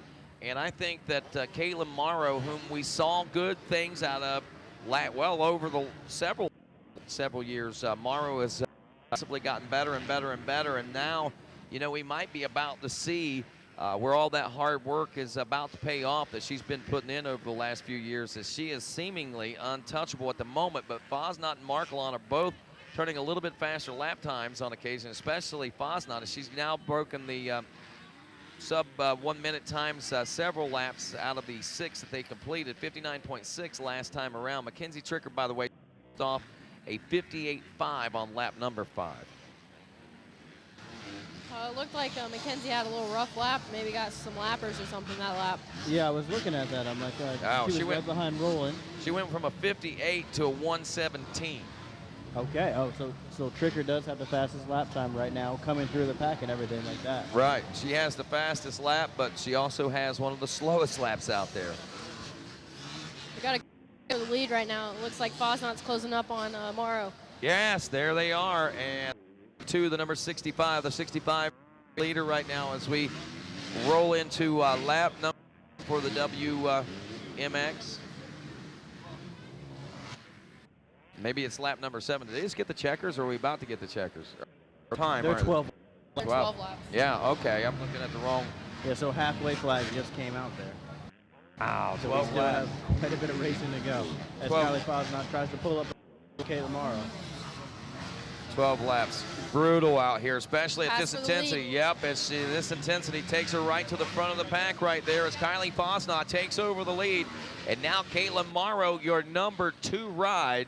Fosnaught, a young lady on a mission right now. She had a plan coming into this one, and it's all going according to exactly what she'd laid out here, and that was out and take the win. She got a good start, and she just had to work a little bit to get in position, and she finds herself there, and voila, here she is now trying to take them home. But she's got a long road to hoe to get from this point on, because these final laps, the last race, there's going to be a lot of things going on. To get tired, including the leaders, but the lappers may be getting tired. They could maybe cause a few problems when that happens. For sure, longer races are going to take a toll, especially on maybe Caitlin coming. It might not be the best for her right now, but she seems like she's doing very well with it. Absolutely. You know, it's just the track's breaking down. You're coming in lap riders. You know, obviously they're tired. They're out your way. May affect you. Hold her up some, and then we could have another battle towards the end of the race. There you are. You're in the heart of the lap riders right there, and it looks like that Fosnaught was able to put needles through there. Hopefully that will signal the arrival of the leaders to the tail end of the pack there, where I'm talking, I think, Jessica Goodman, Crystal Allen, and Ashley Jones. Sierra Busby also having a few little issues there, and she's still about a lap or so down. She's riding 12th place right now aboard the 135. Don't be surprised to see things change before the end of this one, especially if she can use that frustration advantage. But lap 9 in the history books is Kylie Fosnaught, Caitlin Morrow, followed by Marissa Markelon now, your defending WMX champion. She is 3rd place, still waiting on Shelby Rowland to check in, who is now 13 seconds behind Markelon. Brinsley Diaz, the number 95 and one of Florida, running in the number 5 spot, was posting up 104. She at 104. She is now 11 seconds behind the 4th place ride. Brown is 6th. Marissa Polenchek, the 77-7th. Amber Felicio is 8th. Mackenzie Tricker drops back to 9th. Now she's back up to 8th, and Felicio drops to 9th, and Daniel West rounds out the top 10. 10 laps now, Kylie Fosnaught, Caitlin Morrow, and Marissa Markelon. Sean Hackley, I know watching this one, exciting. You seeing anything out there that's standing out to you right now? You know, with Mackenzie Tricker right now, you know, this isn't the way that she wants to start the season compared to last year, you know, being pretty much undefeated before she got hurt. So, you know, I mean, I guess everybody else stepped it up some. What about you? I mean, you know these ladies probably on a very personal level, Hannah, and you know their hearts. What's some of your insights on this first round of WMX this year? Yeah, for sure. I know that Kylie and everyone's been working really hard, and good for Kylie. It's showing off, and Caitlin's coming off an injury, so hopefully she can get everything back to 100% and is doing well. And I'm not really sure what's going on with Mackenzie right now. She's dropped back a little bit, but I guess we'll find out. That could be those return race jitters, quite possibly. I know that she had such high hopes and was probably had high hopes coming into this one. Could be maybe playing mind games with her own self, and then again, it could just be one of those days, and you probably know how that goes, huh? It was kind of weird just now that Kylie Fosnaught just lapped Mackenzie Tricker. Really? Wow, that doesn't happen very often. No. So Fosnaught takes the white flag. One more lap to go. Caitlin Morrow, 4.4 seconds back. Marcolon, another 15.5 seconds back of that. Shelby Rowland, 20 seconds back of that. And Brinsley Diaz is 8.3 seconds. So while we've been watching Fosnot and Morrow battle it out the way that they have, the rest of the field has pretty much slipped away back. And Fosnot and Morrow have, well, they're going to have a lot of lap riders to deal with here in this closing lap. Tricker was passed. Wow, that's pretty impressive whenever they passed all the way up to 8th place. Now Tricker's back up to 7th as she's gaining more time out there. Checkers are out. Fosnot takes this win. Caitlin Morrow in 2nd. Marissa Marcolon is 3rd. And Shelby Rowland in 4th. Looks like going to be. And Brinsley Diaz in 5th. Amazing stuff there, Hannah. Again, any surprises for you with this opening round of the WMX? I mean, you coming in, you follow these ladies so closely. Were you expecting Mackenzie to be the one to beat, or what was you looking for? Mackenzie's always up there, but I know that Kylie and everyone has been putting the work in, so I knew that Kylie was going to be up there. I wasn't too sure how Caitlin was going to do coming off the injury, and same with Marissa, but I know that both of them are always strong, so you can never count anyone out in this class. So no real surprises then, right? I thought Mackenzie was going to do a little better, but I know that she had something happen, obviously. I'm not really too sure what, but I guess she'll have to just come through on the other rounds. All righty, sounds good. And I tell you what, we got Jen Kenyon working her way down to the winner's circle to talk with our winner. And I know that Kylie has got to be super pumped about this right now. This is something that she is always looking for. The winner's circle is something she's always searching for. And to get it in this opening round, to make that statement and walk away the points leader heading into Freestone there next week is a pretty spectacular and remarkable achievement and accomplishment here in the early part of the season as we head down with Jen Kenyon, as she's got our WMX Ricky Carmichael Supercross champion. And yep, you know it right, my friends. It is the number 2, the runner-up from last year's WMX championship is Kylie Fosnot. That's right, and we've got Tim Cotter over here, the director of MX Sports. He's going to present this awesome trophy that we have for the WMX Championship. It's a surfboard with this iconic Daytona International Speedway photo. We've got lots of people down here to celebrate you, Kylie Fosnot. You went 1-1 here. It's not quite a Supercross format, but tell us about the racing. It's been awesome. I've been working so hard. I just recently changed over to this new machine this year, and I'm loving it. Pro Circuit's got my motor and suspension perfect. I couldn't thank them enough, my parents, for getting me here. Their track is sweet. The people have been taking care of it so excellent all weekend. I can't thank everyone enough. You know, you were the runner-up last year. You're one of the younger girls in the class, and you're really going to put a charge here in the 2015 championship, it looks like. Yes, ma'am. I've been working hard and aiming for the 1 plate this year. All right, this is round 1 of the WMX series, and Kylie Fosnot is your champion here at the Ricky Carmichael Amateur Supercross. I believe we have Caitlin Morrow 2nd place today in the main event of the WMX. I don't quite know what the overalls are looking like, but Caitlin, come over here. You had an amazing ride there. You were leading. Talk about the end of the race.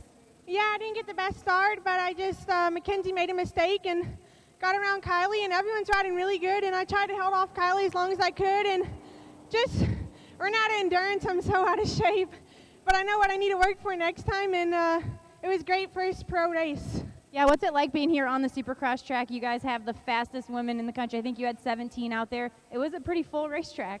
Yeah, it's great to see all the women, and I'm glad we have a series back, and hopefully I can finish out the rest of the series strong with all the amazing women that are out there. All right, that was a solid 2nd place finish. That's Caitlin Morrow, guys. All righty, sounds good. Thanks a lot, Jen Kenyon, and congratulations to our top women's riders. And, of course, with race number 18, the WMX out of the way, we got 35 races in all today. We're about at the halfway point of it all. And, of course, we'll be back with more of this Ricky Carmichael Supercross from Daytona right after this. Do you love racing? All kinds of racing? How about pro motocross? Flat track, road race, ATV, GNCC, Supermoto, Enduro Cross. Well, we've got what you're looking for. Welcome to the RacerX Show with Greg White, presented by Chaparral Motorsports. New every Tuesday on RacerTV.com. Getting out in front on the racetrack or on the trail requires every performance edge you can get. AMSOIL Synthetic Dirt Bike Oil is formulated to maximize horsepower. Its synthetic base oils reduce energy loss to friction, meaning your engine works less to deliver more power to the ground, helping you get out front and stay out front. AMSOIL Synthetic Dirt Bike Oil. Out front performance.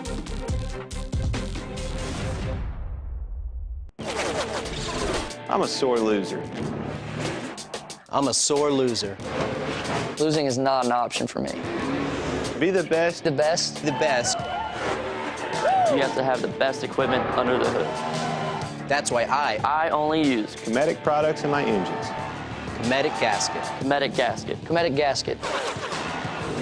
Cometic gasket, a superior quality gasket for those of us who demand the highest level of performance. The quest to be Monster Energy Supercross champion is about to begin. The tension is really high right now. Who's going to be the next guy? A lot of guys are going to be pushing and shoving for that position. Here comes a gate drop.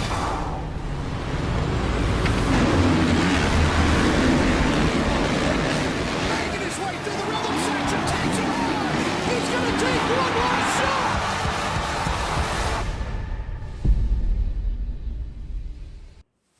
And welcome back to the Ricky Carmichael Amateur Supercross here from Daytona International Speedway on RacerTV.com. Rodney Tomlin along with Jason Wygant, Sean Hackley, and Jen Kenyon out and about. And, of course, the best amateur motocross and supercross racers in the world right here today with us.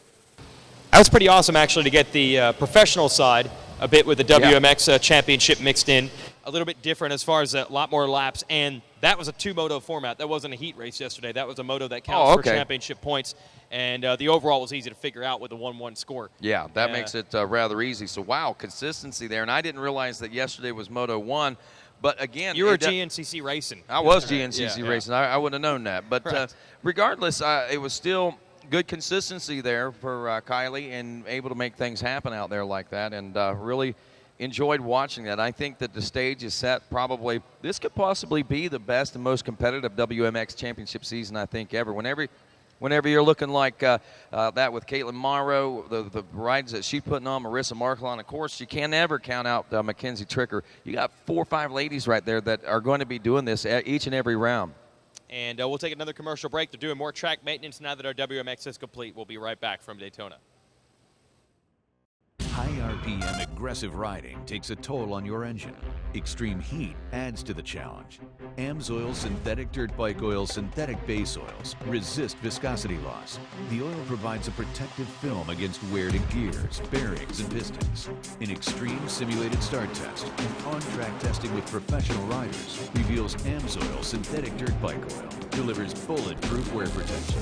AMSOIL Synthetic Dirt Bike Oil. Out front performance.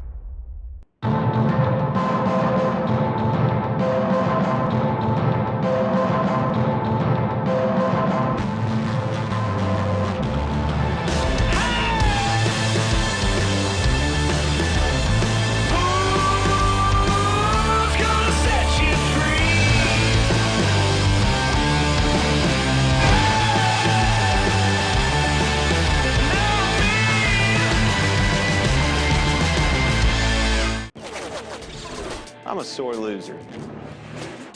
I'm a sore loser. Losing is not an option for me. To be the best. The best. The best. You have to have the best equipment under the hood. That's why I only use Cometic products in my engines. Cometic gasket. Cometic gasket. Cometic gasket. Cometic gasket, a superior quality gasket for those of us who demand the highest level of performance. You love racing, all kinds of racing? How about pro motocross, flat track, road race, ATV, GNCC, Supermoto, Enduro Cross? Well, we've got what you're looking for. Welcome to the RacerX Show with Greg White, presented by Chaparral Motorsports. New every Tuesday on RacerTV.com. Welcome back to Daytona, Florida for the Ricky Carmichael Amateur Supercross here at Daytona International Speedway. Rodney Tomlin again, Jason Wygant, Sean Hackley, and Jen Kenyon as we continue our coverage of Amateur Supercross here. And coming up next is going to be the All-Star A-B class. We've got 30 riders in this class getting ready to take to the track, Jason Wygant. And this right here is kind of a unique and neat class. It's also a new class from what I gather. Well, I think the concept actually came at the Monster Energy Cup because there's not a ton of time to run a ton of classes, but they wanted to get amateurs out there. So they had what they call the All-Star Race, which is really the best A riders and best B riders in one class. The manufacturers really like that idea, so they want to bring it to as many races as they can. We like it too, because we don't have to bench race anymore about what if this guy raced this guy. We're actually going to see it, Sean. Right. You know, yesterday we got to watch Mitchell Harrison and Austin Faulkner go at it. Faulkner made a couple passes. Harrison passed him back, but then Faulkner had a couple crashes, tip over, and everything like that. So Harrison was able to go away with the win.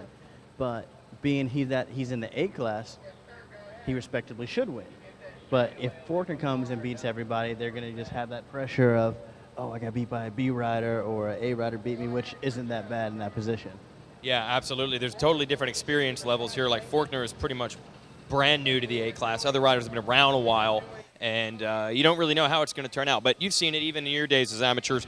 The fastest B rider, it's not what people might think at home, where the fastest B rider is slower than the slowest A rider. Correct. No, it's not like that at all. No. The B riders are just barely not usually as quick as the A riders, if not the same.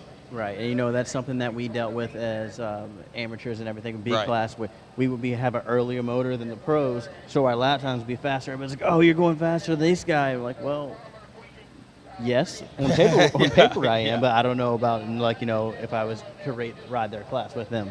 Now we get to actually see it. And the B thing in amateurs is based on an experience deal. They would never force a rider to go directly from mini bikes all the way to the expert division. You always get that at least a year to race as a B rider. If you're fast enough and you want to move up, go ahead. But they're not going to force a rider to go from a kid's class to a pro. Right. 'Cause that's why we have intermediate B. And that's good. And then we have such good A and such good B riders, and that's why we have the All-Star A-B class. Well, we'll give you the names that are in this one because we have some track maintenance going on. I mean, I would say it's like an all-star class, but it's not like an all-star class. It is an all-star class. So this is going to be cool when we get it out here. We mentioned Sinai earlier. He finished third in the heat race. Ashton Hayes fourth. Marshall Welton was fifth. DJ McFarland sixth. And they were pointing out Chase Bell, second place. Alexander Fry, I think he had a crash, unfortunately. Yeah, him and Faulkner got together in practice, and he ended up breaking his pinky, so he won't be here this weekend. So many fast riders. Even unfortunately, we won't have Alexander Fry, but we do have plenty of other great talent. Looks like we got quite a bit of track nip and tucking going on here. They've really been pounding out the laps today. But it'll be good when we get them out there. And this All-Star class, to give you an idea how capable these riders are, the All-Star race that they had at Monster Cup not that long ago was won by Aaron Plessinger. And Plessinger, not that long after, was on a podium in a professional supercross in California. That's crazy, man. That really is. And again, that just, to me, I think it goes to prove and show us just exactly how good of a level of competition these elite amateurs are these days. I mean, what these amateur national championships have done to help build riders into those professional ranks like that. And, I mean, that was an easy transition. I don't know if possibly that Aaron is one of those guys that just comes natural for him or what, but whatever it was, man, something made it easy for him, and he made it look easy. He was pretty much, fast from the get-go, but he did it right. Obviously racing the regular amateur events, that amateur all-star event at the Monster Cup, and also the Ricky Carmichael Road to Supercross, which goes through AMSOIL Arena Cross nowadays, which is a huge component where you really are supposed to mix it in like your final amateur year. You're not supposed to rush and try to get it done like a month before you start Supercross. You make those Arena Cross races part of your last amateur year so you have all that eligibility handled. That's what Plessinger did. He raced Arena Cross a year ago at this time. Yep. Kept his amateur eligibility, raced Loretta's, raced Monster Cup. Now he's on the podium. So in Pro Supercross. So there's a chance that someone in this amateur all-star class could be a podium guy in a Supercross in 2016. It's possible. Yes, and like one of the cooler things about Plessinger is that he rode GNCC. I know. Growing up. So he didn't really have that strong of a motocross background. Then he started riding motocross, doing great at nationals and everything. And, it's just something about what Ricky Carmichael has put his name upon. The the Ricky Carmichael Amateur Supercross, the Road to Supercross, that helps Plessinger and the guys like that make that next stepping stone to be comfortable riding indoors under the lights, the pressure, the spotlight, and everything like that. So it's really cool. And as we said to Sean before, the first time he ever did a tabletop on-off was in a professional Supercross race. Well, actually, it was at the Yamaha test track. Okay. So that everybody from Yamaha sitting there watching me, like, oh, okay, I don't know what I'm doing right here, Yeah, but yeah. let's just go for it. But I do remember you had a rep as a guy who had a knack for Supercross skills as an amateur, but what was that even based on back then? You didn't have these obvious, clear places to show that off. You're right, but it was just the fact that, like, on the East Coast, we had more of, like, jumpy tracks. You Okay. know, a lot of jumps and things like that. And when we got to go to the Mini O's during the Supercross portion, I was more than excited and everything like that. Okay. And I always wanted to go big, so I think that's what it was. Man, if you just had Instagram videos Oh, back I when you know. were a kid, you would have been killing it. Yeah, I did some big jumps back in the day, so it was fun. That's right. So our amateur all-stars are ready to go. We're giving them the freshest track possible. Looks like we're about to fire these boys up. Like we said, Mitchell Harrison won the heat race of this group, had a good battle with Faulkner. Faulkner's got to get better starts, man. Who do you guys think is going to get the start? I I don't know think that- Chase Bell is. I'm going to have to go with the Bell on as well. That he seems to be pretty No, you fast. can't pick Bell. You got to pick somebody else. All right, Pick a name. Corey Gillian then. How about it? All right. Come on, Another Corey. Faulkner is just getting terrible start. start. Yeah, again, Faulkner's buried back there. How much money do I get Oh! for this? How much money do I get? We for should give $100. Oh, yeah, $100 to I you. give his $100. Yes. Okay, cool. Sean Hackley calling the Bell Helmets hole shot for Chase Bell, who's out front. And I don't know what the deal is with Faulkner. It was practically like he was in a back row start. He was way back there again. Will Markoff, the rider we saw picking his bike up there. Tough break for him. He finished 21st in the All-Star qualifying, it looks like. It looks like Chase Bell, Darren Sinai, and Mitchell Harrison are up in the top three. So, you know, that's putting the two pros up front. That's going to up the pace a little bit more. And then I think that's Marshall Welton in fourth. So Sinai, good to see him get off the gate strong in second. See if he can maybe do something with Bell. Be careful through here. This track is fresh, watered, and groomed. It's a lot different than what they probably raced on earlier. Sinai doesn't care about any of that. He's going for the lead. And that's what they do, man. I mean, you know, this is pretty cool. We watched these guys grow up together, race 60s, 80s, big wheels, you know, and all that. Yep. They have carried that intensity from those youth ranks all the way up into these, this All-Star rank, I think. I'll tell you who's carrying the intensity is Marshall Welton in fourth, trying to go after these guys. No, wait a minute. 4-5-7, Sinai had to block pass Harrison to hold on to the spot. Look at the two Team Green guys all over each other. Yeah, Mitchell Harrison was riding great all weekend. You know, I think he really likes this track, the style up and everything, and it's been showing. He's been winning a lot of his divisions. But Harrison, remember, won that first heat race, so he's got a little confidence there. That Trying to was make a pretty move on the Chase inside. Bell Yeah. just did double. Oh, Did we just lose? We just lost our third place Mitchell rider, Harrison, I think. yes. Yeah, went down. Wow. Nobody around either. He just went down by himself. Meanwhile, things really intensify right here for the #1 spot. Check out Sinai Bell all over that rear wheel. yeah, Bell was the one. He just went double, 4, 3 onto the tabletop and off. I haven't seen anybody do that yet, but, you know, he's the leader of the race, and it's probably going to help him keep the lead. Far into the racetrack now, our leaders go. Watching another third place now start to stick their nose into the operation. A rider you mentioned just a moment ago, Jason Wygant. Marshall Welton now with no traffic between himself and second place is starting to close the gap up now. He's about a second and a half behind this battle for the #1 spot. And Faulkner, after the bad start we see, is just out of the top 5, 6th place right now. Ahead of him, Falden and Miller, 117 and 29. They're all in the switchbacks in the center. But right now, let's give some credit, A, to you, Sean, for calling the whole shot, and B, to Chase Bell for getting it and leading. He's on the gas. It was teamwork. I saw the vision, and he executed, so it worked out. Wow, just saw Henry Miller make a pass up into the #4 spot around Falden now. Faulkner's back in the #6 spot. McFarlane is in the 7th. Andy Cost is 8th. Michael Mosman 9th. Shelby Peterson rounds out your top 10. Chase Bell and Darian Sinai are battling it out for the #1 spot. And I believe Bell had a crash yesterday, so good job bouncing back to lead against the biggest hitters of all, the amateur all-star class. If there's a main event you want to win, this is the one. And right now he's doing a good job, but Sinai is there trying to take advantage. But that section right there is perfect for Bell. I guess that would add some credibility to just winning the All-Star class over the A and B riders rather than, not winning your B class. Like, what happened? Oh, I saved my energy for the All-Star. Yeah, man, I'd be all about that. Let's see how much it changes. We just completed another lap here. We'll look at the, Forkner has gone from 6th to 4th. He ran a 52.01. That's the fastest lap time. Forkner in 4th, a little bit quicker than Sinai, a little bit quicker than your leader, Bell. But the start just did him in. He's way too far back to do anything with it. Leaders coming your way here on RacerTV.com. No change in the order yet. I like that Darren Sinai is just pretty close during the finish line, though. So, I mean, even though Chase Bell's doing the big rhythm through there, he's not losing too much time. Now let's watch Bell through here. He's trying to triple out. Most of the guys have been on the right side of the track most of the day. Now they're all the way to the left. Yeah, the halfway flag's out right now. So, I guess we're only going to be doing 10 laps in this class. Quick race with the pace these guys are running. Sinai wants it now, Sean. He's going for it. Down the inside. A couple of jumps there that guys have just been launching.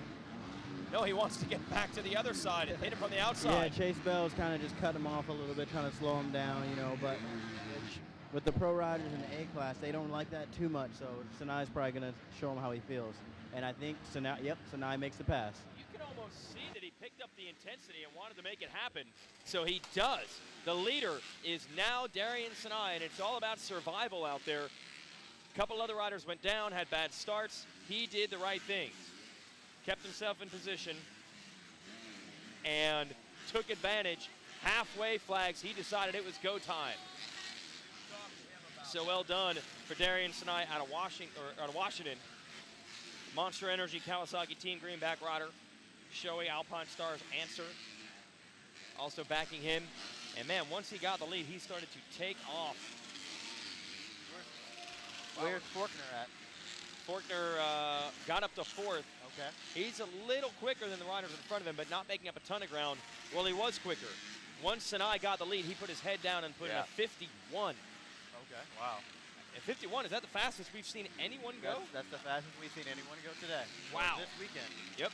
So you just saw the best lap that anyone has turned here in the Ricky Carmichael Daytona Amateur Supercross. We saw a 50-second, a 50-point something there a little bit ago. In an A class? Yeah, I think so. Okay.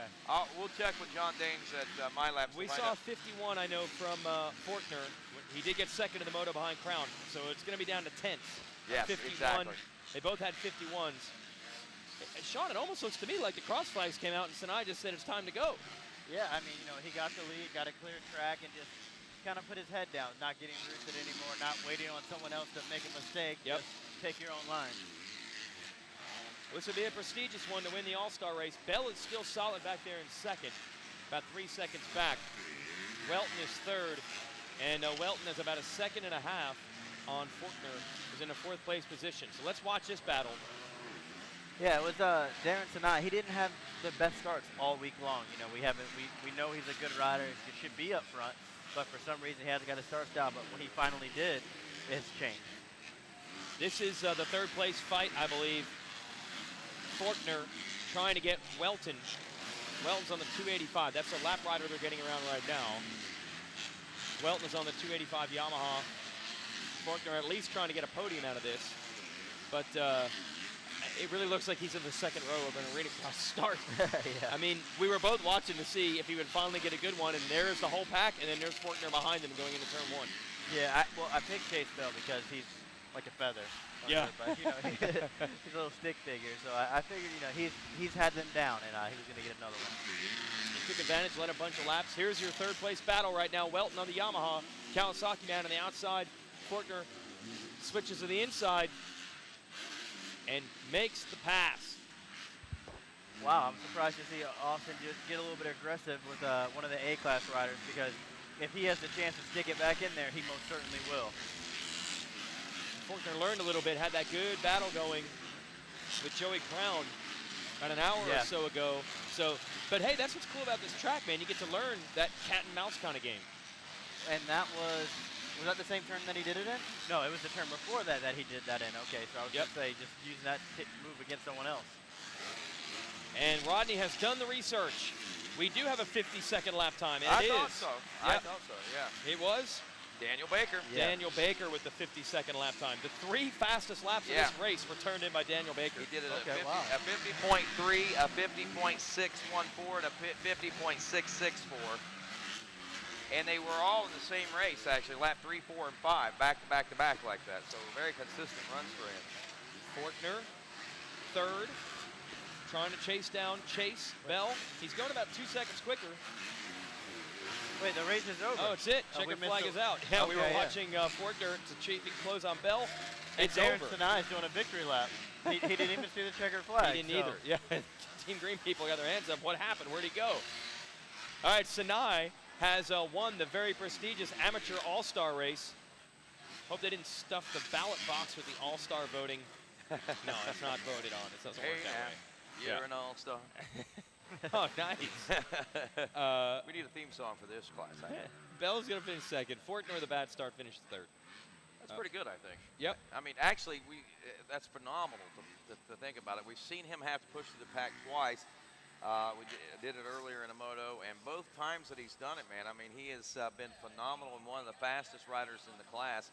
I know that Darren Sinai has the fastest lap in this particular division this time around for the All-Star class, but some of the closest faster laps were turned in by Forkner also. So Sinai takes the win, Bell in second, Forkner, Welton, McFarland, then to round out your top 10. In sixth, it was Joachim Falden.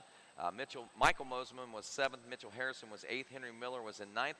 Andy Cost rounded out your top 10 in this 250 All-Star AB class as we get set to head down to the winner's circle where, of course, Jen Kenyon standing by with our winner. That's right, Darian Sinai. He is your 250 AB All-Star champion here today. Darian, we saw you riding back there in the second place spot, and it seemed like after that halfway mark, you really just put the hammer down. Was that a strategy of yours? Yeah, I mean, I was trying to get him from the whole time, but I definitely pushed a little bit harder once I saw halfway.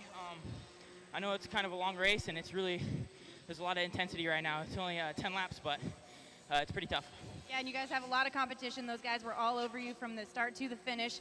Did you feel that pressure there at the end? Not really. I didn't feel any pressure at the end. I was just kind of riding my own race and just being smooth, trying to figure out the track for the next moto. All right, well, congratulations. Good ride out there, guys.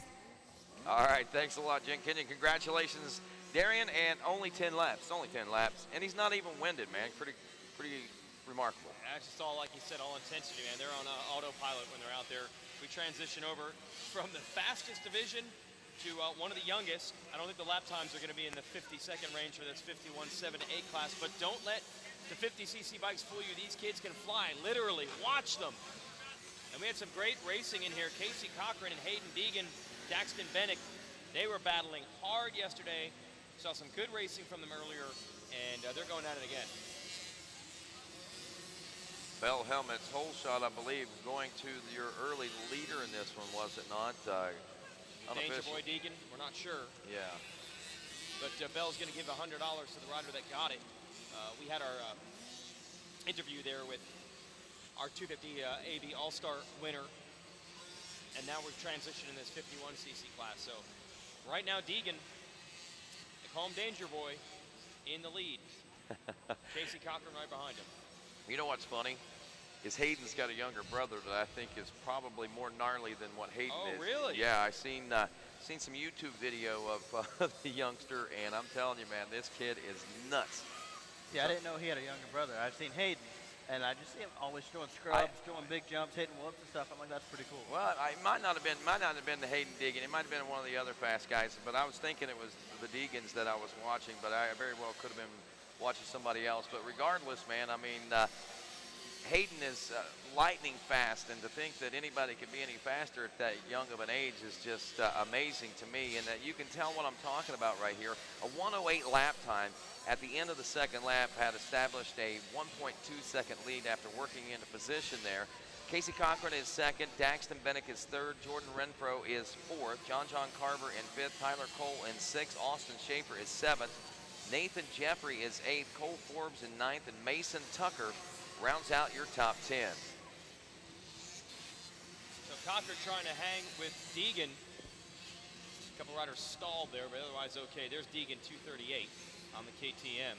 Getting away, Cochran on the 66, and Daxton Bennick on 241. They're the ones fighting for second. I think Bennick has just made the move. Bennick is out of Morganton, North Carolina, part of the KTM Orange Brigade, as is your leader, Hayden Deegan. I thought you were saying Morgantown.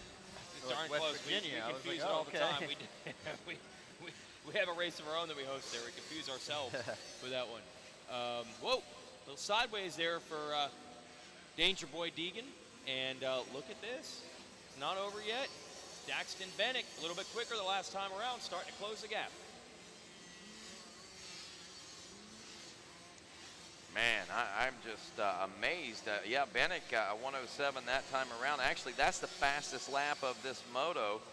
Here on lap number 3, it was turned by Daxton Bennick, 107.306, and I think that's only a couple of tenths of a second faster than what Deegan turned there just the lap before.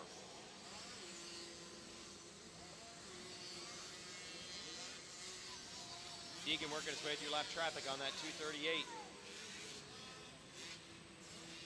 Gets around Zach Wolford, that number 1.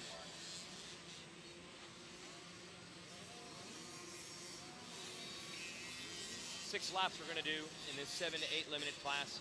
We'll follow it with our 4 to 6 limited 51cc division. Daxton Bennick not able to replicate that 107 lap. Next time around a 109, so Deegan stretches it back out. It's crazy to think that these riders already, battle each other coast to coast at this age. Do you remember the riders that you were battling with in the super young age divisions? Wow. No, see, that's what I'm saying. I mean, that's a great point. That's a great point. I don't even remember who you raced there, Sean, either. I can't remember. At 7 years old, that's going back a ways now. Not to date yourself, but, I mean, Right. 51cc bikes is when you're just getting started. And a lot of these guys already size each other up and know each other pretty well. Yeah, they do today. Now I got you thinking, like you really want to I'm trying to think. I'm like, I know as far back as 80s and 60s, but I don't remember anything. Well, give us a 60cc guy that you were battling with. Oh, and a big crash. Was that Bennick? Was that Daxton Bennick? I think it was. Our second place rider had closed in the lap traffic. Wow, tough break there. Deegan there or what? Yeah, Deegan actually in the lap traffic slowing his lap time down to a 1:11, and I believe that was Bennick as we see Casey Cochran checking in now in the number 2 spot aboard the 66. So tough break for the 241 machine of Daxton Bennick. Hopefully things are going to be okay for that youngster. But man, look at the gap between now the second and third place position. 20 seconds between second and third. Third place now, the 107 Jordan Renfro. White flag's out, so this one is almost over as Hayden Deegan was maybe going to come under some pressure. Certainly would have ridden strong to try to hold off Daxton Bennick. Now he doesn't have to worry about that, but he's got to worry about all his traffic, man. It's like a A1A. Yeah, there you go. I was just thinking about that. That whole time I was just pondering. I'm like, all right, Josh Hill. Oh, got it. You got some Hahn, answers. Yeah, okay. Josh Hill, Will Hahn, Matt Lemoyne, and Kyle Cunningham. Like we've just, ever since the 60s up, we just always battle. How cool is that? That's 5 pro riders right there, the entire group. They all made it. So there it is. Checkered flag is out. Hayden Deegan takes the win. And while he was pondering that, I've been trying to think, if it wasn't Hayden's little brother, whose little brother is it that's out there that is just so nuts that's coming up through the ranks right now? It's going to come to me.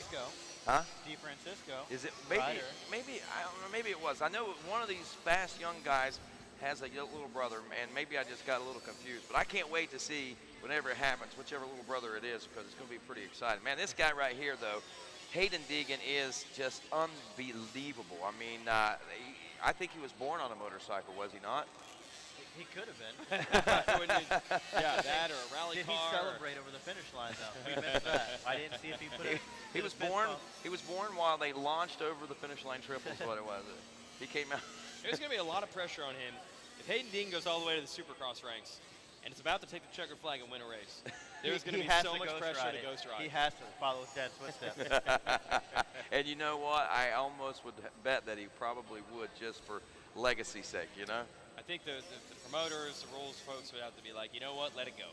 Has to be, just have to let him have it. He has to follow his dad's footsteps. His dad's the only one to do anything like that. And and I think if it was me and I was in those shoes, it'd be worth the penalties that you would suffer from it for sure. Right. Just like, if I was Travis Pastrana, just because there's a rule against doing backflips, if I could do one during a race and I was in it, I'd do it. He still did it. Exactly. He did it right here. He did it right here at Yeah. Daytona Yeah. with the finish line jump. Absolutely.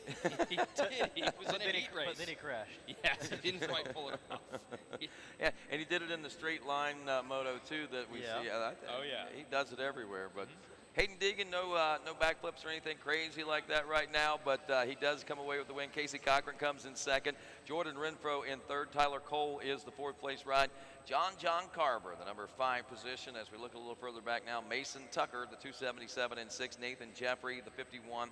He is 7th. 8th is the 57 of Chase Maddox. 9th is Caden Murphy aboard the 54, and Austin Schaefer, the 36. Rounds out your top 10 there in that 51 CC 7 to 8 limited class.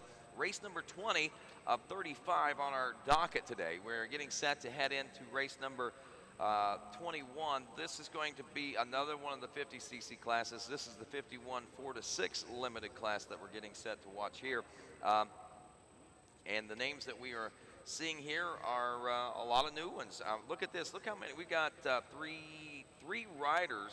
riders in this class that are 4 years old racing at Ricky Carmichael Amateur Supercross.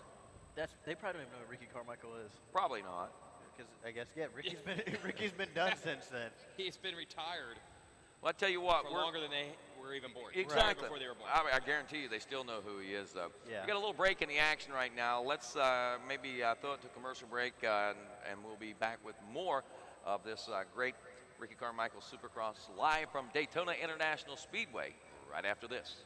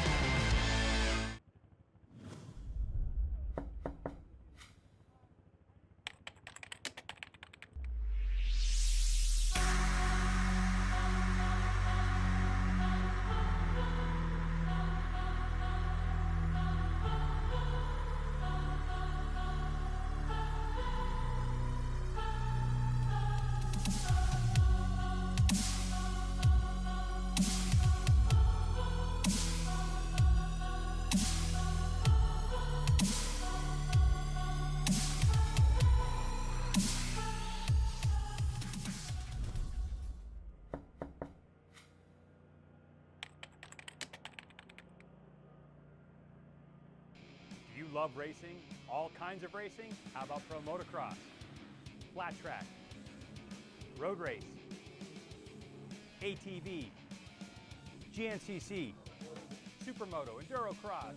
Well, we've got what you're looking for. Welcome to the Racer X Show with Greg White, presented by Chaparral Motorsports. New every Tuesday on RacerTV.com.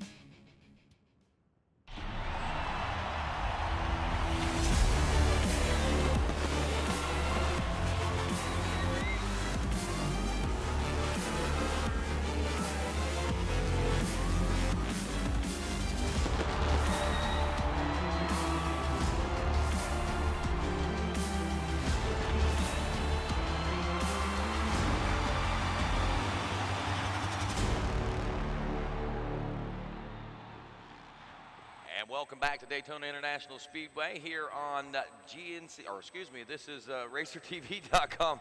Racer RCSX Live, I guess is the way we would call that, but hashtagging everything RCSX, and it is, again, RacerTV.com. It is amateur supercross at its best and at its finest. We've already witnessed some of the greatest racing that the planet has ever known as far as amateurs are concerned. We saw some of that just a few minutes ago.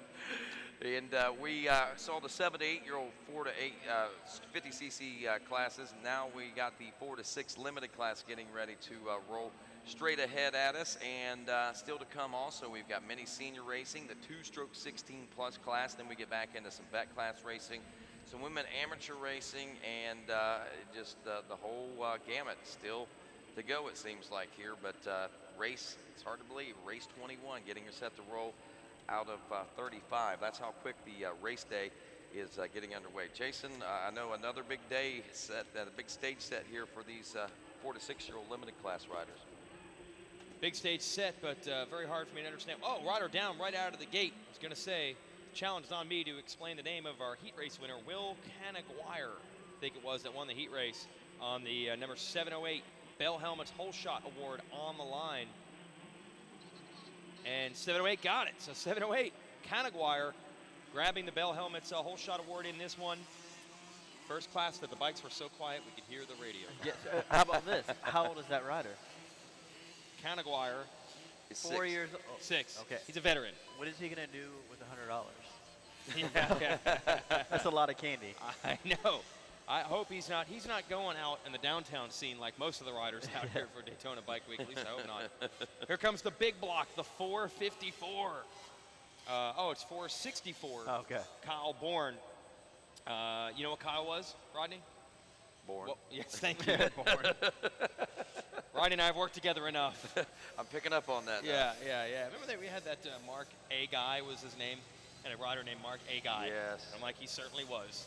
It was. So Canaguire in the lead on the 708. The 464 of Kyle Bourne in second. 2 6-year-olds, and both out of second Pennsylvania. down. Second. 464. Bourne. Bourne's down, Bourne's up. Bourne the boogie. See if he can make it happen. Sorry, Hank Williams Jr. just coming out. It's the beard, I promise you. I know you got Rodney's got his bike week beard. Oh, and look at that. He got the whole shot, and he's wearing a Bell helmet. Oh, right. So maybe a sponsorship there, too. Especially when the RCSX wins. Mm-hmm. Yeah, he's got something to put on the racing resume now. Yeah. So 6 years old out of Pennsylvania. Way to enjoy a nice little winter ride session. You're probably snowed in back home. Look at the lead he has now that second place has gone down. Drew Adams, the number 300, back in the number 2 spot. Braden Ford, the 54, is third. Kyle Bourne, the 464, now up in the number 4 spot. Wyatt Bass, the 211, is 5th. Jonathan Getz, 22, is 6th. Cade Oldbirding, the number 19, is 7th. The 14 of Miles Naker is 8th. 9th place, 901, Austin Ober. And Mason Brandau, the 124, rounds out your top 10. A lot of new names in this one, Jason. I think that the new amateur season brings a fresh new group of 4 to 6 limited classes riders to us. And surprisingly, it hasn't brought us any new names from Bakersfield, California. Finally, the door is open for someone outside of Bakersfield to win a 50 class. What about this, though? Wait, our leader just stalled. Got going again. He's all right. Uh-oh. Go ahead. He's back. Lead has been shrunk, cut to about half now. What do you got, Sean? Chad Reed's son and Josh Grant's son. They're going to be out here soon. I've seen videos on Instagram and stuff like that of those guys riding PW, so you're going to see them here soon. Yeah, second generations. Yeah, I think I see. When there's on one of the commercials on TV. On Supercross, for Discount Tire. Yeah, like Chad Reed always wins opening ceremonies. Like he gets a standing ovation because his kid will come out with him, and then he'll chase him down, and like you can't help but to like stand up and clap for the guy. So it's pretty cool to see him win a few weekends ago. I think he had Tate ride with him in opening ceremonies. I think Tate was 2. Really? Rode the motorcycle, no training wheels, at Anaheim. I think it was 2 years ago. I think he's going to be 5 soon, but he's 4 right now and about to turn 5. But I think he was 2. Well, I thought my kid was amazing when he did it at 3, man. I mean, it's Chad Reed, so yeah, you have to understand. I just talk about racing. His dad actually races. So. Trying to pick up the numbers here. They're pretty small on these machines. Canaguire, Drew Adams is 300. Kyle Bourne is back in the fight. In third. He is. He's been. Kyle Bourne hanging it out. Still going for the lead. Second time he's been in second place and fighting for the lead in this one. You can tell the kids that are not used to losing, you know? They fight so hard to get back up front because that's where they expect to be and that's where they think they are supposed to be. And they push so hard and work so hard to get back up there that I don't even think they realize how fast they're making themselves by doing that. Because look at the intensity level that 464 of Kyle Bourne is racing at now as he has got Canaguire now nearly against the ropes as they head down that big front stretch here at Daytona International Speedway. He made up some serious time right there, but just looking how small these riders are, and their heads bounce around like a little bobblehead. Yeah. No, it's true. In fact, in this section, we can only see the helmets. Yeah. See the So you rest just of see it them. just bobbling around, and then they come over the jump. A 1:21.872 lap time by Kyle Bourne last time around. He was 0.6 of a second behind and about 1.5 seconds faster. So in theory, I think that Bourne, you expect to be out into the #1 spot. With lap traffic coming on, this could also play favor for Bourne in this #2 spot to take over the lead. Yeah, coming up on some lap riders right now. You know, they may get shuffled. Here's some riders coming out, try to get out the way and affect the rider some. But we are on lap 3. And how many laps we're doing? Are we doing 6? For these 50cc, yes, 6 laps for the limited 51, 4 to 6. Race 21 on the racetrack right now. Race 22 coming up next. Going to be Mini Senior 2 with the 2-stroke 16 plus. Race 23 after that, and a Bet 35 plus. Race 24. And again, we go all the way to race 35. Our final race of the day will be the Schoolboy 1 12 to 16 class. One of the races we saw. Two-stroke class. Yeah, the 2-stroke class we saw in the LCQs at the early part of today's broadcast. This is a showdown, man. Last lap, Kyle Bourne is jumping huge on some of these things, landing hard. He wants to win so bad, but what a great job by Will Canaguire trying to hold him off. Here they come together. That's your battle for the lead, folks, with a half a lap to go. Man, it's amazing how much these kids love to win. Outside. Yep, let's see who loves to win more. Lap rider. He's going to get a run, try to quad onto this camelback here. It's very all right, it is single in these jumps. Yeah. 4 to 6. Kyle Bourne, remember, he was down early in this one. Can he rally all the way back to get it? Wow, here we go. He's got the last lap push going on. They're side by side. Oh, push indeed. And Canaguire comes out on top again, I believe. Yes. Wow. Man, Kyle Bourne ran it in deep. Only room for one motorcycle in that section. Well, here's something interesting. A 1:21.7 was the fastest lap on lap 3 of this class. Canaguire actually turned a 1:21.205, so he's picking up the pace himself over Kyle Bourne. So Bourne pushing him to, well, both riders to new levels, it looks like. And the checkers are out. There we go. Put his fist up. Oh, it kept the streak alive. So we got 16 in a row. Everybody's excited. Is that 16 fist pumps you said? Yes. Even the 4 to 6-year-old class got the memo to fist pump when you win the moto. Canaguire getting some congratulations. I think that's the folks from Bell. They're going to hand him some money. What a run, though, for Kyle Bourne. Don't want to take anything away from him. He ends up third, but he was pushing, and Drew Adams takes advantage. I think that is probably going to be one name that we should probably maybe try to remember for this summer, and when we get to the end of summer there at Loretta Lynn's, because I think Canaguire, Adams, Bourne, these guys are going to show us even more intensity whenever we reach the 3-moto format down there in Hurricane Mills, Tennessee in August. Actually, I guess the last week of July, first couple days of August this year. That's right. Yeah, it's the way the calendar It's different. worked out. Yeah, just the way the calendar falls. falls. In the first week of August. Well, just the way the calendar fell, it didn't work out that way. Okay. We'd have a few days in August, but not many. Okay. I don't know how it works. Everything's pushed back a week early this year, I think it seems like to me anyway. Is it a leap year? No. Just one of those years, man. Okay. Not a leap year, just one of those years. Yeah. One of those just years. one of those years. They're all one of those years. Yeah, they are. They for are. Rodney. They are. That's what's great about being me, man. They're all one of those years. All one of those years. Mini Senior 2 is going to be next. That's a 12 to 14. That class is going to run 7 laps. Probably will be able to do it in about the same amount of time. The 50s here ran it in 6. And we'll follow that up with a Vet 35 Plus, Women Amateur, then 450B and 450A Pro Sport. So lots more racing coming your way here from the World Center of Racing at Daytona International Speedway. Gotta respect that. The PW out there. Yeah. Oh, yeah. Didn't see that one. Yeah, get out there on the old Yamaha PW in this class. It was good. But it was green. I know, didn't want to get up. Didn't want to admit. Jalik Swoll, and he took a race win, it looks like, I believe. Yep, looking at this. And Styles Robertson, the matchup between these two, going to be another classic race getting ready to take place right here, it looks like, guys. Well, it should be good, man. These mini divisions right here, this is the heart of it. Pretty much everyone at this age is on an 85. They're not quite old enough to go 125, 250 yet. What are you seeing on the screen here, Sean? Swall's pretty far outside right now. Yeah, and the 352. He's only like 8 from the outside. And he had the first gate pick in this one. Well, you know, not going to work. No. Actually, you might be a little more surprised than what you think. Wow. Okay. He comes out about second. Yep. Robertson, I think Robertson's got every Bell Helmets whole shot award that I've seen him go for. Yes. So a rematch again. These two been battling all week. Robertson and Swole.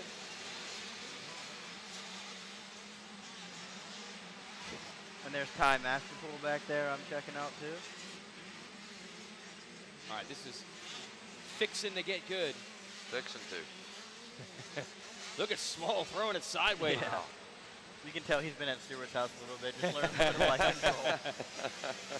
You know what I like about these races is that I get to a point where I don't even want to be an announcer anymore. These are the races that I like to just sit back and watch because at my age, I could send myself into a heart attack announcing this race. Just getting excited. Yeah, I'm not kidding. I mean, this is exciting. I am kidding, but I mean, it is some good stuff, and you'll see exactly what we're talking. You know what I'm talking about. Jalik Swall, Styles Roberts, and Cole Williams now in the number 3 spot. He's about 0.6 of a second behind Robinson. Lance Kobush, the 99 is 4th. Ty Masterpool off to a decent start there with a 5th place position. Jesse Flock, 926 and 6. Carter Bees, the 43 and 7th. Luke Neese, the 125 is 8th. Ezra Hastings is the number 5 and 9th. And Colin Park rounds out the top 10 aboard the 143. Swole really having a phenomenal week. Oh, but no, don't count Styles out yet. Styles actually rallying and then finding a line to the inside. And we got a rider down in the next section they're coming to. So the flags are going to be out. They're going to have to roll some of these jumps.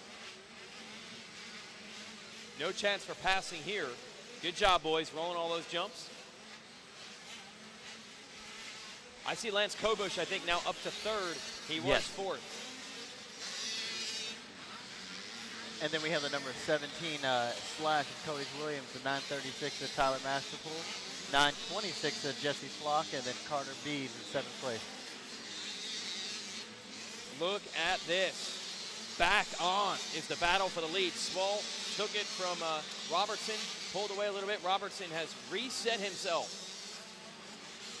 This is what you wanted to see, Rodney, these two hooking it up. Oh, yeah, this is the battle that we were hoping for, and I was hoping to see maybe somebody else rise to the occasion, too, because the more there are, the more the merrier, the way I look at it in a racing situation like this. But, again, just a two-way shootout between two kids like this is pretty amazing to watch as well. Talk about ages between these guys. Robertson, the number 325, checks in with us at 13 years old. Jalik Swall, we talked about earlier, is also just 13 years old. Jalik, though, seems to be a tall kid. Yeah, it looks like he has really long legs. So yeah, that's really good for this track, getting rough right now to absorb these bumps and everything. Extra suspension there for you. Yeah. And just as soon as Robertson has a good lap and brings it to the rear wheel of Swole able to stretch it back out. Look at this, 58.435 was Jalik Swole's fast lap on lap number 2. Lap number 3, a 58.945. Slows down by about a half a second, 0.5 of a second there, man. This kid, he's got this dialed in, man. I think he's ridden laps like this all day long that I've seen him ride. I mean, I don't think there's been a lap that's been over a minute for this kid. Oh, and Kobush moves into 2nd place. Wow, so it all comes unraveled now for Robertson, who's back to 3rd. It'll be interesting to see the lap time the next time around. Oh, and Kobush makes a mistake. Cannot pass in this section, though. That was nice to see that Robertson backed it down, didn't take advantage of that, didn't pass him. I always thought about that. You can't pass on a yellow flag. Well, Styles Robertson is all over Kobush. What would happen, right? Yeah, if you stop, the other person, everybody would have to stop behind you. And then you can just take off again. I don't know what they would say about that. Like the school bus. Yeah, you know, school just bus stops. You can't pass me. All right, and then you just gonna start taking off again. Yeah, we almost saw the exact scenario. Robertson had to get on the brakes to make sure he didn't accidentally pass Kobush because the cross flags are out. Now they get to go back to full speed. Actually, Robertson didn't have that bad of a lap. He was a 1:07. That's not terrible. It's just that Kobush went into the 58s. Well, also, they're rolling the jump. And they're doing these fast Oh, laps. great point. You know, they're running 58, 59s, and they have to roll the entire rhythm section. That's probably 5 seconds right here. Right. And a 58.8 is what Kobush pushed last time around. That was only 0.4 of a second slower than Jalek Swoll's fastest lap. Kobush is a rider coming into the new season, it looks like, with a new fire and vigor, it looks like, in this mini senior 2 class.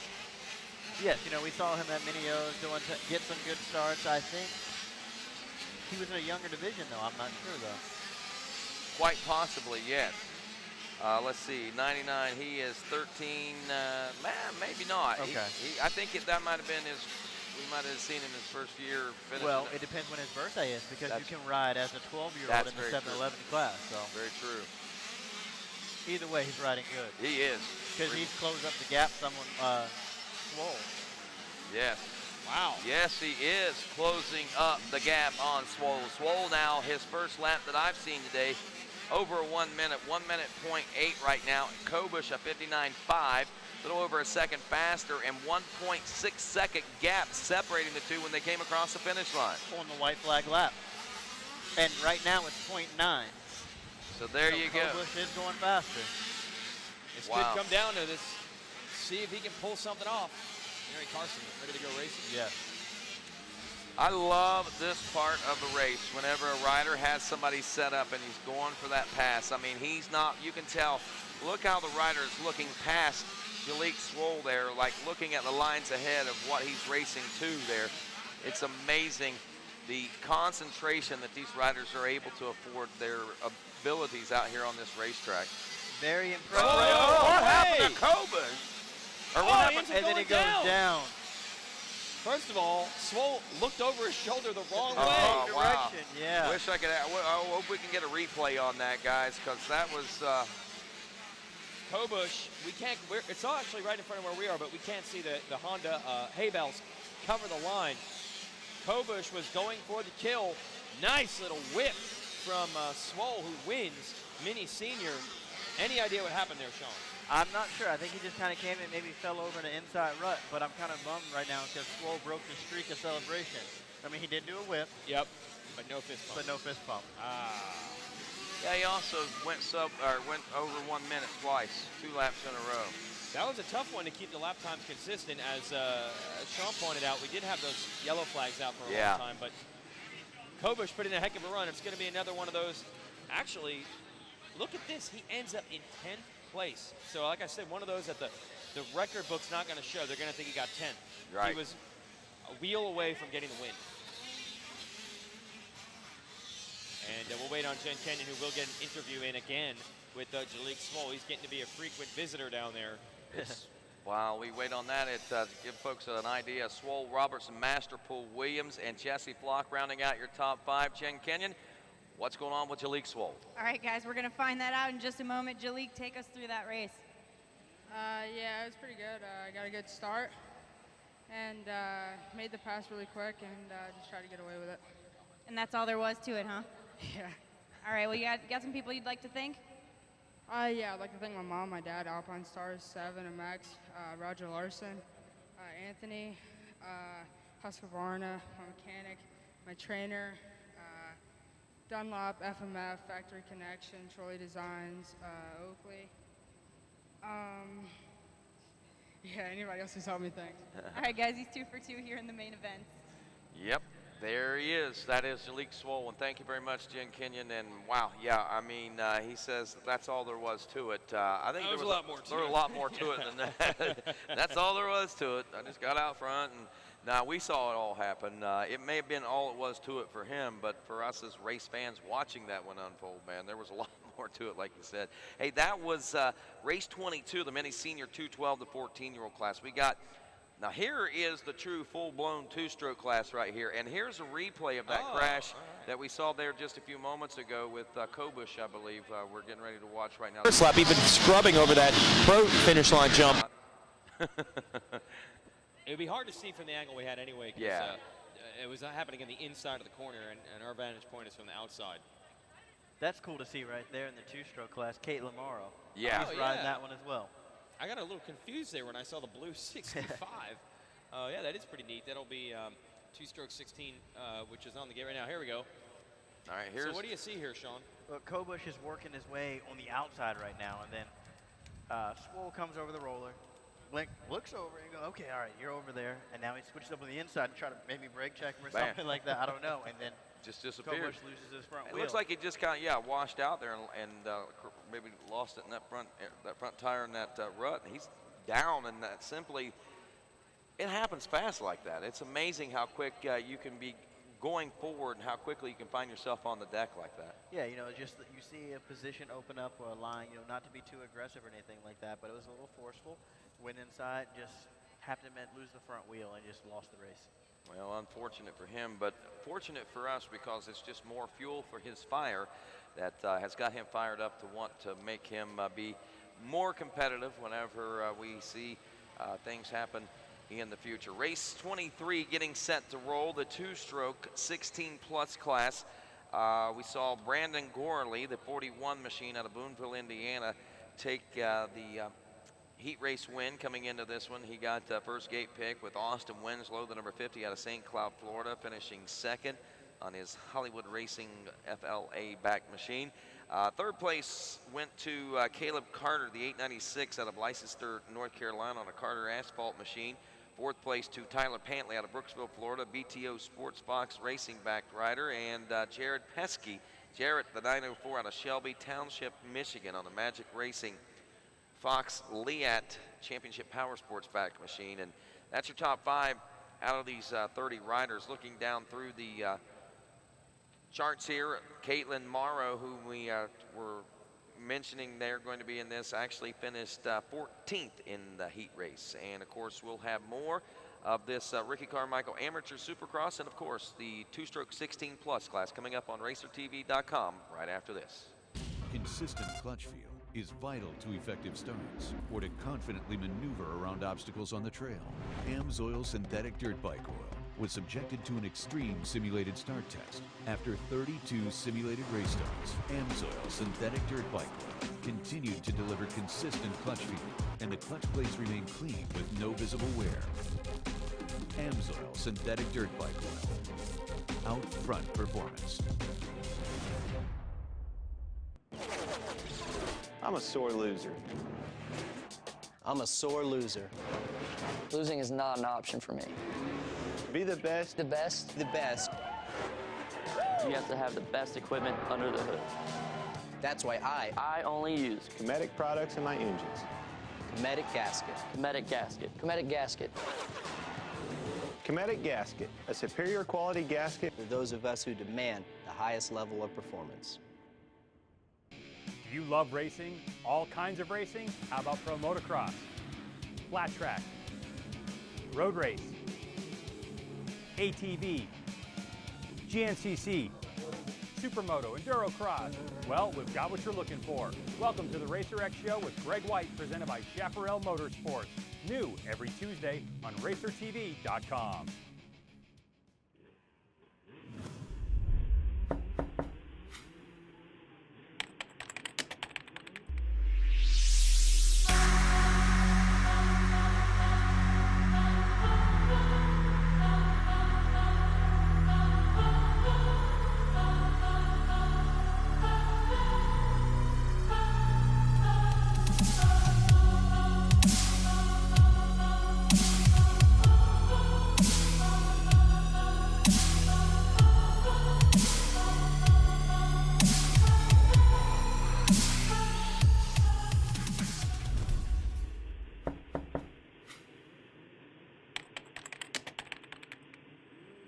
Welcome back to Daytona International Speedway here on RacerTV.com for, of course, our 6th annual and live coverage of this Ricky Carmichael Amateur Supercross. Rodney Tomlin along with Jason Wygant, Sean Hackley, Jen Kenyon, and now being joined by a couple of riders that are going to be coming in with us tomorrow as far as racing. Right now, let's check out the action on the racetrack while they get settled in here. We have got the two-stroke 16-plus class on the racetrack right now, and I believe that is the number 50 of Austin Winslow out of St. Cloud, Florida, on the Hollywood Racing Machine, taking the early lead, and maybe even the Bell Helmets Whole Shot Award of $100. Meanwhile, some great jockey positioning going on behind him, including the number 41 back there, Brandon Gorley. I believe he took the heat race win there yesterday. So this one's going to be a good one as we welcome Kylie Ahart and Braden Henthorn to the Race Day Studios broadcast booth. And you say, wait a minute, those guys are, and gals are actually ATV GNCC racers. What are they doing at a Ricky Carmichael Supercross? Well, what are you guys doing here at a Ricky Carmichael Supercross? I don't know. You don't know. That's Kylie. Now, Kylie, you won the women's championship, what, 2 years ago or something like that? Year before last. Year before last. Braden is a former, well, is still a top XC1 pro, almost won an XC2 Pro-Am championship and moved on up to the, or did you win that championship? No, I lost her the last race. It broke down. So you moved up to the XC1 Pro class, and now I hear a rumor that you guys are here for tomorrow's ATV Supercross, huh? Yeah. Look, we got a good battle going on right now. Brandon Gorley trying to go for the pass on Winslow. He's going to make that pass, or I thought he was going to make that pass, and yes, he did. He's got it. He's solidified it, but the 50 of Austin Winslow is not wanting to relinquish that spot so easily. Well, guys, talk a little bit about tomorrow. Now, I know you're Woods riders. What brings you guys over here? Are you really going to race the Supercross tomorrow? Yeah, I plan on it anyway. I like to ride a lot of motocross for, say, like practice and training over, like winter break and summer break and stuff. I have a motocross bike, and I figured we're going to be here for the week. I might as well go try it out. And if I do good, all right. I may race some more. If I don't, hey, just say I tried. What class you racing? I'm racing the Pro-Am class and the Pro Sport class. Well, good luck. What about you, Kylie? I'm running the women. I don't even really ride moto any. I'm just coming up to try it. Now, you in practice moto? No. Well, welcome to Supercross, I can tell you that. Ought to be pretty good. Congratulations on, you didn't win this weekend, but you had a really good race this weekend, right? Yeah, first race on the new bike, the new Yamaha. It went well. Learning curves, that's for sure, but it's going to be a good year. So, is there something special about your Yamaha ride? Yeah, it's brand new. I was the Yamaha All-American ATV winner last year, so got a brand new factory Yamaha that I'm riding this year, and it's going to be good. Yamaha's All-American ATV racer right there. Kylie Ahart, also an All-American himself here, Mr. Braden Henthorn. Thanks a lot for stepping in, guys. We're going to watch a little bit more of this battle because it is just so intense. Winslow has not let Gorley out of his sights. We all three have been kind of trying to talk to watch this race at the same time. Sit right here and watch it, guys. And Gorley is still out front, but Winslow is not wanting to let that go. He's let it go, we thought, but it ain't gone yet because he has got him well within grasp. Talk about lap times right now, nearly identical. Gorley a 55.2, a 55.5 for Winslow. The gap is barely a half second between the two. Tyler Pantley, the Yamaha rider, back in the number 3 spot. Jarrett Pesky, the 904 in 4th. River Hancock, the 29 in 5th. Tyler Orfield is 6th. Mike Hartzenfeld, the 913 is 7th. Chad Saltz, the 416 is 8th. Cameron Dowell, the 726 in 9th. And Zach Cosby, 527, rounds out the top 10. Gorley still out front. Jason, I know you've been watching this one. Winslow got the whole shot on this one and got the early lead. Gorley had to track him down and pass him, but man, I tell you, Winslow has not let him out of his sight. He is not letting him. I mean, that's about as big a gap as we've seen since the pass was made. I feel like we've seen that a lot, actually, throughout this two-day format of racing. We've watched enough races to know usually if you catch and pass someone, it's over. But these big amateur events, these dudes will hang with you because they know there's really no tomorrow. It doesn't matter. They're not racing for points or anything like that. You're basically a winner over this next 5 minutes or you're second. So they absolutely hold nothing back. Sometimes they can learn lines from each other as well. Looks like Gurley is stretching it out just a tad. Finally broke a second. 1.013 seconds lead over Austin Winslow. I think I spoke too soon because I think Winslow's coming back. They both have different sections of the track that really work for them. That's exactly it. But you're right, that gap is bigger than we've seen it this entire race in this two-stroke 16-plus class. We have 5 laps down now, rolling through lap number 6. And when I thought Winslow was ready to relinquish and let it go, I'm right back there with you, man. He's, again, trying to find and gain that ground out there, and it looks like he's done a little bit of that anyway. Even though he's not got the pressure on Gorley yet, I know Gorley knows exactly where he's at. Third place is Tyler Pantley. So white flag has just come out for our leaders. Fourth place is, hey, you think I'm a clown? Jarrett Pesci is fourth. River Hancock fifth. Tyler Orfield sixth. Chad Saltz, Cameron Dowell, Mike Hartensveld, and Zach Crosby ran out your top 10. I did that top 10 rundown just so I'd have an excuse to say Pesci's name. The only reason I gave you that rundown. That top 10 rundown brought to you by, Jason Wygant wanted to say, Jared Pesci. That's why I did that. How about it? Austin Winslow's back. Yes, he is. In lap traffic ahead of Gorley now. Now, whether or not it's going to slow him down, I don't know, but it's going to have to. That's a lot of lap traffic, and a rider pushing his bike off too. Look at this, man. Winslow looked like he was about to thread some, but man got shut right back down as quick as he was making some ground. Gorley actually made the gap larger going through that lap traffic. Now the checkers, lap number 7 in that traffic, a 55.764. A 57.738 to almost 3-second gap for Winslow. And again, you know, looking at those lap times at the very end, you would never have guessed that they race so intensely throughout this final event here at Daytona for this two-stroke 16 plus class. Tyler Plantley is third and back in fourth place. Hey, Jared Pesci, what am I, clown to you? Wow, the all-star class. Checkered flag being handled by Davey Coombs, making sure that everybody knows the race is over. The all-star class. Yes, there you go. I didn't even recognize Davey. Davey came into the TV trailer there a little bit ago, and I about told him, hey, buddy, you can't be in here. And I seen him. He's got a beard, man. Never seen Davey with it, but it looks good. He's, and man, right out here in the heart of it all, man. In the trenches. Well, that's typical for him at these amateur races. I'll tell you, if you want to get any work out of him from the Racer X side, we're just give up. He's going to be out here on the track. I can't time slinging hay bales, doing flag work, pulling bikes up. Everyone pitching in here at the Ricky Carmichael Amateur Supercross at Daytona. Vet 35 plus will be your next class now that the two strokes are done. Vet 35 plus, your heat race winner, Greg Pamart. He's always fast at these amateur races. Barry Costin at a second place finish. Third in the heat was John Gruey. So some familiar names, certainly in these age divisions. These are riders who have gone through the full cycle. A lot of them were probably amateurs and mini-cycle riders back in their day. Now they're back in 35 plus.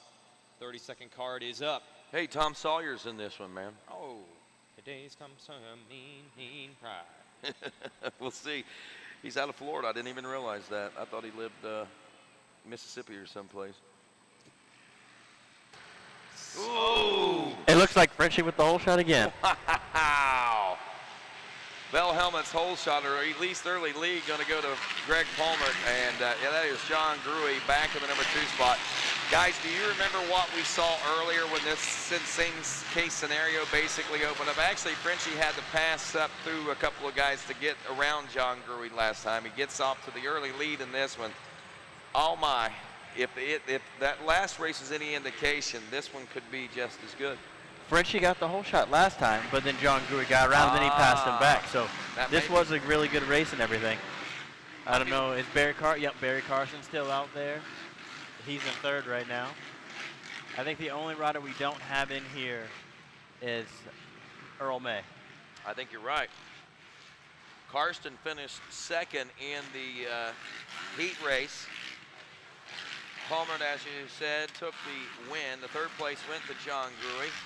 And fourth place in the heat race was Trevor Vines. Right now it is Palmer, Gruey, Karsten, Chad Murphy in fourth, and Trevor Vines rounding out the top 5. Philip Hayes in 6th, Kevin Kozad, the Reverend himself, in 7th. Michael Baer, number 914 in 8th. Preston Tyson, the 41, is 9th. And Mark Powers, the 102, rounds out your top 10. And old Tom Sawyer, the 73X, back in the 12th place position. You guys were saying Tom Sawyer, and that name like just rang a bell, and I'm like, wow, I'm like, I know this name for some reason. Yeah, that's not, it's not like one of the biggest literature characters in history, I don't think. Yeah. Tom Sawyer certainly knows how to get himself out of a tough situation out there. There's no doubt about it. So Frenchie, that's what we're calling him? Yes. Greg Palmer, but I think I've always, when I first met him, he told me his name was Frenchie. Yeah, he told people that so they could it would just simplify things. And I think it worked, man. He was easy to remember after that.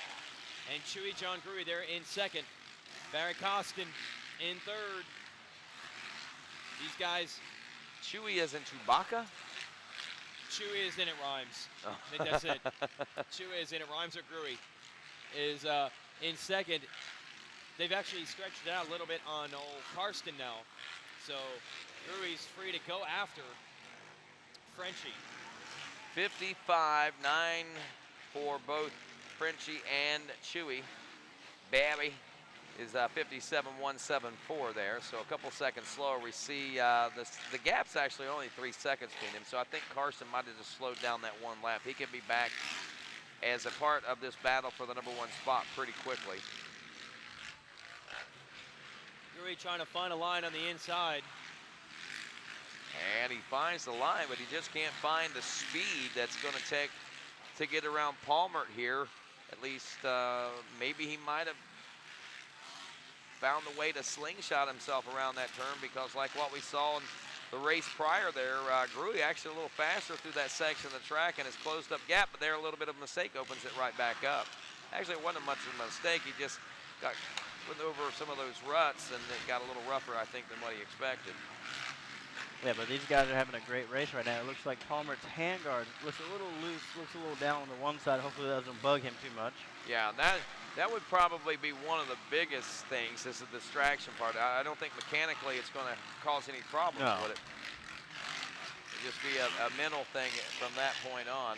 Behind Gruey, Karsten's still back there.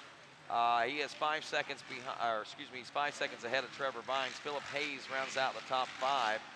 Hayes is less than 2 seconds behind Vines right now, and they're turning nearly identical lap times. Gruey is the same exact distance behind Pemart as he has been basically this entire race. They're matching each other. Last time around 56.4 and a 56.6. Wow, 1.065 seconds. And I think that's the clock actually being gracious with that gap. It seems so much tighter than that right now watching it. There goes Palmer now down to one of our rhythm sections here at this Daytona Supercross track.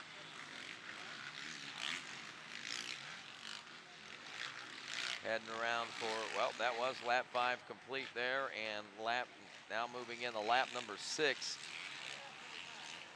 Costin now 4.3 seconds back. Still running about a second slower than Gruey. Gruey is about only 0.2 of a second slower than Palmer. That gap is only 1.2 seconds now. It'll add up if it keeps happening, but don't be surprised if Gruey can't reel off a fraction of a second faster time than Frenchie even. Especially coming into lappers right now, you know, that gives a little bit of a, wait, last moto we saw with these two, they got held up by lappers. Yeah. Gruey did, right? Okay, Yeah. so maybe it'll flip-flop for those two and we have a battle the last lap.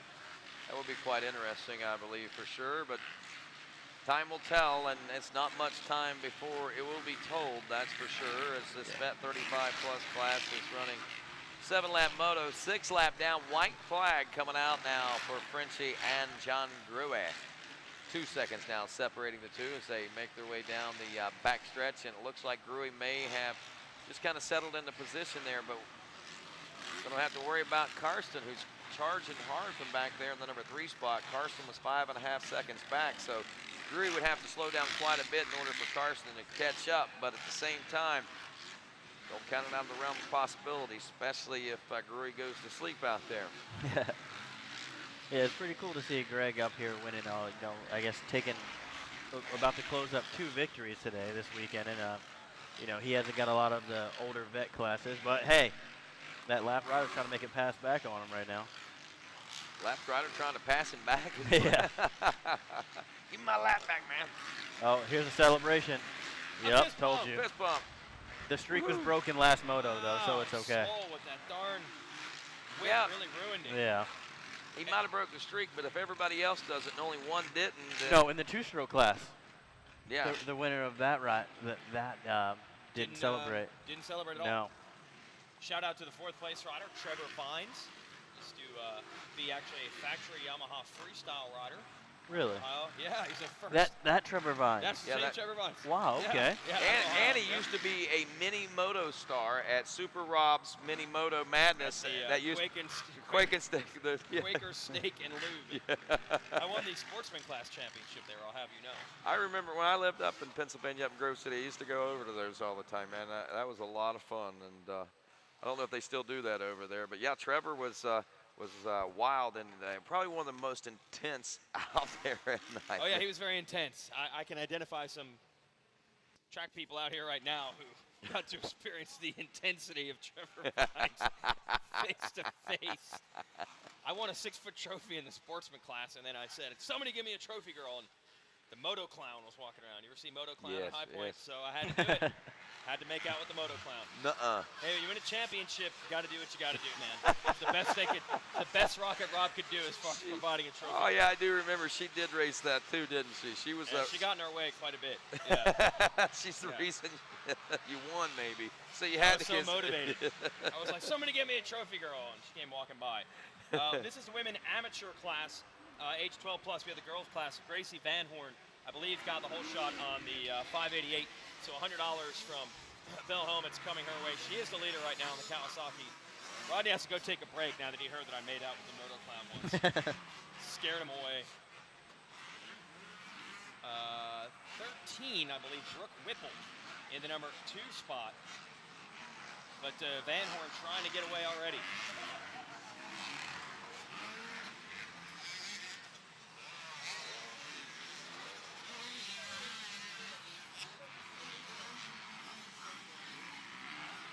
This is the women's amateur 12 plus class, Moto 25 out of 35. So only 10 more races to go after this one. All right, closing in on it, about 3/4 of the way through. So Van Horn starting to get away. Van Horn is at a Sundance, Wyoming. Wow, I did not see many Wyoming riders. No. Not many riders coming out of that area, so good for her. Backed by EVR Performance Fly Racing, Scott Hinson, FMF, Nilo, and Black Hills Power Sports. 3rd in the heat race. Jordan Jarvis was your heat race winner. Jarvis 3rd in the first lap. So this might not be over yet. Expect Jarvis maybe try to put on a charge. Man, Jarvis, talking about the ones that got away. I didn't. In the, do you see Jarvis back there? Yes, I see it right there, and she's only 125 now. Oh wow, yeah, right in the she girls rides class in a little bike. Right, yeah, she rides the 80 and the 125, I guess. So that's pretty cool.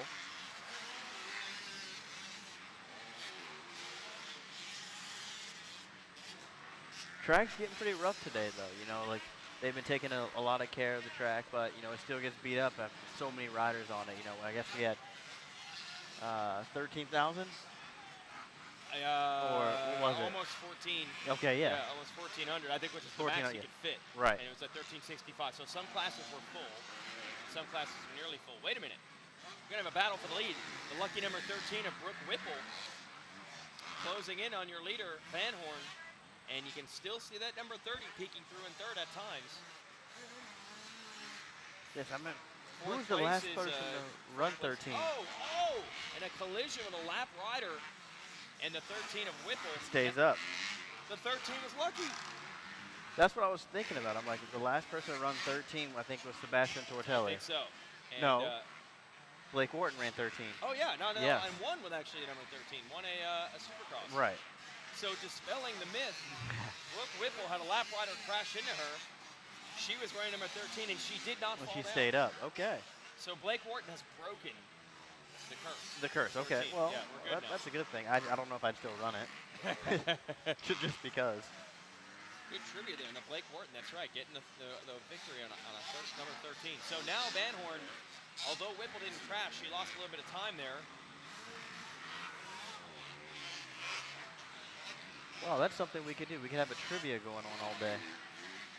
Just random things like going on, yeah. We'll get Davey in here, we'll work it all out. Man, look how rutted the faces of those jumps are. When you saw it from the other angle. Yeah. No wonder that lap rider went down. Whipple is back. Closing the gap back up on your leader.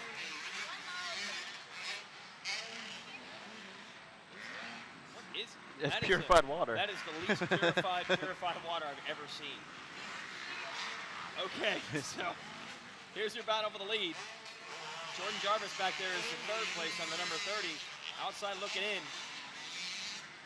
These two could hook it up, though. They could tangle.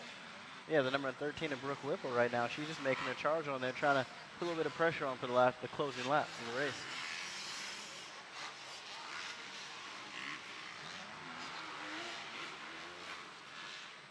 And not too far behind is Jordan Jarvis. So if these two get together, maybe slow each other up, we can have a three-way battle for the lead. That'll be the biggest battle we've had all day.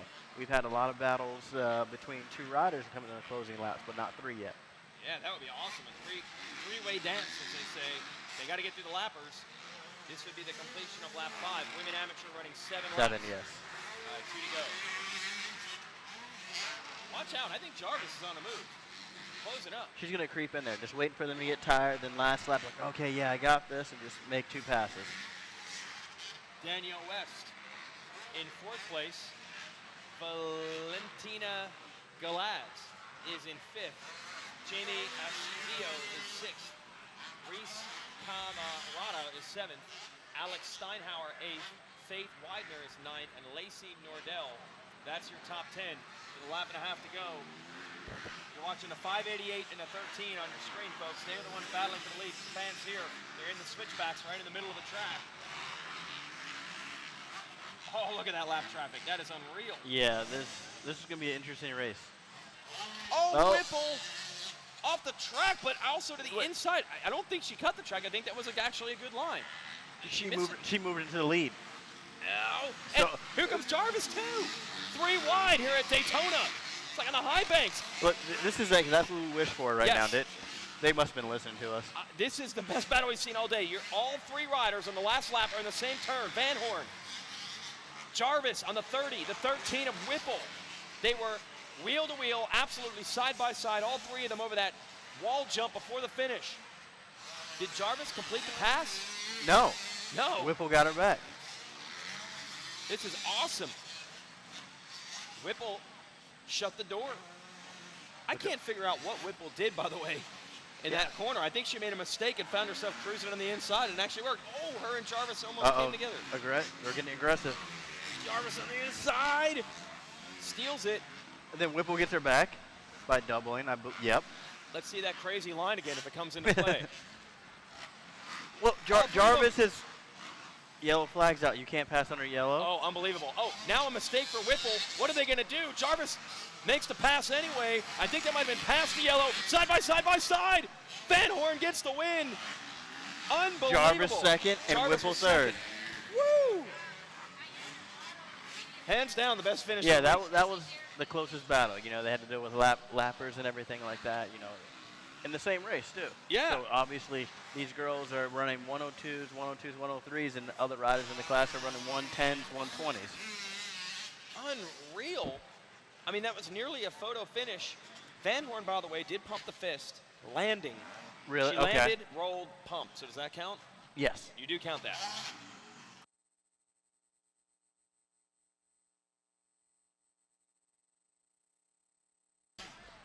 And 4th place, Danielle West and Valentina Galaz rounds out the top 5. Right, I don't know if you got to see that moto. No, I missed that. Whipple was behind Van Horn the entire way. Then the last lap, Jarvis caught up, and they literally, before the white flag came out, won over the single wall jump.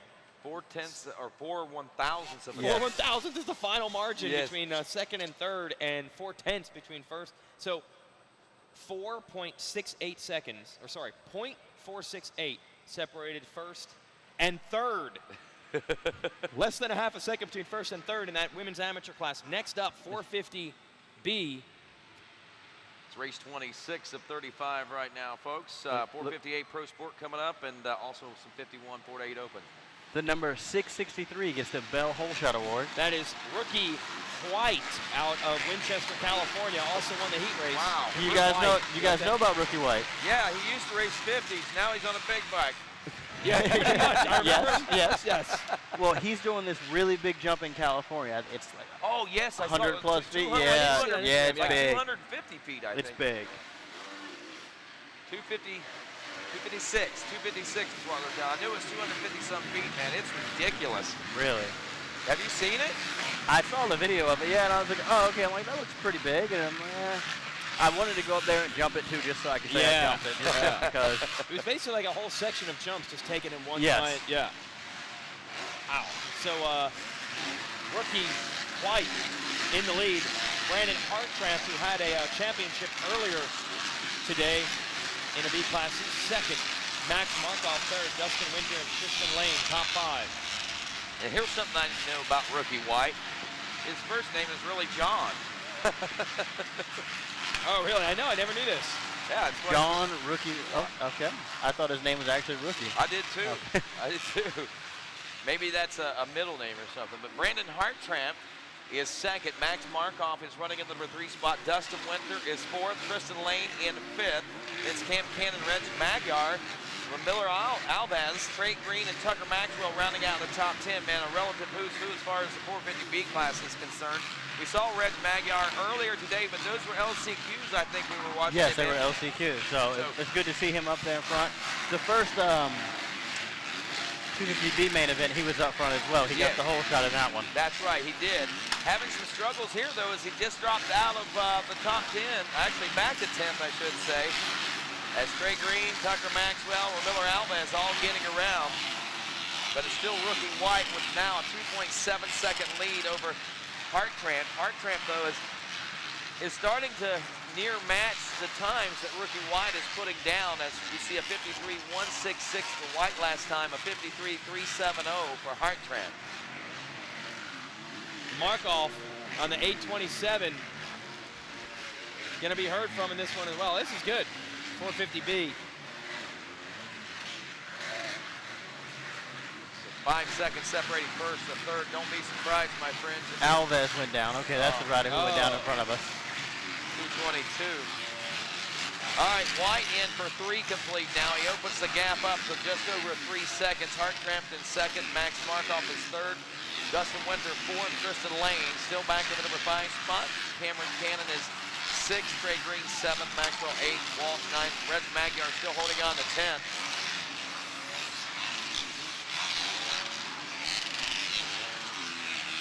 And that 222 machine completely off our screen now.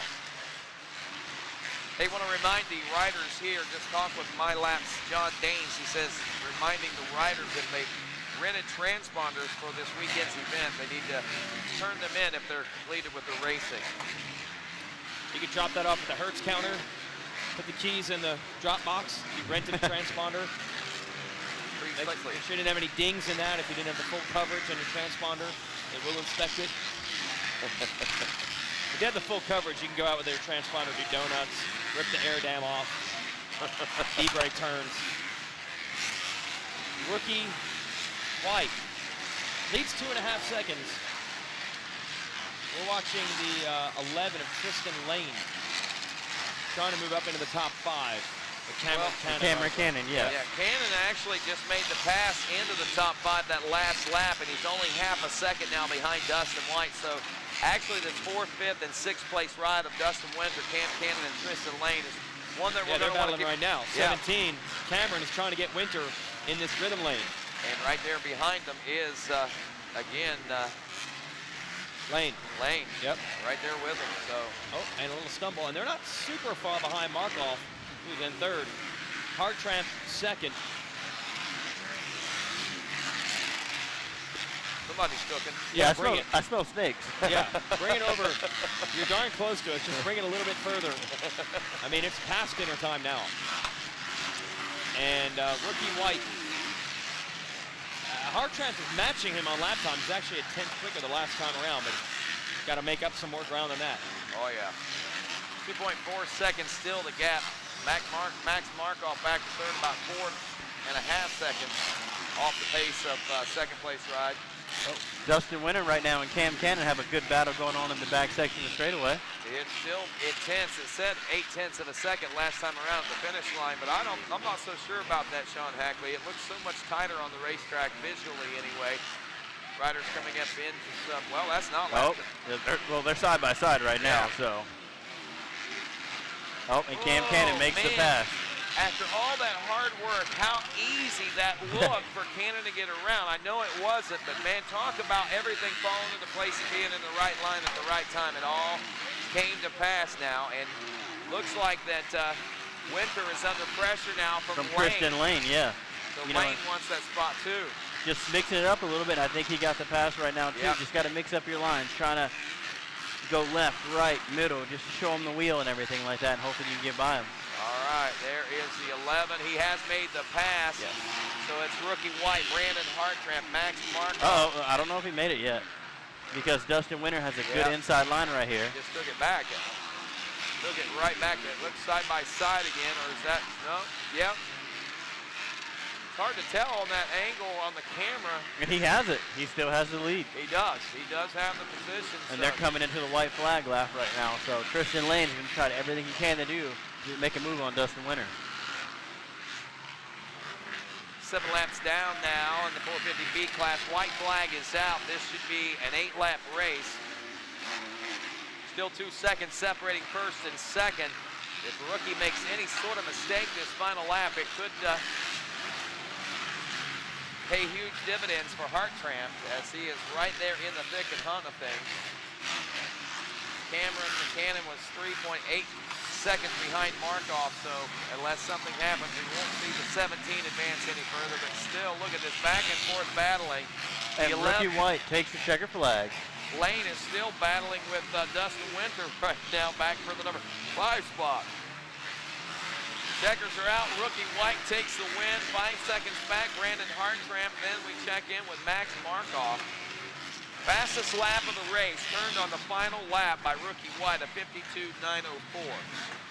Well, that's good. The track's getting rougher. You know, the sun's coming down. Maybe have to deal with some shadows right now, but that was still really fast. That's pretty, and you bring up a good point. The track being rougher now probably than it has all day long. Yeah. To pull off those kind of lap times consistently and then even do it on the final lap as the fastest, that has to tell you a lot about rookie's conditioning, and not only conditioning, his abilities, just hands down. Yes, I was a little bit excited if he went really big towards the end of the race, just jump something, 200 feet. I know, just because. I just want to see him jump a whole section. Yeah. That's what I was waiting for. Or the wall to the finish line. We were theorizing on Saturday morning who would have been able to jump wall to wall. Stewart. Stewart for sure, but we maybe have another contestant. Oh. Rookie White. We just need to start putting his name in the mix for huge leaps. I mean, looking at it, I probably would have jumped it if it was money up on the line. You would. Just because. Would you put yourself in the mix? Yeah, like say, hey, Sean, you want to jump this for money? I'm like, sure. Are you talking about this wall to the finish line? Yeah, it was 2 walls. It was 2 walls. I think. Hey, you want Chase to call Bell. that whole shot? Yeah. Chase Bell. Chase with the Bell helmet. again. Oh my! Man. Oh my! Whoa! Careful, boys. Whoa. Look out! And Bell got it bad, and now everybody's piled up there on that finish line jump. Pro finish line. Wow, there were no slowing those guys down, man. When that first guy went down, everybody was already committed, and there was no stopping that. Daniel Baker got sideways and was kind of lost control and took out Chase Bell. Yeah. Wow. But Chase Bell had the whole shot, so I mean, that's another $100. But everything, we hope everything's okay with him. I think that Bell might actually have not gotten the worst of it. It was the other guys piling into the down motorcycle. Then it really started to turn into carnage. Right. That was crazy. And now and Baker stalled it on the finish line. Oh, he's in a horrible spot right now.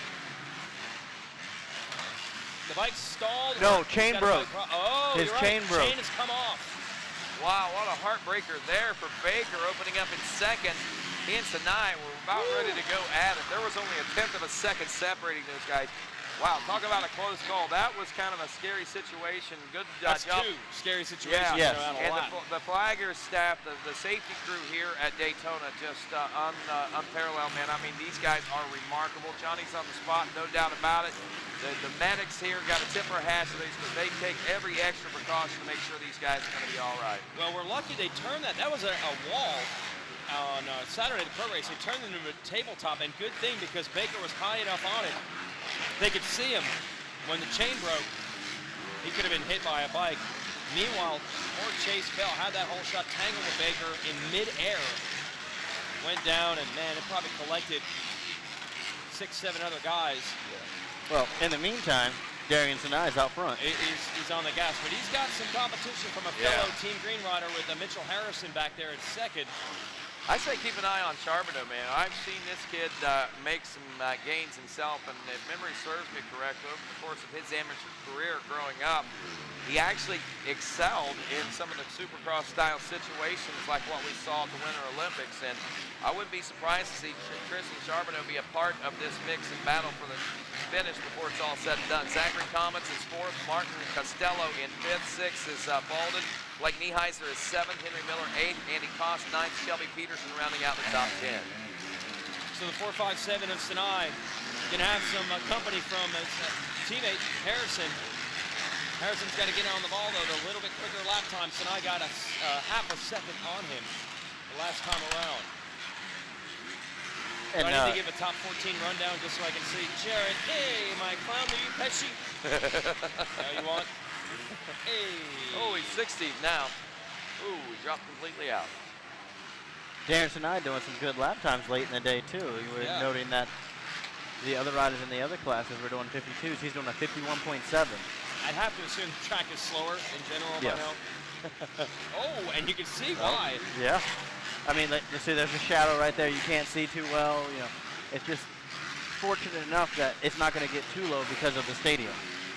So it won't be blinding. That's right. That's right. Yeah, that's actually the world's largest sunshade. $400 million they're spending to rebuild this place. For these kids, it's really? Yeah, $400 million rebuilding. Yeah, it's hard to, from our vantage point here, I'll just point, I know people aren't seeing this at home, but for you folks, it's hard to imagine what $400 million is. What it looks like? Yeah. Yeah, I haven't. Yeah, I can do a lot of stuff with that. Yes, absolutely. You can own this. Yeah, basically every seat here has been redone, and anything that's basically to the left of that finish line, those are all new seats. Those bright colored ones, all the way down, that's brand new. Oh, well. Same thing on this side. So, yeah, $400 million rebuild. When everybody comes back here next year, they say you won't recognize the place. The giant Daytona tower up in front of us, that's being torn down. Yeah, I see on the backside they're doing a lot of construction and things. Well, and January 2016, it should be complete. Well, I guess we better get our pictures of that. That's a good point. We'll never see that again. When we come back next year, it'll be gone. Put it on eBay and make some money. There's some NASCAR fans, I'm sure, that want a piece of that building for sure. This is Daytona Rising, they call it. You can go to DaytonaRising.com and see the big plans for this. We'll go back to our 458 Pro Sport, Darren Sinai. Dude, there are straight sections here without jumps, and he's jumping. Yeah. The bumps have gotten so big. Yeah, the track crew's been taking really good care of the track, you know, making sure all the riders has their safety and everything like that. You know, obviously the medics, the flags, and they're doing a great job. But some things you just can't change. Sinai into the single and over the finish line. Man, he's just laying it out there, still out front. A notable fact right here. Oh, Darren Sinai is on a 450. Mitchell Harrison is on a 250F. Oh, okay. Just more comfortable on that? I'm not sure why, but you know he's the only rider that I know that's on a 250F right now, and he's still up front in second place, running with those guys. Actually, the start wasn't even that horrible. A decent start, didn't get the whole shot, but competitive. That's really cool. Look at this fans. It's pretty packed down there in those bleachers. And you also see all the industry sport. We got the Rocky Mountain ATVMC.com rig there and the Monster Energy Pro Circuit Kawasaki rig. That's the Pro Team's rig, Mitch Payton's rig, that's down there in pit row. And you got a ton of support from others. Of course, the Orange Brigade, the KTM, the Yamaha Blue Crew. We talked about Husqvarna's new amateur sport program and Suzuki posting double contingency in the classes here. Sinai is checked out on this. Impressed.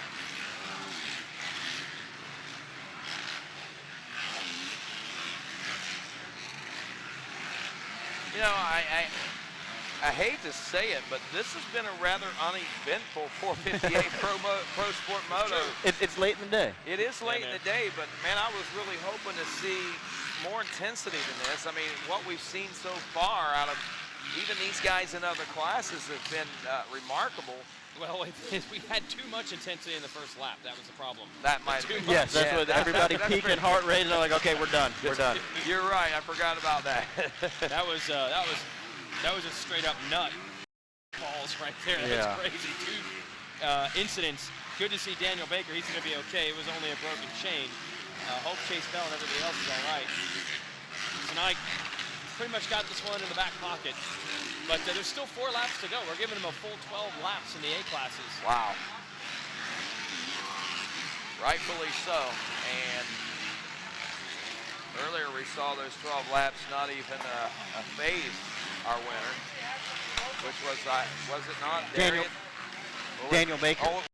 Daniel Baker, and then Sinai won the All-Star, I believe. Yes, you're absolutely correct. And Baker was not even a bit winded out there. And I know Sinai. No, Baker was because Baker was sick, remember? Sinai, that's right. Sinai was the one that wasn't winded. Yes. And you can, remember I said he's ready to go out and run some more laps, and there he is, running them with no problem whatsoever. All right, we got a replay from that first lap crash coming at us now. Here's what happened on that first lap. Oh, man. Wow. Yeah, Baker lost control right there. Man, oh man, and then everybody else, all the carnage started happening after that. But you see, again, how quick the flagging crew was to start waving those flags, man. I'm amazed at that. As much as anything, I think. Sinai just, he's kind of putting me in mind of you-know-who, right? Aaron Plessinger just a couple of years ago. The level that he's riding at right now. Of course, that was whenever Plessinger was in the B class, though, even, I think. And that's the kind of intensity that I'm seeing out of Sinai right now here in this pro sport class. Absolutely, Sinai, I think he won a couple titles at the Winter Olympics and everything, but obviously you can see he's been doing his training and everything and prepared for the first race of the season. Going to be 10 laps into the 12 now for Sinai. That's cool again to see those packed bleachers here in the pro sport division. Everybody wants to see the best of the best out here. Harrison, I think, is actually a little closer than he was a lap or so ago.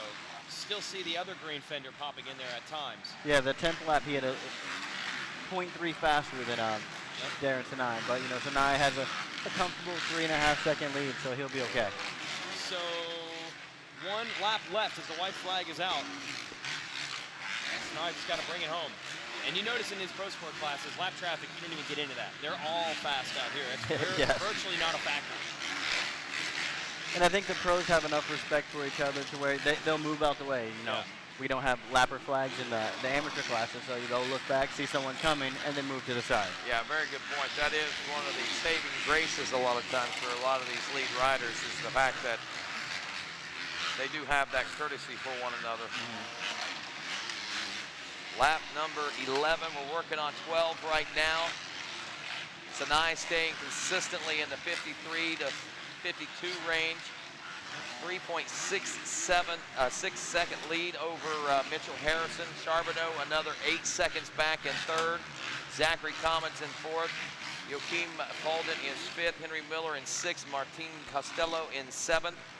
Blake Nieheiser eighth. Jacob Grzabinsky ninth. DJ McFarland rounding out your top 10 as they headed into that final lap of the checkers. Sinai, Harrison, and Charbonneau go 1, 2, and 3. Zachary Commons does hold on to fourth with Falden rounding out the top 5. And of course, with that, Jen Kenyon stands by with our winner, the 457 of Darian Sinai. And if I'm not mistaken, I believe this is his at least second trip to the winner's circle today. Yes.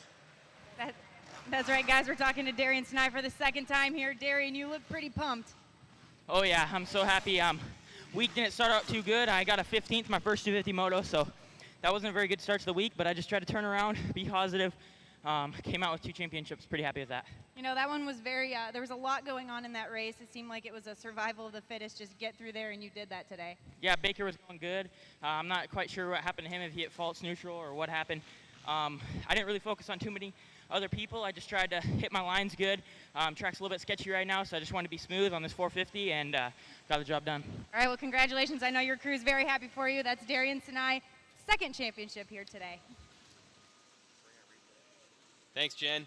Wow, that was pretty intense for Darian anyway, especially that first lap. It got a little less intense as the race wore on for him, but I'm telling you, man, the guy was just riding flawlessly once again.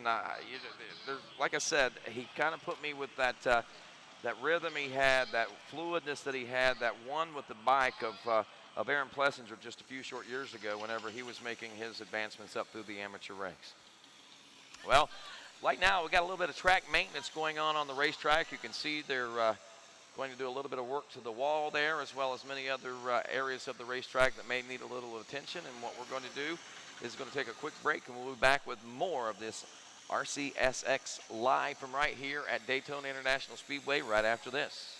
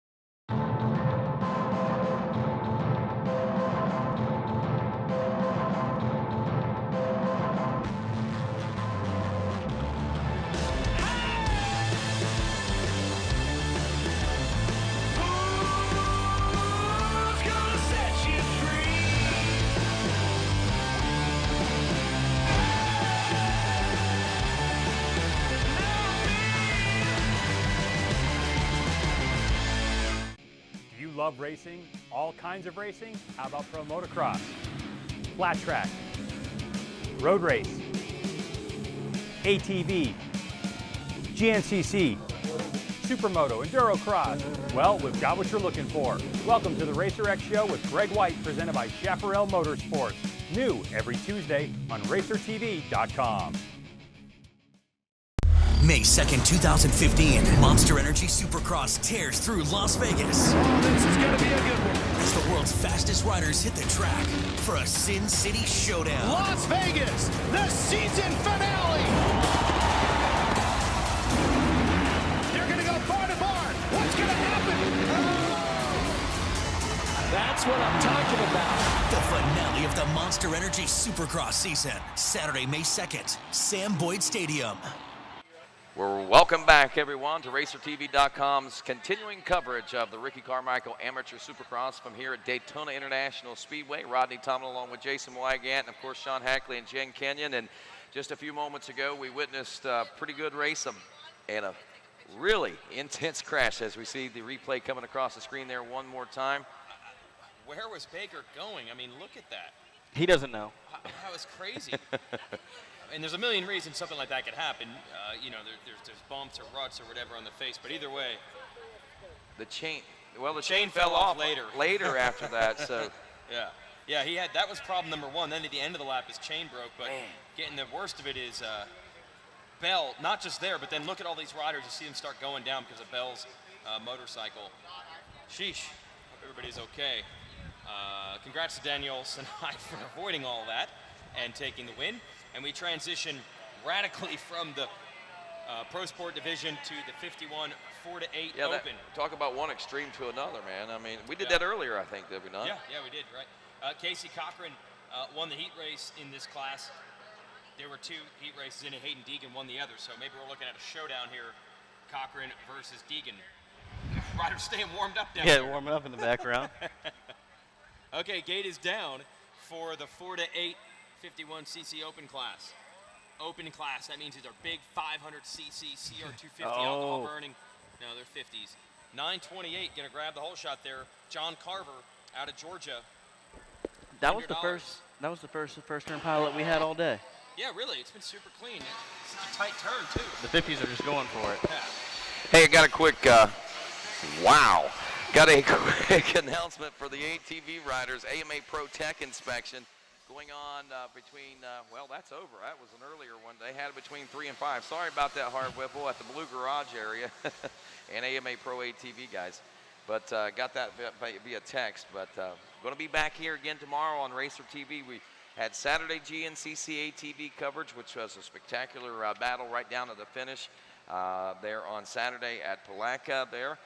Yesterday at Palatka, Caleb Russell won his first ever season opener and is embarking upon his third championship title there on the two-wheel side of things. Today's RCSX, and tomorrow it's ATV Supercross. And then again, Saturday and Sunday, we go to Georgia for GNCC Live right here on RacerTV.com as well. So a big, big week of broadcasting on RacerTV.com here from the crew. Is that the first Supercross event for four-wheelers, ATVs? Yes, it most certainly is. So we're like, it's finally MX versus ATV in real life. Yeah, kinda, yeah. Like that's going to be kind of cool. Well, you know, here's the funny thing. I don't know if you've ever seen it or not, but I think Andrew Short, if I'm not mistaken, or was it Trey Kennard, one of those guys, and Thomas Brown, who is one of our top AMA ATV pro riders, actually did a YouTube video called MX ATV Unleashed. And they put those two guys kind of side by side together and did things against each other. And really? I think, yeah, they walked away with a whole newfound respect for each other, I believe, when it was all said and done. Oh, yeah, especially if there's corners involved. The four-wheelers just pitch it sideways, just roost you all up, and then, but dirt bikes, we have scrubbing. Yeah, exactly. So it's okay. So here we are with John Carver out front in this one, the 928 over Jordan Renfro, about 4.5 seconds. Nathan Jeffrey, the 51, running in third. Chase Maddox is fourth. Cole Forbes, the 500, rounds out the fifth place position. So would he be the Forbes 500?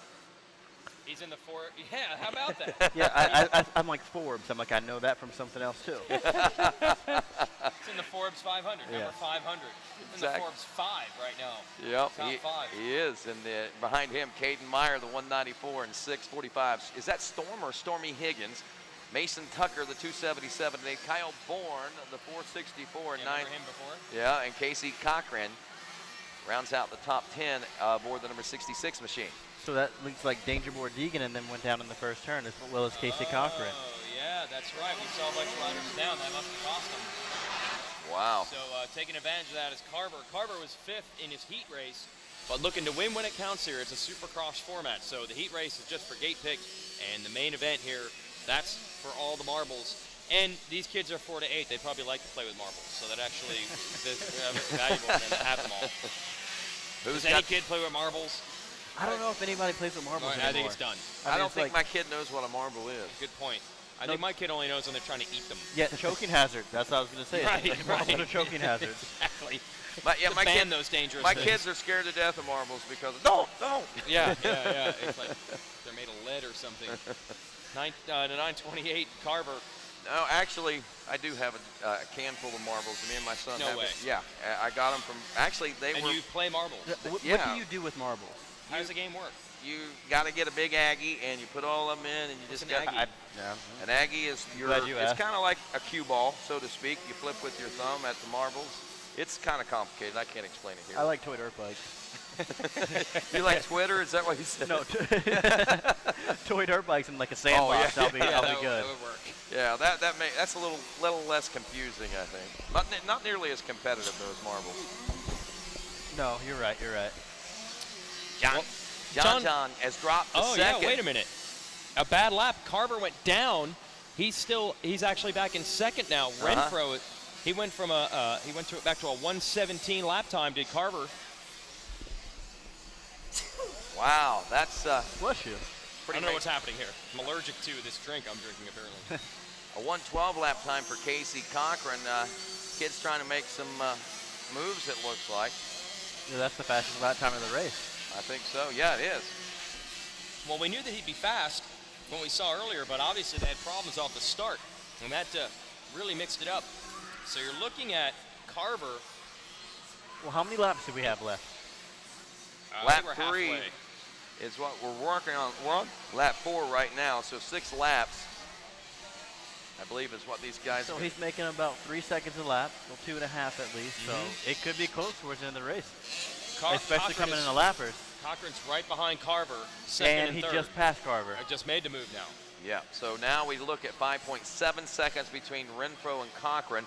A 1:13 lap time that time for Cochran, a 1:14.8 for Renfro. About a second, a little more than a second and a half faster was Cochran on that one, and with only 2 laps left to go here, I don't think that's going to be able to be shaved off unless the pace quickens for Cochran and slows down for Renfro. Making a mistake, yeah. Or maybe they just want to give us a battle towards the end of the day. Like, you know what, guys? Yeah, cool. Since that Pro Moto wasn't that exciting, we're going to mix it up a little bit. We appreciate the TV coverage. We'll put a show on for them. Now, you mentioned a little bit ago, Sean Hackley, about the shadows as we drew later in the day, and here we are now past 6 o'clock, 6:15, I think is the time locally here at Daytona International Speedway. And there's exactly what you're talking about. You can see that there are portions of this racetrack that are in sunlight, right here and on portions TV. that look to be very dark there on our cameras because of the outside light. Which makes it very challenging because this is already dark dirt as it is. Lots of ruts, lots of braking bumps, so you may not catch them off guard. You know, like Daniel Baker, he jumped out on the jump, landed in a braking bump, swapped, and Chase Bell ended up going down. So, And I think if you look at what you're seeing here right now on camera, it probably is what a lot of the riders are experiencing as well when they're going around the track from the dark spots to the brighter spots. The adjustment takes a couple of seconds going from one to the other. It either too bright or too dark, and you just can't find that happy medium. Right, you know, it's just like you go to a light spot, you have to blink a whole bunch, and then next thing you know, you're back into a dark spot, so your eyes got to try to transition between the two. Are there any suggestions or anything that anybody talks about that helps you in situations and circumstances like this? There's a yellow lens. Oh, okay. There's a yellow lens, and then there's also mirror lens. I know that 100% goggles, that's what I use. They have yellow, mirror, blue, smoke, and just other things like that to help you transition between the two. So they put forethought into things like this. Oh, yeah. Wow, the goggle companies. I mean, Bevo and the boys over there, they got it all figured out. Yes, I guess, they do. 51 CC4 to 8 open class. Jordan Renfro leading this one. Checker flag coming out, and he will take the win with a 1:17 lap time, a 1:14 for Cochran, but still almost 4 seconds back. But man, what a great effort. John Carver ends up finishing in the number 3 spot after leading the early part of this race, and we're looking at Mason Tucker, I believe, the 277, checking in here shortly in the number 4 spot with Cole Forbes, the 500, the Forbes 500 KTM, rounding out the top 5. Kid. Yeah, Rich kid. It looks like Kyle Bourne and Hayden Danger Boy Deegan went down in the first. Yeah, they just came up into the top 16 over the course of the last couple of laps. They were at the end of lap 3. They were not in the top 16. You didn't even know where they were. Thor Powell moving up too. One of the coolest names I think out there right now. Another new. They have cool a movie name. named after him. Yeah, they did. And a storm recently. That winter storm that just passed was Winter Storm Thor. Really? Okay. Gear company named after him and everything. Like, yeah, it's pretty cool. I wonder if he wears Thor gear. Oh, almost has to. Yeah, you almost have to. It's pretty much, dude, you got custom gear at your name. Yeah. That's awesome. Deegan ended up making it all the way up to 8th, made more passes on the last lap. Oh, wow, okay. That was wild. Yeah, that's good.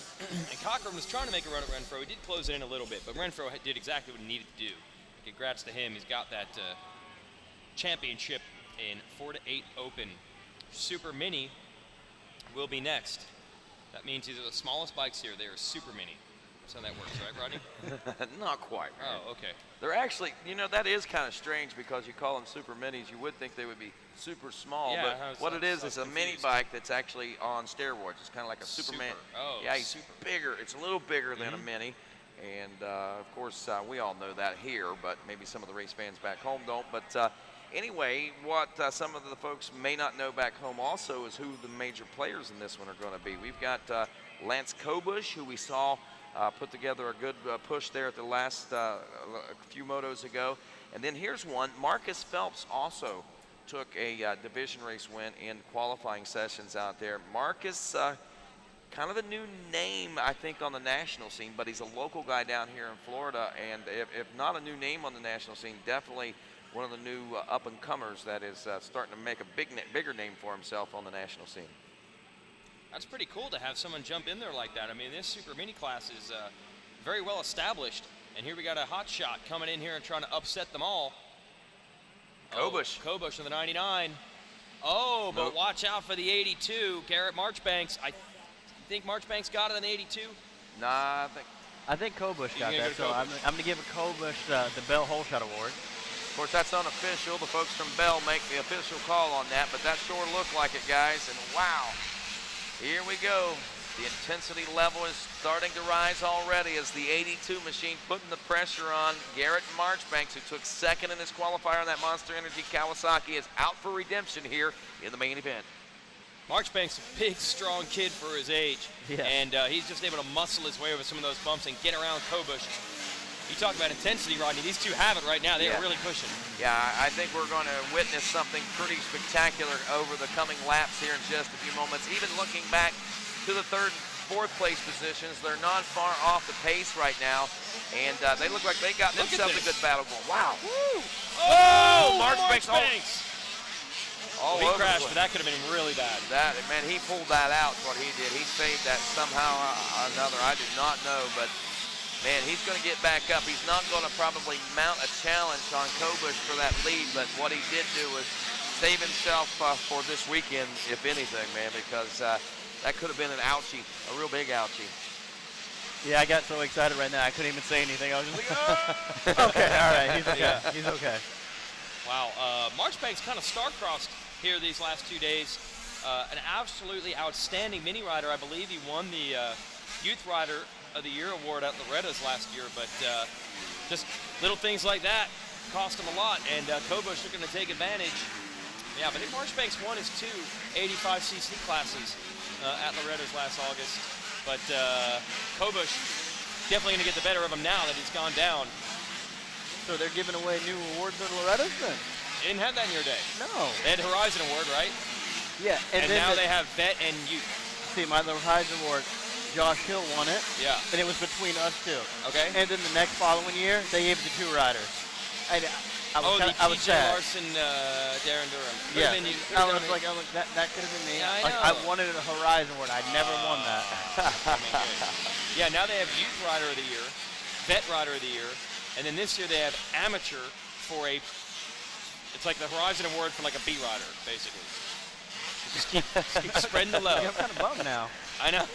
Here's a name that we're becoming very familiar with, guys. The name of Dar Comfort.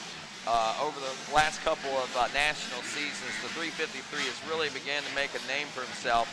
He's now in the number 2 spot ahead of Jarrett Fry, the 34 in 3rd, Colin Park in 4th, Christopher Torres is rounding out the top 5, and it's Cole Williams in 6th, Tanner Ward in 7th, Jalik Swall all the way back in 8th, Ezra Hastings 9th, Garrett Marchbanks 10th. Now we know why Marchbanks is so far back. What's going on with Jalik Swall? Probably hadn't got off to one of those great starts he's been getting earlier today. Yeah. And wasn't he the one that was landing up on the far outside? The far outside. Maybe he switched, went to the inside, and it didn't work for him. Yeah, that's a tough place to really choose your start position for. Watching the 16 of Christopher Torres and the 43 of Cullen Park. That's the battle for 4th and 5th. Park on that 43. The 34 is right in front of them here. That's Jarrett Fry in 3rd. And there's your leader again, Lance Kobush. Always runs, we were talking about the goggle lenses before. Kobush runs the limo tints, man. Like we used to call him the jet fighter. It's like had aviator sunglass goggle lenses. And still has it now, all the way into the Super Mini days. Pretty close, actually, these guys. Dark Comfort not out of it yet. And it looks like the sun has gone down past, so now it's all even and everything, so it's a lot easier for the riders. Whatever, Kobush is going to run the limo tints anyway. Okay. That's the way he does it. That's how he rolls. That's right. Right now, he doesn't even need a goggle lens. Clear vision. Yeah. He's not getting roosted, just squint a little bit. And it looks like the biggest, I mean, there's still a couple of white spots on the track, but we're just about completely in the shadows of this Daytona press box up here like you were talking about earlier, so we're about ready to see the light get more evened out for these riders. And we are about to see race number 30, the Bet BC, coming up here in a few moments of 35. We're on race 29 of 35, so not much longer to go now, guys. And the white flag's out right now for Lance Kobush. So, you know, he came close to winning that last one, passing Jilly Swole in the last lap, but right now it looks like this one's going to be his. 5 laps down, Kobush, Comfort, Jarrett Fry, Torres, Cole Williams rounding out the top 5. Jalik Swole now up to 6th. Luke Neese in 7th. Chase Fosnot is 8th. Tanner Ward in 9th. Ezra Hastings rounds out your top 10. I don't even see Marchbanks in the top 10 anymore. But he has the fastest lap on lap number 3 at a 56.9. Wow. And he must have gone down again, because he's not even in the top 16. After battling for the lead early, then having the crash, we saw him at about 10th. Small has worked his way up to 6th. Hard to be consistent. You got this one race format. Checker flag is out. Fist pump of both arms. Did the left, they did the right. There we go. Nicely done, Lance Kobush. Oh, that's his first win of this weekend. He made up for the one that didn't, is what he did. Okay, okay. Oh, so we're good now. We're back. We're back even. Yes. Double fist pumps. He's back where we are. He listens. 7 deuce deuce in the house. All right. Wow. Adam Enignap checking it out. 7 deuce deuce. So Kobush has the win. You Hope know, he can find his way to the podium with the big dark goggles on. Isn't he the one that's on like ATV versus MX Unleashed or MX versus ATV Unleashed? I think he's one of. Actually, I've been playing Epic Nap as 7 deuce deuce. As 7 deuce deuce lately. He's going to come up with the amateur supercross rap. He likes to come up with some lyrics as he's driving from race to race. Dark Comfort 2nd, Jarrett Fry 3rd, Chris Torres 4th, Cole Williams 5th, Jalik Swole. Quiet moto for him after the bad start, 6th. Luke Neese 7th. Tanner Ward, Chase Fosnot, and Ezra Hastings ran up the top 10. Vet BC 30 plus. Oh, they're already off and rolling. A couple riders down on the inside of that turn, but the 7-11 of he had a whole shot, I believe, earlier. Yanio Resende grabbing your Bell Helmets whole shot award. Now, Resende was 18th in his heat race and still pulled the start. Chris Fosnot had a good start off of that one too, aboard the number 3. Not sure where he's going to pan out after it's all said and done, about 4th or 5th. But look at this, the 47 machine. Stephen Hausman out of Bluffton, South Carolina on the Auto Techs of Low Country Yamaha is pushing forward, man. I mean, putting himself right out there out front and making the, putting the target on his back, it looks like. And how did he end up for the first moto? Second. Yes. Hausman. Okay. Second in the first one. So 711 is back in the number 2 spot. He finished 18th. But you got to get the radar out for that number 40, Steve, not Nagy. Nagy. I think he's about 4th right now on the Suzuki. So watch out for him. Hausman right now taking it to the house as he leads. To the house, man. Yep, to the house. He's in the house. Man. Oh, the house, man. Oh, good one, yeah. He's in the house, man. He's in the house, man. Sorry, I had to do it. I mean, I thought in the house was completely and totally retired, but for this set of circumstances, I'm going to say it. Okay. Yeah. So, Stephen Hausman in the lead. Resende 2nd, but Nagy is up to 3rd. And Nagy has run some crazy fast lap times in these age classes throughout this event. So let's see what he can do on the number 40. Again. Remember his camera earlier? Remember his camera he had off the side of his helmet earlier? Is it not there? I'm not sure. So we'll have to see. We'll get a view, I'm sure, as he's closing up on Resende. Hausman doesn't care about that.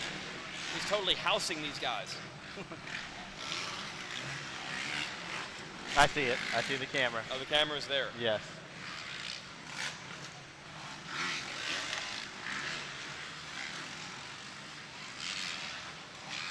The Bet BC 30 plus class, Stephen Hausman still out front. Still haven't seen, where is Nagy? Oh, he's back. Nagy made the move. He actually got the 2nd. He cleared that pro finish line double a little bit cleaner. Got a little drive. And that allowed him to take over 2nd place. Well, looking at lap times right now, Hausman still has a slight advantage, but again, remember, Nagy's battling So once he gets a little clearer track ahead of him, it might be a little different story. He might be able to pick that pass up, or the pace up. Like you said, we've seen some pretty good pushes out of him earlier in the day. But it's not going to be easy to pass Steven Hausman. You know why? Because he's a house man. It's his house. It's his house. Or he's home. He's home. He feels at home, Hausman does, here at Daytona, because it's his house. So pulling away right now, Hausman, as we mentioned, the Auto Techs of the Low Country rider out of South Carolina. That's they call Low Country. That's what they call it? The shore area of South Carolina, Charleston and all that, call it the Low Country. Isn't that where you're from? Close enough. Okay. I'm Charlotte now, but that's what I know. Okay. I know those little pockets around there. Yeah, I'm like, you know too much about this. Exactly. You know. And the leader almost goes down. Oh, He does. Wow. House hit the deck. So Hausman is down. Where is Nagy? Is Nagy gone by? Was he out of our camera? I feel as though he was taking his time just now getting up. He was almost 10 seconds and he's behind. still in the lead. But Nagy Not is for now long. right Here comes there. Nagy, It's a battle. And I don't know. Resende is right there. Three-rider battle for the lead. That's all three of them right here. All in the shot, and it looks like the 7-11 going to get a look at that, man. Looks like problems, though. He's going to drop back a little bit. Resende has gone from third to first. He got Nagy back, and then Hausman has crashed. Wow, Hausman, you know, that was a pretty scary crash. Looked like Yeah. he was going to save it there for a second, though. Fortunately, didn't look like he was really injured or anything out of it, other than maybe a little pride, and he was only a few moments away from taking a win. But now Nagy coming back. This is where he passed him 2 laps ago. And by the way, Hausman looks to have gotten back on the pace. Right, that's what I'm saying. Like, I think he just took it a little bit to get himself together, make sure he was all right, and then before he picks it back up. Like you said, he wasn't really rushing things even to get up. So for the moment, Nagy's in the lead. Third different rider to lead this race. Then that would be a 1-1 for him, right? Well, he won his qualifier or first moto. Well, not, I guess, first moto. Heat race, Supercross. yep. Yeah. Yep. Let's see here. Yeah, he did. So this could be a sweep, so to speak, but who knows? Resende got him back one time. Right. Okay, and it looks like Hausman's just going to, I think, cruise in for the podium finish.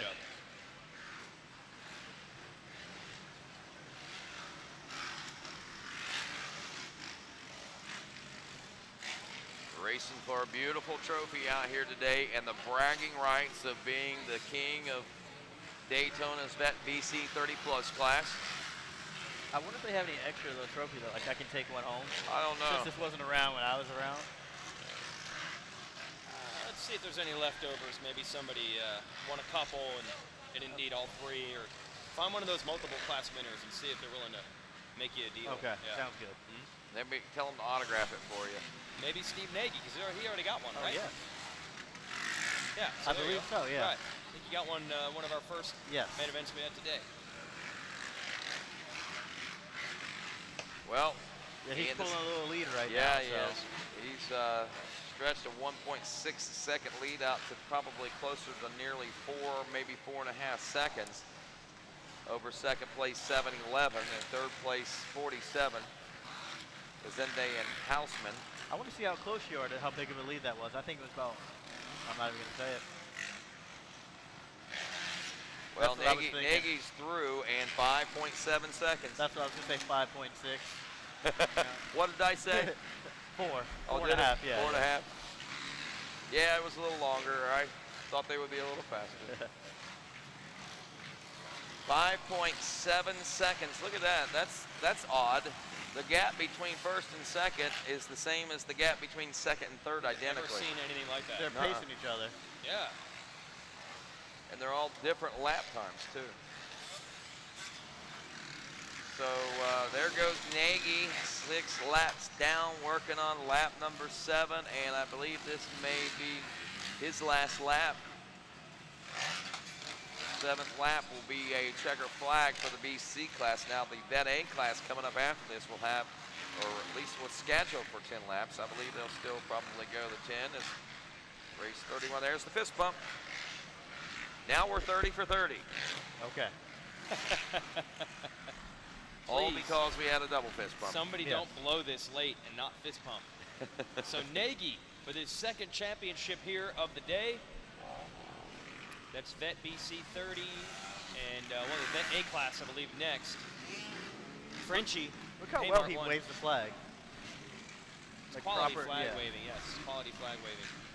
And he has his credential as well, just in case anyone's wondering how he got to that checkered flag. You can wave the flag, but we didn't think you were actually allowed to be out here in the infield. Yeah, true. Could that be that couldn't be technically a Flagman Hall of Fame for Racer X Illustrated? Yeah, that would be a great idea. Let's bring her back. Okay, so Vet A now, after our Vet BC class. As we mentioned, Frenchie, Greg Paymart won the heat race. These guys love going outside. Okay, so how about this? Is Frenchie going to get another hole shot? I wouldn't bet against him. Carson's all the way on the outside. That's a terrible gate pick, although we've seen better starts from the outside than you'd expect. 101! Dan Truman. Wow! And now Frenchie's back in the lead. That's right. Truman really getting the elbows out there to try to battle for it. Good for the Suzuki man. Is that Carson? No, That I might think not it's Haven? Gary Haven? Yeah, perhaps? Harvin maybe, yeah. Or Harvin, sorry. Yeah, it is. What? That's 27. I still can't see It's it. Michael Stevenson, and it says he's on a Honda there, though. Maybe it's Hold on here, hold 127. on. We're going to straighten this out. I'm trying to see what we're seeing. Is it 227? 27. All right, 27 is not on a Honda. 27 apparently is on a Suzuki. We're going to say that's Michael Stevenson. Is that tape over the 27? Is that? It's covering the first number. Okay. It could be something else. So he's officially 27.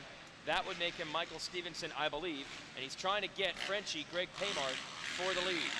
Well, we'll be able to tell for sure right now because it is across the finish line, and it is Stevenson. 0.4 of a second behind Frenchie. Dan Truman running in the number 3 spot aboard the 101 with the 253 of Aaron Smith in 4th. Barry Costin back in the number 5 spot. How come you have to say his name like that at least the Barry first time? Costin. Barry Costin. At least the first time you say it. It's Jersey. It must be. Jersey, man. So you got Costin, and you got Jared Lechenberg, Brendan Tacchini. He's 7th. Jeremy Smith is 8th. Philip Hayes 9th, and Joshua White rounding out the top 10. Great race for the lead here between Paymart and Stevenson. Don't count out Truman back there in 3rd on the 101. I gotta say, I'm a little bit shocked.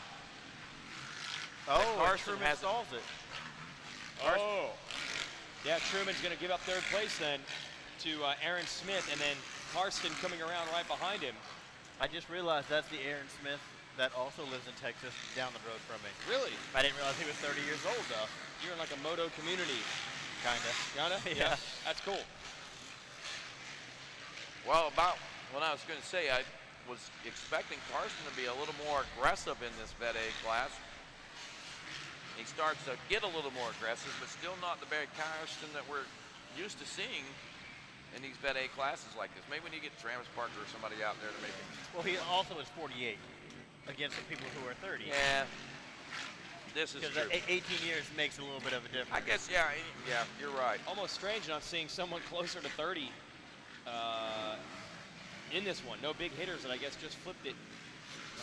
Still a battle between Stevenson and Paymart. About halfway through this one. We got 3 laps complete. We'll run, oh no, they're running the full 10. Do you realize that Karsten in 2 years will be eligible for the Masters class? That's like a bomb going off there. Here he is, the Master. Was that He fitted with a Earl May green then, MSR right? jacket.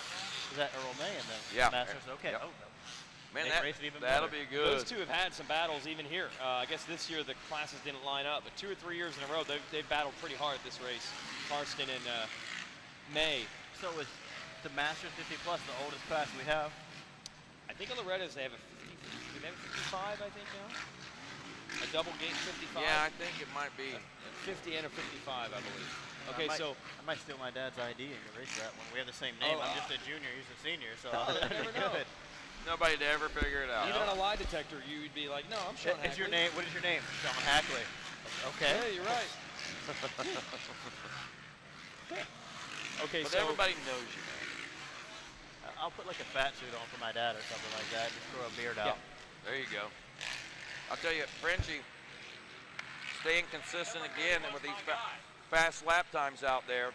Palmer 57.05 57.053 that time around. 56.624 was his fastest lap there on lap 3. So again, very consistent in those 56, 57 second lap times. But so is Michael Stevenson, and he's closing the gap up on him now. I don't know. Frenchie wants this championship. We saw how excited he got over the last one, so he wants this one again. Man, these guys have been within a couple of bike lengths all the way around this track the entire race. I think they go 10 laps. These guys are going to be exhausted when it's over.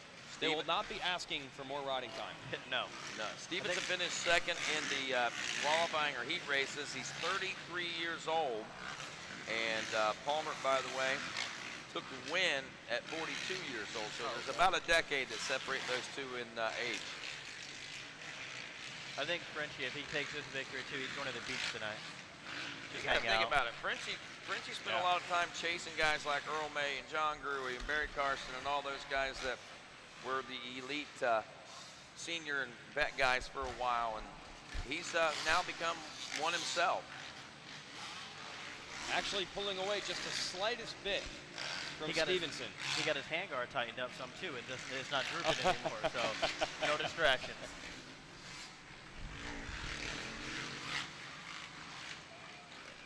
As he gets ready for the white flag lap. So he'll definitely be done for the day after this one.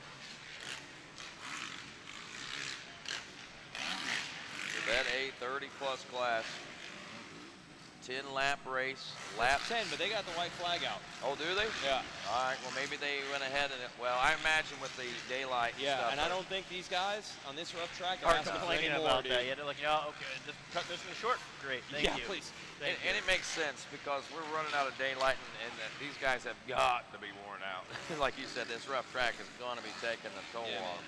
Yeah, I agree. So Frenchie's pretty much got this. He's pulled away just a bit from Stevenson.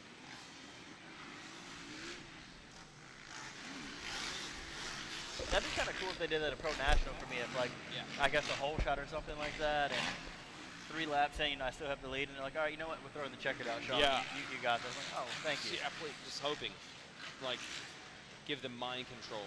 They did that at Bud's Creek one year. They because shortened of the rain. Oh, with poor Weimer. Weimer got the win, and Metcalf led up until he got past, and then the checker flag came instantly, and it was like, well, I never even had a chance to. So Frenchie takes another one. This is an awesome haul for him today. Yes. Also, congrats to Michael Stevenson. A good, solid ride for him. He finishes second. Smith holds off Karsten. Look, picking up girls on the way back. Wow. Oh, look, see what winning does for you. I don't even know if he knows her. He just saw he won and hopped on the back. 30-second card is sideways. Our next group is 65, 10 to 11. Only 4 races remain. 65, 10 to 11, 65, 7 to 9. 450C and Schoolboy 1. Gate is down there hammering into the first turn. And, the 79, Jet Reynolds steals it. Didn't even have a good jump, but he had a nice line. Bell helmet's giving him $100. So Jet Reynolds jetting to the front in 65, 10 to 11. Pretty cool. They go in this one. I was just thinking about that. I'm like, oh, okay, Bell's giving out $100 for everybody gets a whole shot, whether they wear their helmet or not. Yeah, that's $3,500 for 35 class. You did the math. Very good. Yeah. Thanks for doing that. Yeah, that's solid money right there. These guys can go and spend on some product. 71, I believe, is in second. I'm trying to pick up the number. Do I got it right there? 71. Yes, you do. Talon Hawkins. Saw Hawkins running in the top 3 earlier today, and he's trying to give Jet Reynolds a run for his money. And in third is the number 28 on the KTM. That's probably Jordan Beese, I believe. Or Jordan Bees, I think is how you say it. Oh, our rider in second. Oh, second and third both go down. Wow. Oh, yeah, because all of a sudden now our leader, Reynolds, comes by with a big lead. He is taken off. Crockett Myers is second, and Chase Prince up to third. So Crockett Myers takes over second thanks to that carnage. Red flag right now. And we are red flagging this one. Yeah, the rider that went down, he got hit. The rider in third was just too close to him. It hit him right now, and they both went down. So hopefully they're all right. Can't see what happened there on our screen, but I hope everybody's all right. But it's a red flag. It's the first lap sometimes, so they're extra cautious. And we will send the rest of these boys back to the starting gate. It's 65, 10 to 11. And we saw the second and third place riders go down. I'm not sure if they were involved in that or not. It's a little bit out of our vantage point. But we hope everybody's okay, obviously.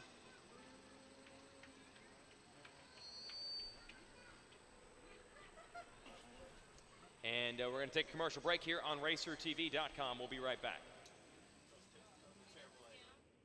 Consistent clutch feel is vital to effective starts or to confidently maneuver around obstacles on the trail.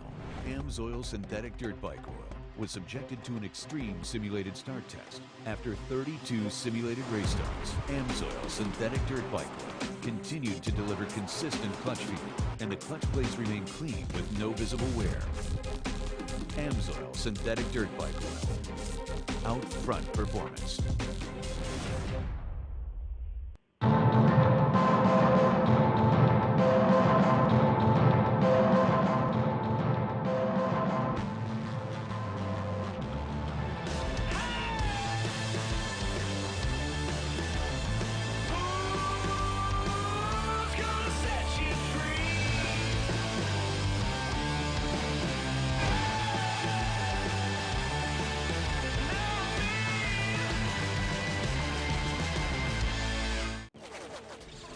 I'm a sore loser. I'm a sore loser.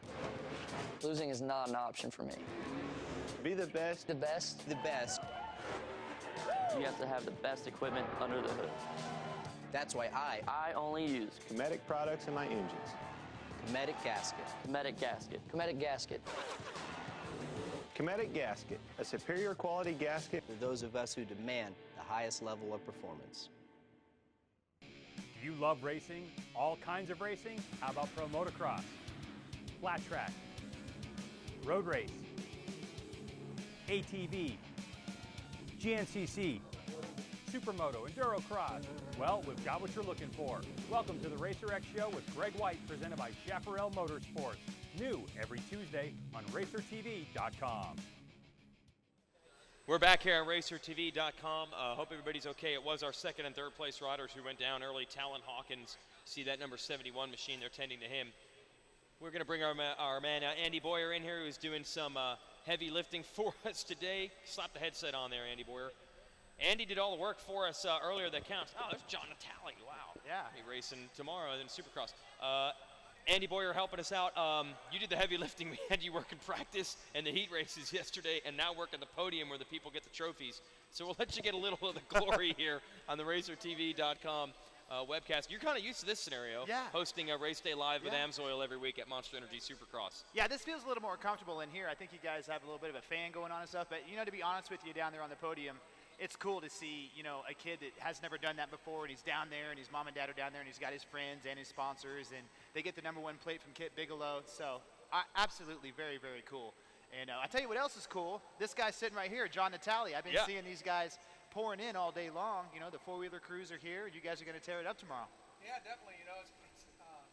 It's kind of surreal. It's amazing that the feeling that you get out here and be able to come out and at Daytona. I mean, just saying the word makes you excited. Yeah, Daytona, we're here. I've watched this growing up as a kid. I've watched the Daytona Supercross. I've watched the NASCAR here and all the stuff that they got going on. It's just it's amazing. It's like a dream come true to be able to be this here. is the first time you guys raced here, right? Yeah, this is our first time, and hopefully it won't be our last. Hopefully we can impress some people and come out here and have some great racing on an awesome track with some awesome people, and maybe they'll be able to invite us back again next year. You guys always put on a good show. I followed you guys a couple years ago, and I'm going to be doing the announcing for you guys tomorrow, so I'm excited about it, and you guys, I'm telling you, you guys put on a huge, huge show. You pro guys are going to go at it. The fans are going to be stoked. They've had a lot of fans in the grandstands coming to watch out, so I hope you guys are ready. Yeah, we're ready. I mean, it's amazing. We got a great bunch of people in the ATV racing community. I mean, it's a huge family sport, and man, like you said, when we get out there, we give it 110%, and we put on a hell of a race, and it's going to be amazing out there. It's going to be, like I said, I can't wait to get my butt out there. What do you do any special prep? I mean, it's a Supercross track. I know that you guys do bigger jumps than this in the motocross tracks. Did you do anything to prep for it being a little tighter or anything like that, or do you just do your regular preseason training? I was just doing my regular preseason training. I mean, this is our first time coming here, so I really don't know what to expect. True. I don't know what's going to happen with the track. Right. I wasn't familiar with the dirt because I've never personally been here. I've always watched everything on TV. So I just kind of did what I normally do and maybe stepped up training a little bit as in cardio-wise and, physical-wise. But as far as riding a bike, just same old, just a different year. Just give us real quick, this is not just the Daytona race. This is the start of your season. It's going to pay championship points. So what's your program this year? You've won this title multiple times. Do you think what you got is enough to get it back this year? Yeah, I'm really excited about this year. I think what we got is definitely enough to get it back. I mean, I'm not saying anything. The competition is going to be stiff. I mean, there's going to be one of 5, 6, maybe even 7 guys that can win a race at any given day. And it's going to be tough. I mean, we're not going to be able to slack at all. I got Mark Baldwin at Baldwin Motorsports and, of course, motorsport.com, and Max is helping me out, and PEP Shocks. I mean, I got a really solid program. If anybody has paid attention to Mark Baldwin and the Baldwin team, they are a solid program. They don't have a lot of breakdowns, and the guy is just an amazing mechanic. So I'm really excited to have that in my corner. As long as I've done my homework and put in the work that I need to put in, I think that they got the rest of that handled. Yeah, you're a veteran guy. Mark Baldwin's been around a long time. This is 2 really knowledgeable people coming together. You guys, I'm sure, have had some really good conversations about how to win races. Yeah, it's amazing because he's worked with a lot of past champions, with Tim Farr, and of course he's been working with Josh for a while, and he's got a lot of good people in his corner. The mechanics that he has there working for him and helping him. I mean, the guys bust their butts, and like you said, we've had a lot of great conversations. I'm not going to give away any secrets on what we're saying, but he's a really smart guy, and having him work with me is amazing. It's awesome. It's something that my dad and I had discussed, 10 or 15 years ago, that if I had a mechanic like him that cared that much and was able to do that much. And of course, with Casey Greek was a great mechanic for me. Obviously, he took me to a championship, and this last couple of years I wasn't able to, I guess you could say, afford Casey. He's a really good guy, and we got Chris Harris walking by here. He's the one that keeps us looking fly all the time out there. That's right. And actually, Fly Racing bringing that ATV Supercross right here tomorrow. That's it. Fly Racing bringing it in. A couple people back in the background that don't want to really be named, that are helping us out, that don't get a lot out of the whole sport itself for their businesses. But we got to say thank you to all these people that are bringing us out here. The Coombs family, I mean, I don't know where they're all hanging out at today, but man, thank you to the whole family. You guys have supported ATV racing and believed in us. Yes. Well, thanks a lot, John Vitale. Yeah, thanks, John, for stopping by, and good luck tomorrow. Get to work. Thanks, guys. I'm going to go get to work. Let's call this race, guys. Have a good one. All right. That's John Vitale, one of the good guys, multiple-time ATV National Motocross champ. Always a pleasure, and he'll be out here racing, hanging out at Daytona, actually, for the first time ever. And that's really what it's all about for the Daytona people, getting the exposure to have new people. Used to be, Bike Week was a Harley thing. Yeah. Now it's an everybody thing. It is, and it's becoming more of as much a racing thing, I think, for a lot of people as anything. And to see these guys have the dreams come true for the ATV racers, as much effort and hard work as they have put in for so many years, to see it all come to fruition here tomorrow is going to be spectacular. Early lead in this one, I believe. I think it's Beast, who was down at one point, recovers. I think he even got that Bell Helmets Whole Shot Award, but he has got some competition from, how you doing? Matt LeBlanc is right there, and they've already swapped it a couple times on his first lap alone. It's great racing. And right now, Beast on the 28 has it with LeBlanc going to the inside. They almost collide on the takeoff. Wow. Side by side to the fastest section of the track. I'll tell you what, Matt LeBlanc is not scared. He just took it in that very high-speed section. But wait a minute. It's not just going to be a two-rider battle. Oh, no. Here comes Jet Reynolds. Yep. Jet has got the afterburners on. No doubt about that, as he is certainly rolling toward the front of this pack. We got Crockett Myers not far off the pace either, back and forth. Chase Prince back in 5th. Dakota Aldridge is 6th. Ryan Conaguire is back in the number 7 spot. Thomas Welch is 8th. Kyle Smith in 9th. And Mitchell Zaremba rounds out your top 10. But again, all eyes up front on Bees. Actually, LeBlanc, Bees, and now Jet Reynolds, that number 3 ride that is now moving into the number 2 spot, it looks like. Yeah, he had a nice rhythm through the jumps there to be able to take it away from Bees. So now the battle is on between Bees, or sorry, it was Bees and LeBlanc. Now it's LeBlanc and Reynolds. Bees falling back to 4th place now as Crockett Myers has gotten around for the number 3 spot, it appears. These two are hungry. They are really going after it. And we're winding this up, folks. There'll only be 3 races after this, and we will conclude Ricky Carmichael Amateur Supercross at Daytona. Jet Reynolds now to the lead. got him in that far section. But LeBlanc trying to come back around the outside, a little bit smoother out there. Switches to the inside right in front of us. Reynolds has it covered.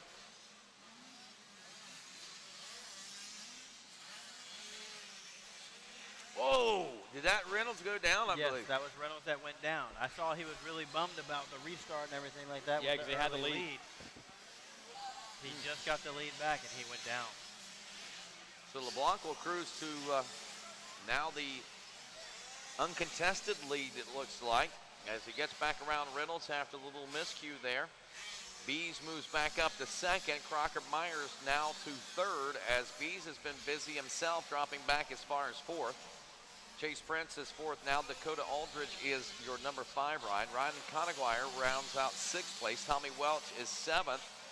Connor Clemenhagen is 8th spot. Mitchell Zaremba 9th, and Benjamin Garib is rounding out the top 10. And Jet Reynolds still hasn't checked in for his 3rd lap complete.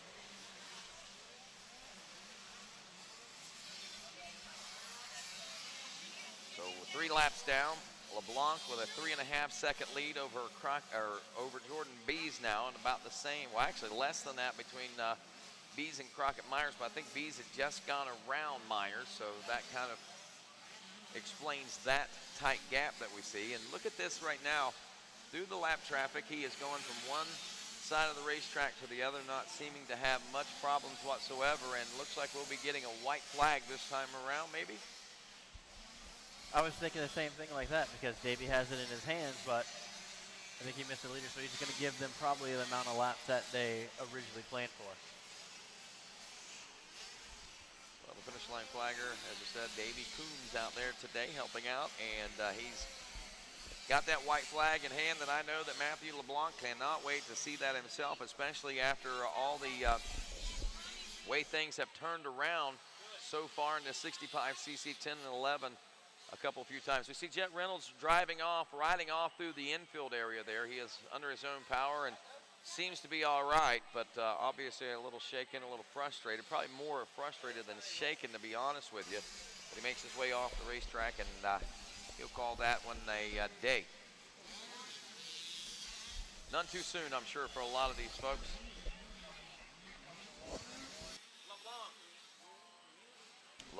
Matthew LeBlanc is your leader, 1:03.952, but he was a whole second faster with a 1:02.395.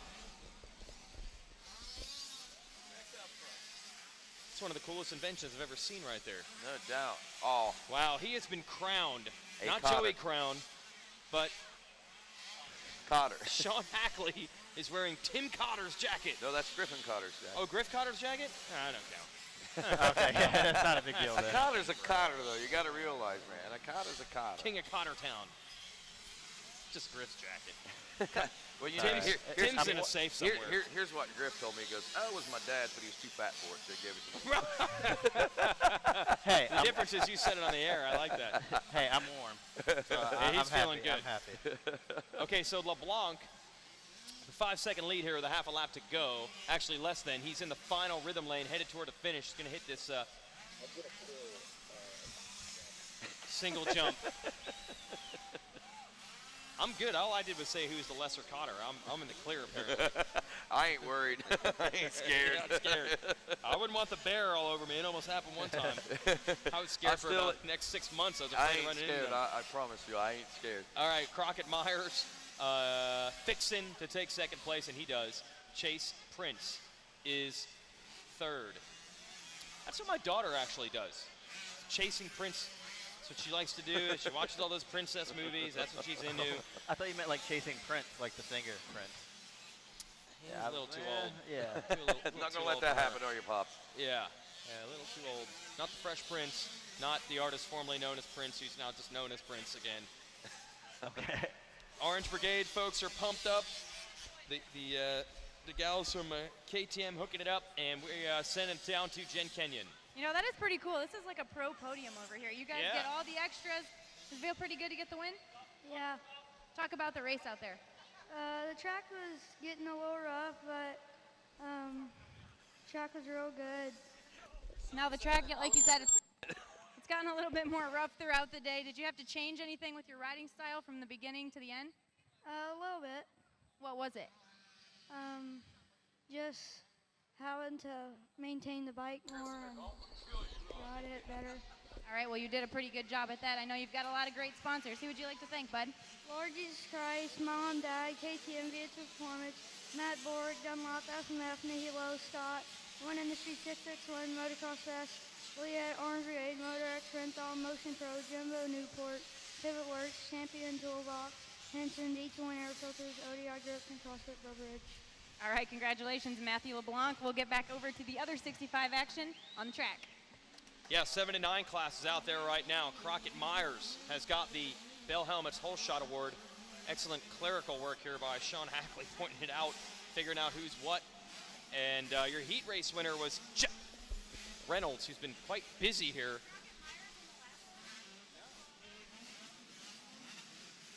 Quite busy here with the classes stacking up the way they are.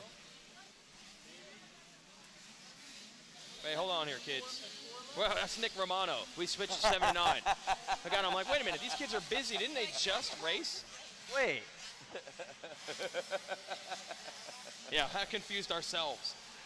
Nick Romano is the 411 in this one. I'm sorry. There's Ryder D right behind him, though, guys.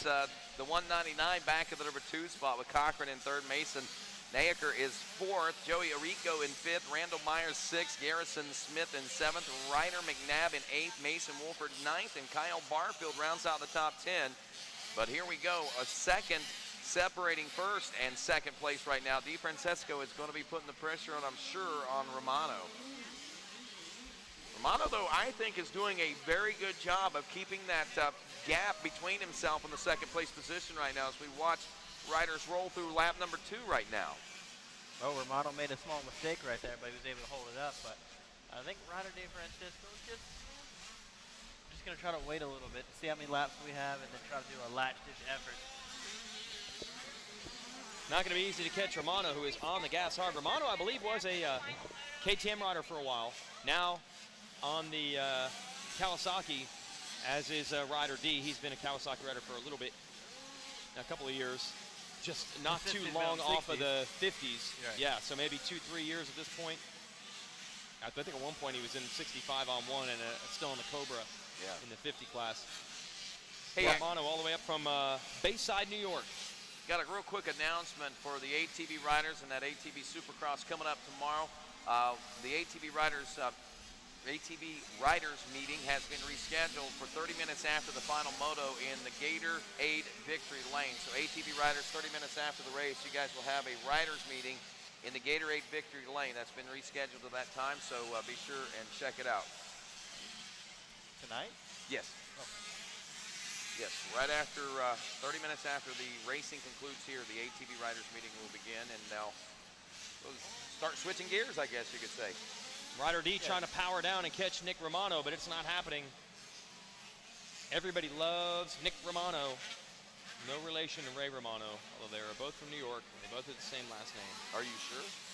Actually, I mean, you never know, I guess. Everybody loves Raymond. Yeah, Ray Romano, Nick Romano, okay. so yeah, we're close. Both from New York, so maybe there's a chance. Oh, maybe we'll get him out here. Sponsoring my nephew, Nicholas. Casey Cochran, he's been busy in a lot of classes late here in the day. He's up to 3rd. Hasn't had the starts as of late, though. Mason Naker and Garrison Smith is 5th. Randall Myers, Joey Arico 7th. Mason Wolford, Hayden Deegan, Kyle Barfield rounding out the top 10. That wind rushing through here. It's pretty good. He's keeping some heat on, Ryder D. Keeping some heat on Romano as they're picking their way through. They got some lap traffic in front of them as well. You know, you mentioned Casey Cochran. You're right. He has been a rider that is, we've seen some constant improvements from out of recently and is becoming more of a force to factor into these top 5 overalls and these top 5s in these amateur races. Romano in for 4 now with DiFrancesco just 2 seconds back. Naker is running now almost 14.5 seconds back of 2nd place with Casey Cochran now in 4th and Garrison Smith rounding out the top 5. Don't count out Ryder DiFrancesco, especially through this lap traffic. He's close enough. Trying to make it on Romano. They're in a right-hand turn. And if it's a switchback, they'll go to the left. 411 and the 199.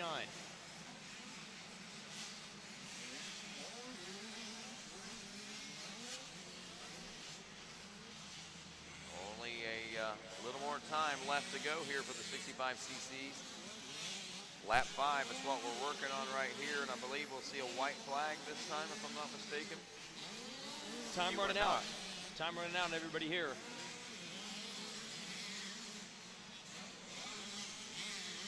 Closing parts of the day, we're having some new winners, it looks like, you know. Yeah. All right, we're going to have to watch and see if we can keep the streak alive.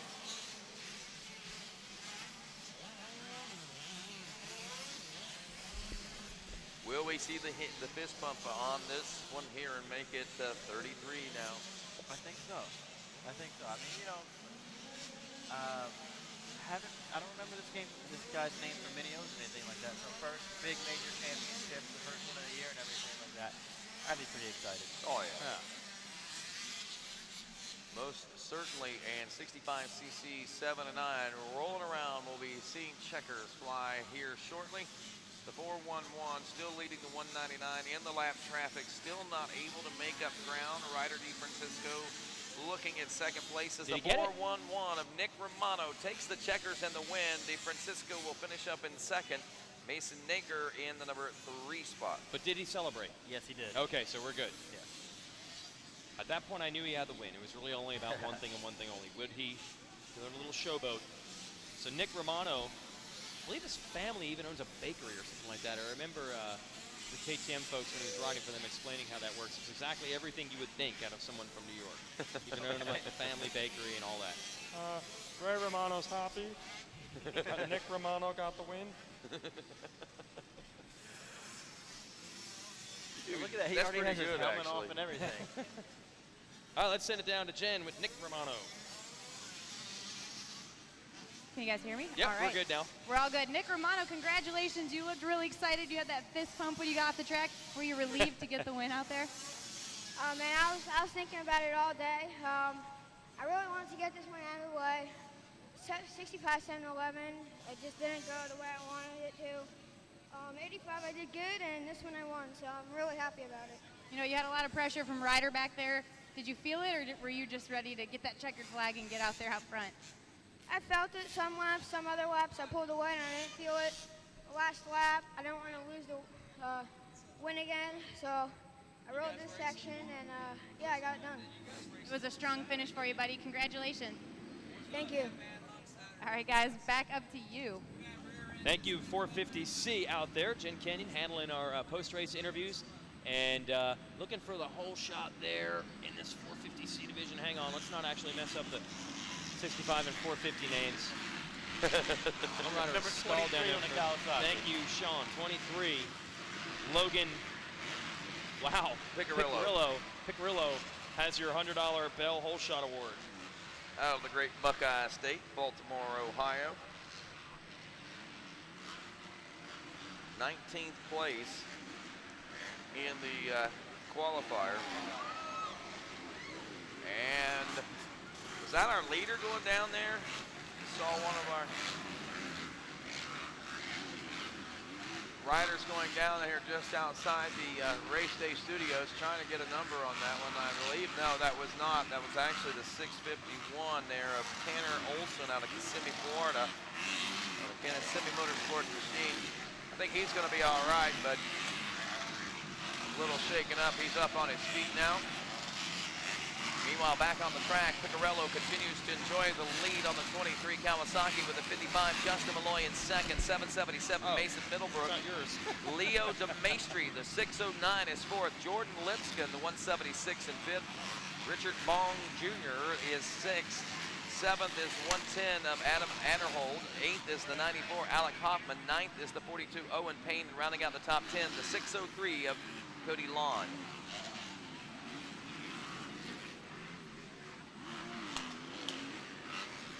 Getting it all sorted out here on lap 2 now. It looks like things have solidified. Picarello, Malloy, Middlebrook, DeMaestri, Lipscomb, and Bong back in the number 6 spot. Now let's see, Bong actually was 1.4 seconds back of Lipscomb. Adam Adderhold was only a second and a half back, but Alec Hoffman was pushing back there from the 8th place position. So it looked like we were having a 3-way race there trying to get into the top 5. Meanwhile, Picarello, Malloy, Middlebrook, and DeMaestri, those top 4, within 5 seconds of each other right now. The biggest gap is between 1st and 2nd, I believe, between Picarello and Malloy. At least it was there just a moment ago. Here comes Picarello now. Yellow flag's out, slowing him down through that section of the track a little bit. So the 23 is drawn away from the field. Picarello. See if Malloy can do anything with this. We're at 7:15 local time. Look at this lap times, 450C class of turning right now, 58-second lap time. That's fast, I think, this time of day. Yeah, you know, like just later in the day, a lot of people are tired. You know, they've been sitting around all day, especially if they're riding one class. It's 7 o'clock at night. It's dinner time. It's dinner time. Look at that right there. That straight stretch is a field of whoops now. Yeah, absolutely. And ruts. And ruts. And that is a constant workout for these guys. I think this is a good workout for the next major coming up this weekend, as riders will be heading down to Freestone. Yeah, we've been getting some actually pretty bad weather down there, so the dirt's gonna be nice and moist, gets nice and rough and everything like that. So Wow. they take really good care of the track. That ought to be a good race for those guys coming up this next week.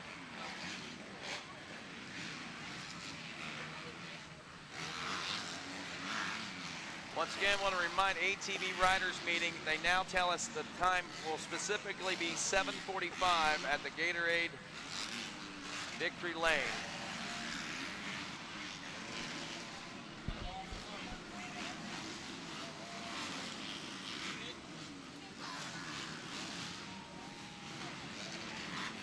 Picarello, Malloy, and DeMaestri now up to the number 3 spot as he's gotten around. Look at this, 3 riders, top 3 riders, still sub 1 minute. Picarello still in that 58, almost 58-second flat range. He is on rails right now here at Daytona. DeMaestri was up there at some of the motos earlier today. Didn't get the start, though, this time. Now just going to try to take a top 3 out of it. Big gap from 3rd to 1st. And Malloy just splitting that difference in 2nd. So all eyes are on the number 23, Michael Jordan style, Logan Picarello in the lead out of Baltimore, Ohio. Yeah. My God. Oh, I thought you were going to say Baltimore, Maryland. Yeah, I know. Isn't that confusing? Baltimore, Ohio. Yep. All right, well, he's on his last lap right now. The light flags out. So he has about a 6-second lead, so he just kind of cruise in, just take it easy and enjoy this last lap. Well, boys, we're going to be on our last class soon. Oh. Yeah. We only have 1 to go. The best class ever, 2-stroke class. Schoolboy 2 strokes. That's going to be good. Who's your pick in that one? I would like to see Masterful. Masterful? I would like to see Masterful in that one. But there's also other riders like Challen Tennant in there, Mitchell Falk, a lot of good riders in there. That's going to be good. If there's a barn anywhere here, it's going to be burnt.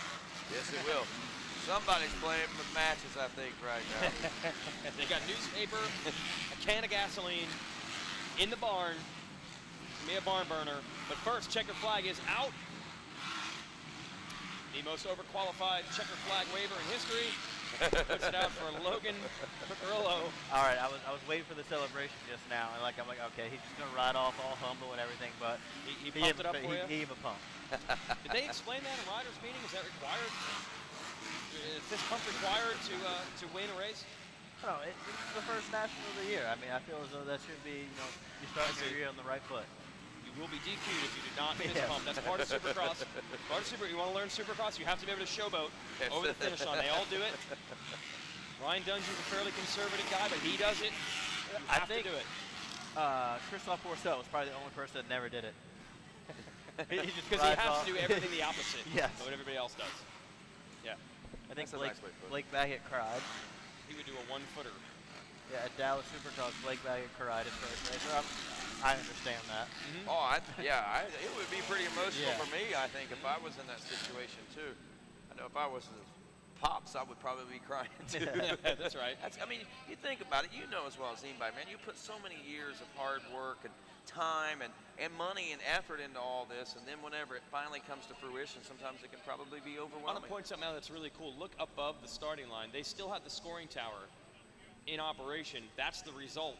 That's the listing of rider numbers from Saturday night's Pro Supercross. So everyone that goes to the line, you look up top, you see 5, 3, 4. That's Dungey, Tomac, Baggett. That's the reminder that you're here on the same exact grounds, racing the same weekend, the same time, same track as the best Supercross riders in the world. I just got goosebumps, man. That's just the wind. Yeah, you're cold. No, it's the atmosphere. It's where we are. There's If you no had the doubt. Cotter jacket, you would have that problem. Hey, Christopher Fortier, is that who that is? And Shalyn Tennant both come into this with wins, I guess you could call, heat race wins coming into it. Jake Penhankos took a second place position, as did Richard Jackson, the 238 out of Holdenville, Oklahoma. Caleb Carter, the 896, was third, as was, I believe, looking down our roster here, for that.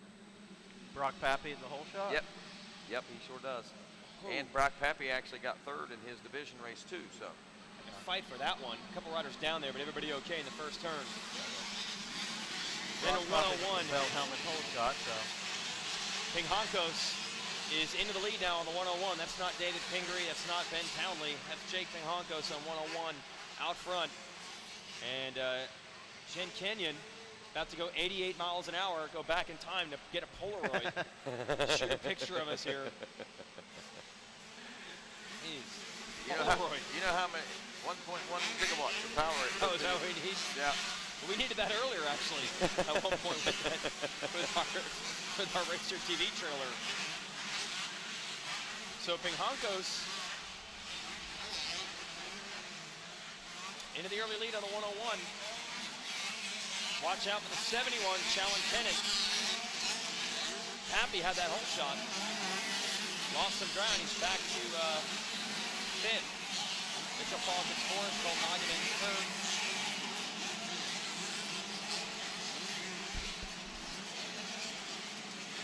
Matthew Gross is 8th. Brett Gorley is 9th. Caleb Carter is 10th. Devin Stang 11th.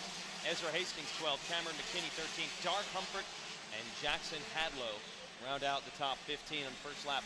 Schoolboy 1. But right now, Jake Penhankos under attack with Shalyn Tennant. Yeah, Shalyn's been riding great all weekend. You know, he has had the best of start, so this is probably the best start that he has. And of course, it's the last one of the day.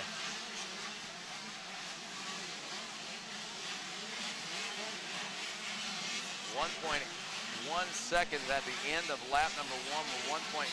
These riders, 53.5 for Penhankos, a 53.8 for Tennant in this Schoolboy 1 class. And again, man, just amazing. Sub 55 for these Schoolboy riders under these conditions. And at this late in the day, Mitchell Falk again still in the number 3 spot.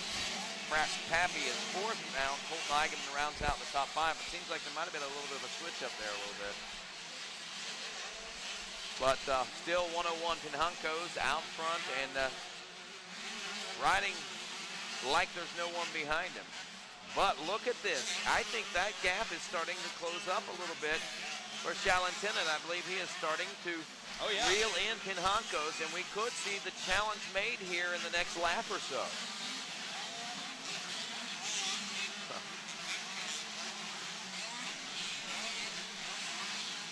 Wow, they almost ran identical laps just now, a 54.15 to a 54.11. So he did make up a little bit of time, but not really anything to change. Not a whole lot according to timing and scoring, but now he looks close. Yeah, out here on the racetrack, it's looking a lot tighter than that. Look at that, railing that outside, trying to get that momentum, and man! Huge error. Shalyn Tennant wants this. Yeah, he does. Like a monster truck there, just hitting the freestyle course. Just launch, and wherever you land, whatever happens, happens. Right. That's confidence right there in your abilities and your machine both whenever you can do something like that, that's for sure. Two great riders going at it now. Wheel to wheel, look at this. Oh. 71 machine of talent making the pass on Penhancos. Almost looked like a little mistake there by Penhancos over that jump. Yeah, he landed right into a braking bump or something like that and just lost his balance for a second, but Talon Tennant was able to make the pass. So Talon Tennant out front now, 53.421. That was the fastest lap of the race so far on lap 4. Jake Penhancos, 55.707. Mitchell Falk is third right now. Pappy in fourth. Richard Jackson now in the number 5 spot. Eigenman 6. We see him dropping again. Marco Canella, then Caleb Carter, Matthew Gross, and Brett Gorley round out your top 10. So I guess airing it out like Talon was doing is just how you make up some time. Oftentimes, like I said, it takes a lot of confidence in yourself and your machine to do that, because if you don't have a good machine and you don't have a lot of confidence in yourself and you go try something like that, oftentimes it comes up actually creating more problems than it does solving problems. Right, yeah, in a negative way. Yeah, I mean, it can take you back real fast, but again, confidence, well, when you got the kind of support these kids have got, it's easy to have that kind of confidence, there's no doubt. Yeah, Talon Tennant's one of the Orange Brigade riders, so, he has that factory support behind him. And, hey, he's proven it right now. He's a rider to beat. Well, his name basically has the word talent in it. Yeah. In some weirdo combination, if I messed it up enough, his name would just be Talon. Talon Tennant. Let's see if he triples out of here. You saw that brewing, Sean. He got it last time. Just able to get it. Pretty good on a 125. Yep, and coming up on the white flag lap right now. So he has the charge going and everything, and he's trying to get this done. This is it, man. It's our last lap of the year. Yes. We're done. Oh, no, not the year. Well, for the motocross for the event. Yeah, for the event. To ATV. We'll bring in ATVs tomorrow, yeah. So Talon Tennant is going to try to end it on top. Penhancos and Falk, KTM sweep. Brock Pappy is fourth. Richard Jackson, Marco Canella, 5-6. Caleb Carter, Colton Eigenman, 8th. Brett Gorley is 9th, and Matthew Gross 10th. And Rodney Tomlin has just got closer to a number 1 plate than he'll ever be in his entire life. That's as close as I need to be right here, baby. That's for sure. Right now, as we watch these final laps be logged into the history books, Talon Tennant on his way to doing just that. The schoolboy won 12-16 on the white flag lap right now. Checkers are out, and Talon Tennant does it. Takes home the coveted. Are you kidding? He ended the streak in the final race of the day. I don't know. I saw like a little something there, not like over the head, but just like, okay, I'm happy, I'm content, I'm gonna calm down some. All right, we'll give it to him just for the sake of making sure we had a perfect race, so to speak. No well, hitter you know broken what? up in the 9th inning. This right here is what everyone has been racing for right here, and that is the coveted major event AMA number 1 plate. This is not a national AMA number 1 plate. This is a major event number 1 plate by the AMA, and that right there, my friends, is what all these riders are so focused on right now. I know that in years past, Jason Wygant, we have talked about all the different nationals that we have gone to, but over the course of the last few years, there's been a lot of nationals that have come up on the docket.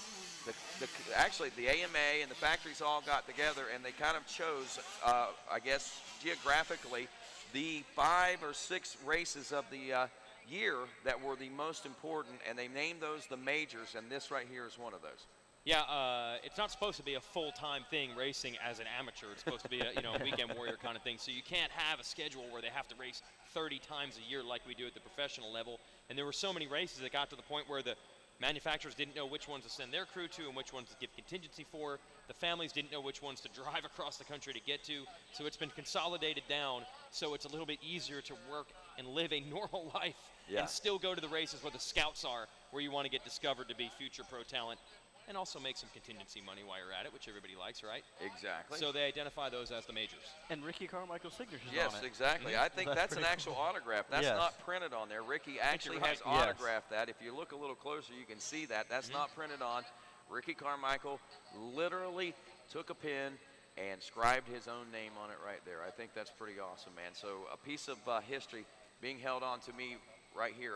Somebody else is going to get this. Well, here. somebody's going to take that from you. We don't I want know you it. eBaying that. I Okay? know You this. have to earn it. This is not okay? mine. This will go to someone. And look at this. Even this other trophy right here. I mean, when coming here, whether or not you win the major title, the championship itself, you still walk away with a piece of memorabilia that is going to don your shelves and decorate your trophy room probably forever.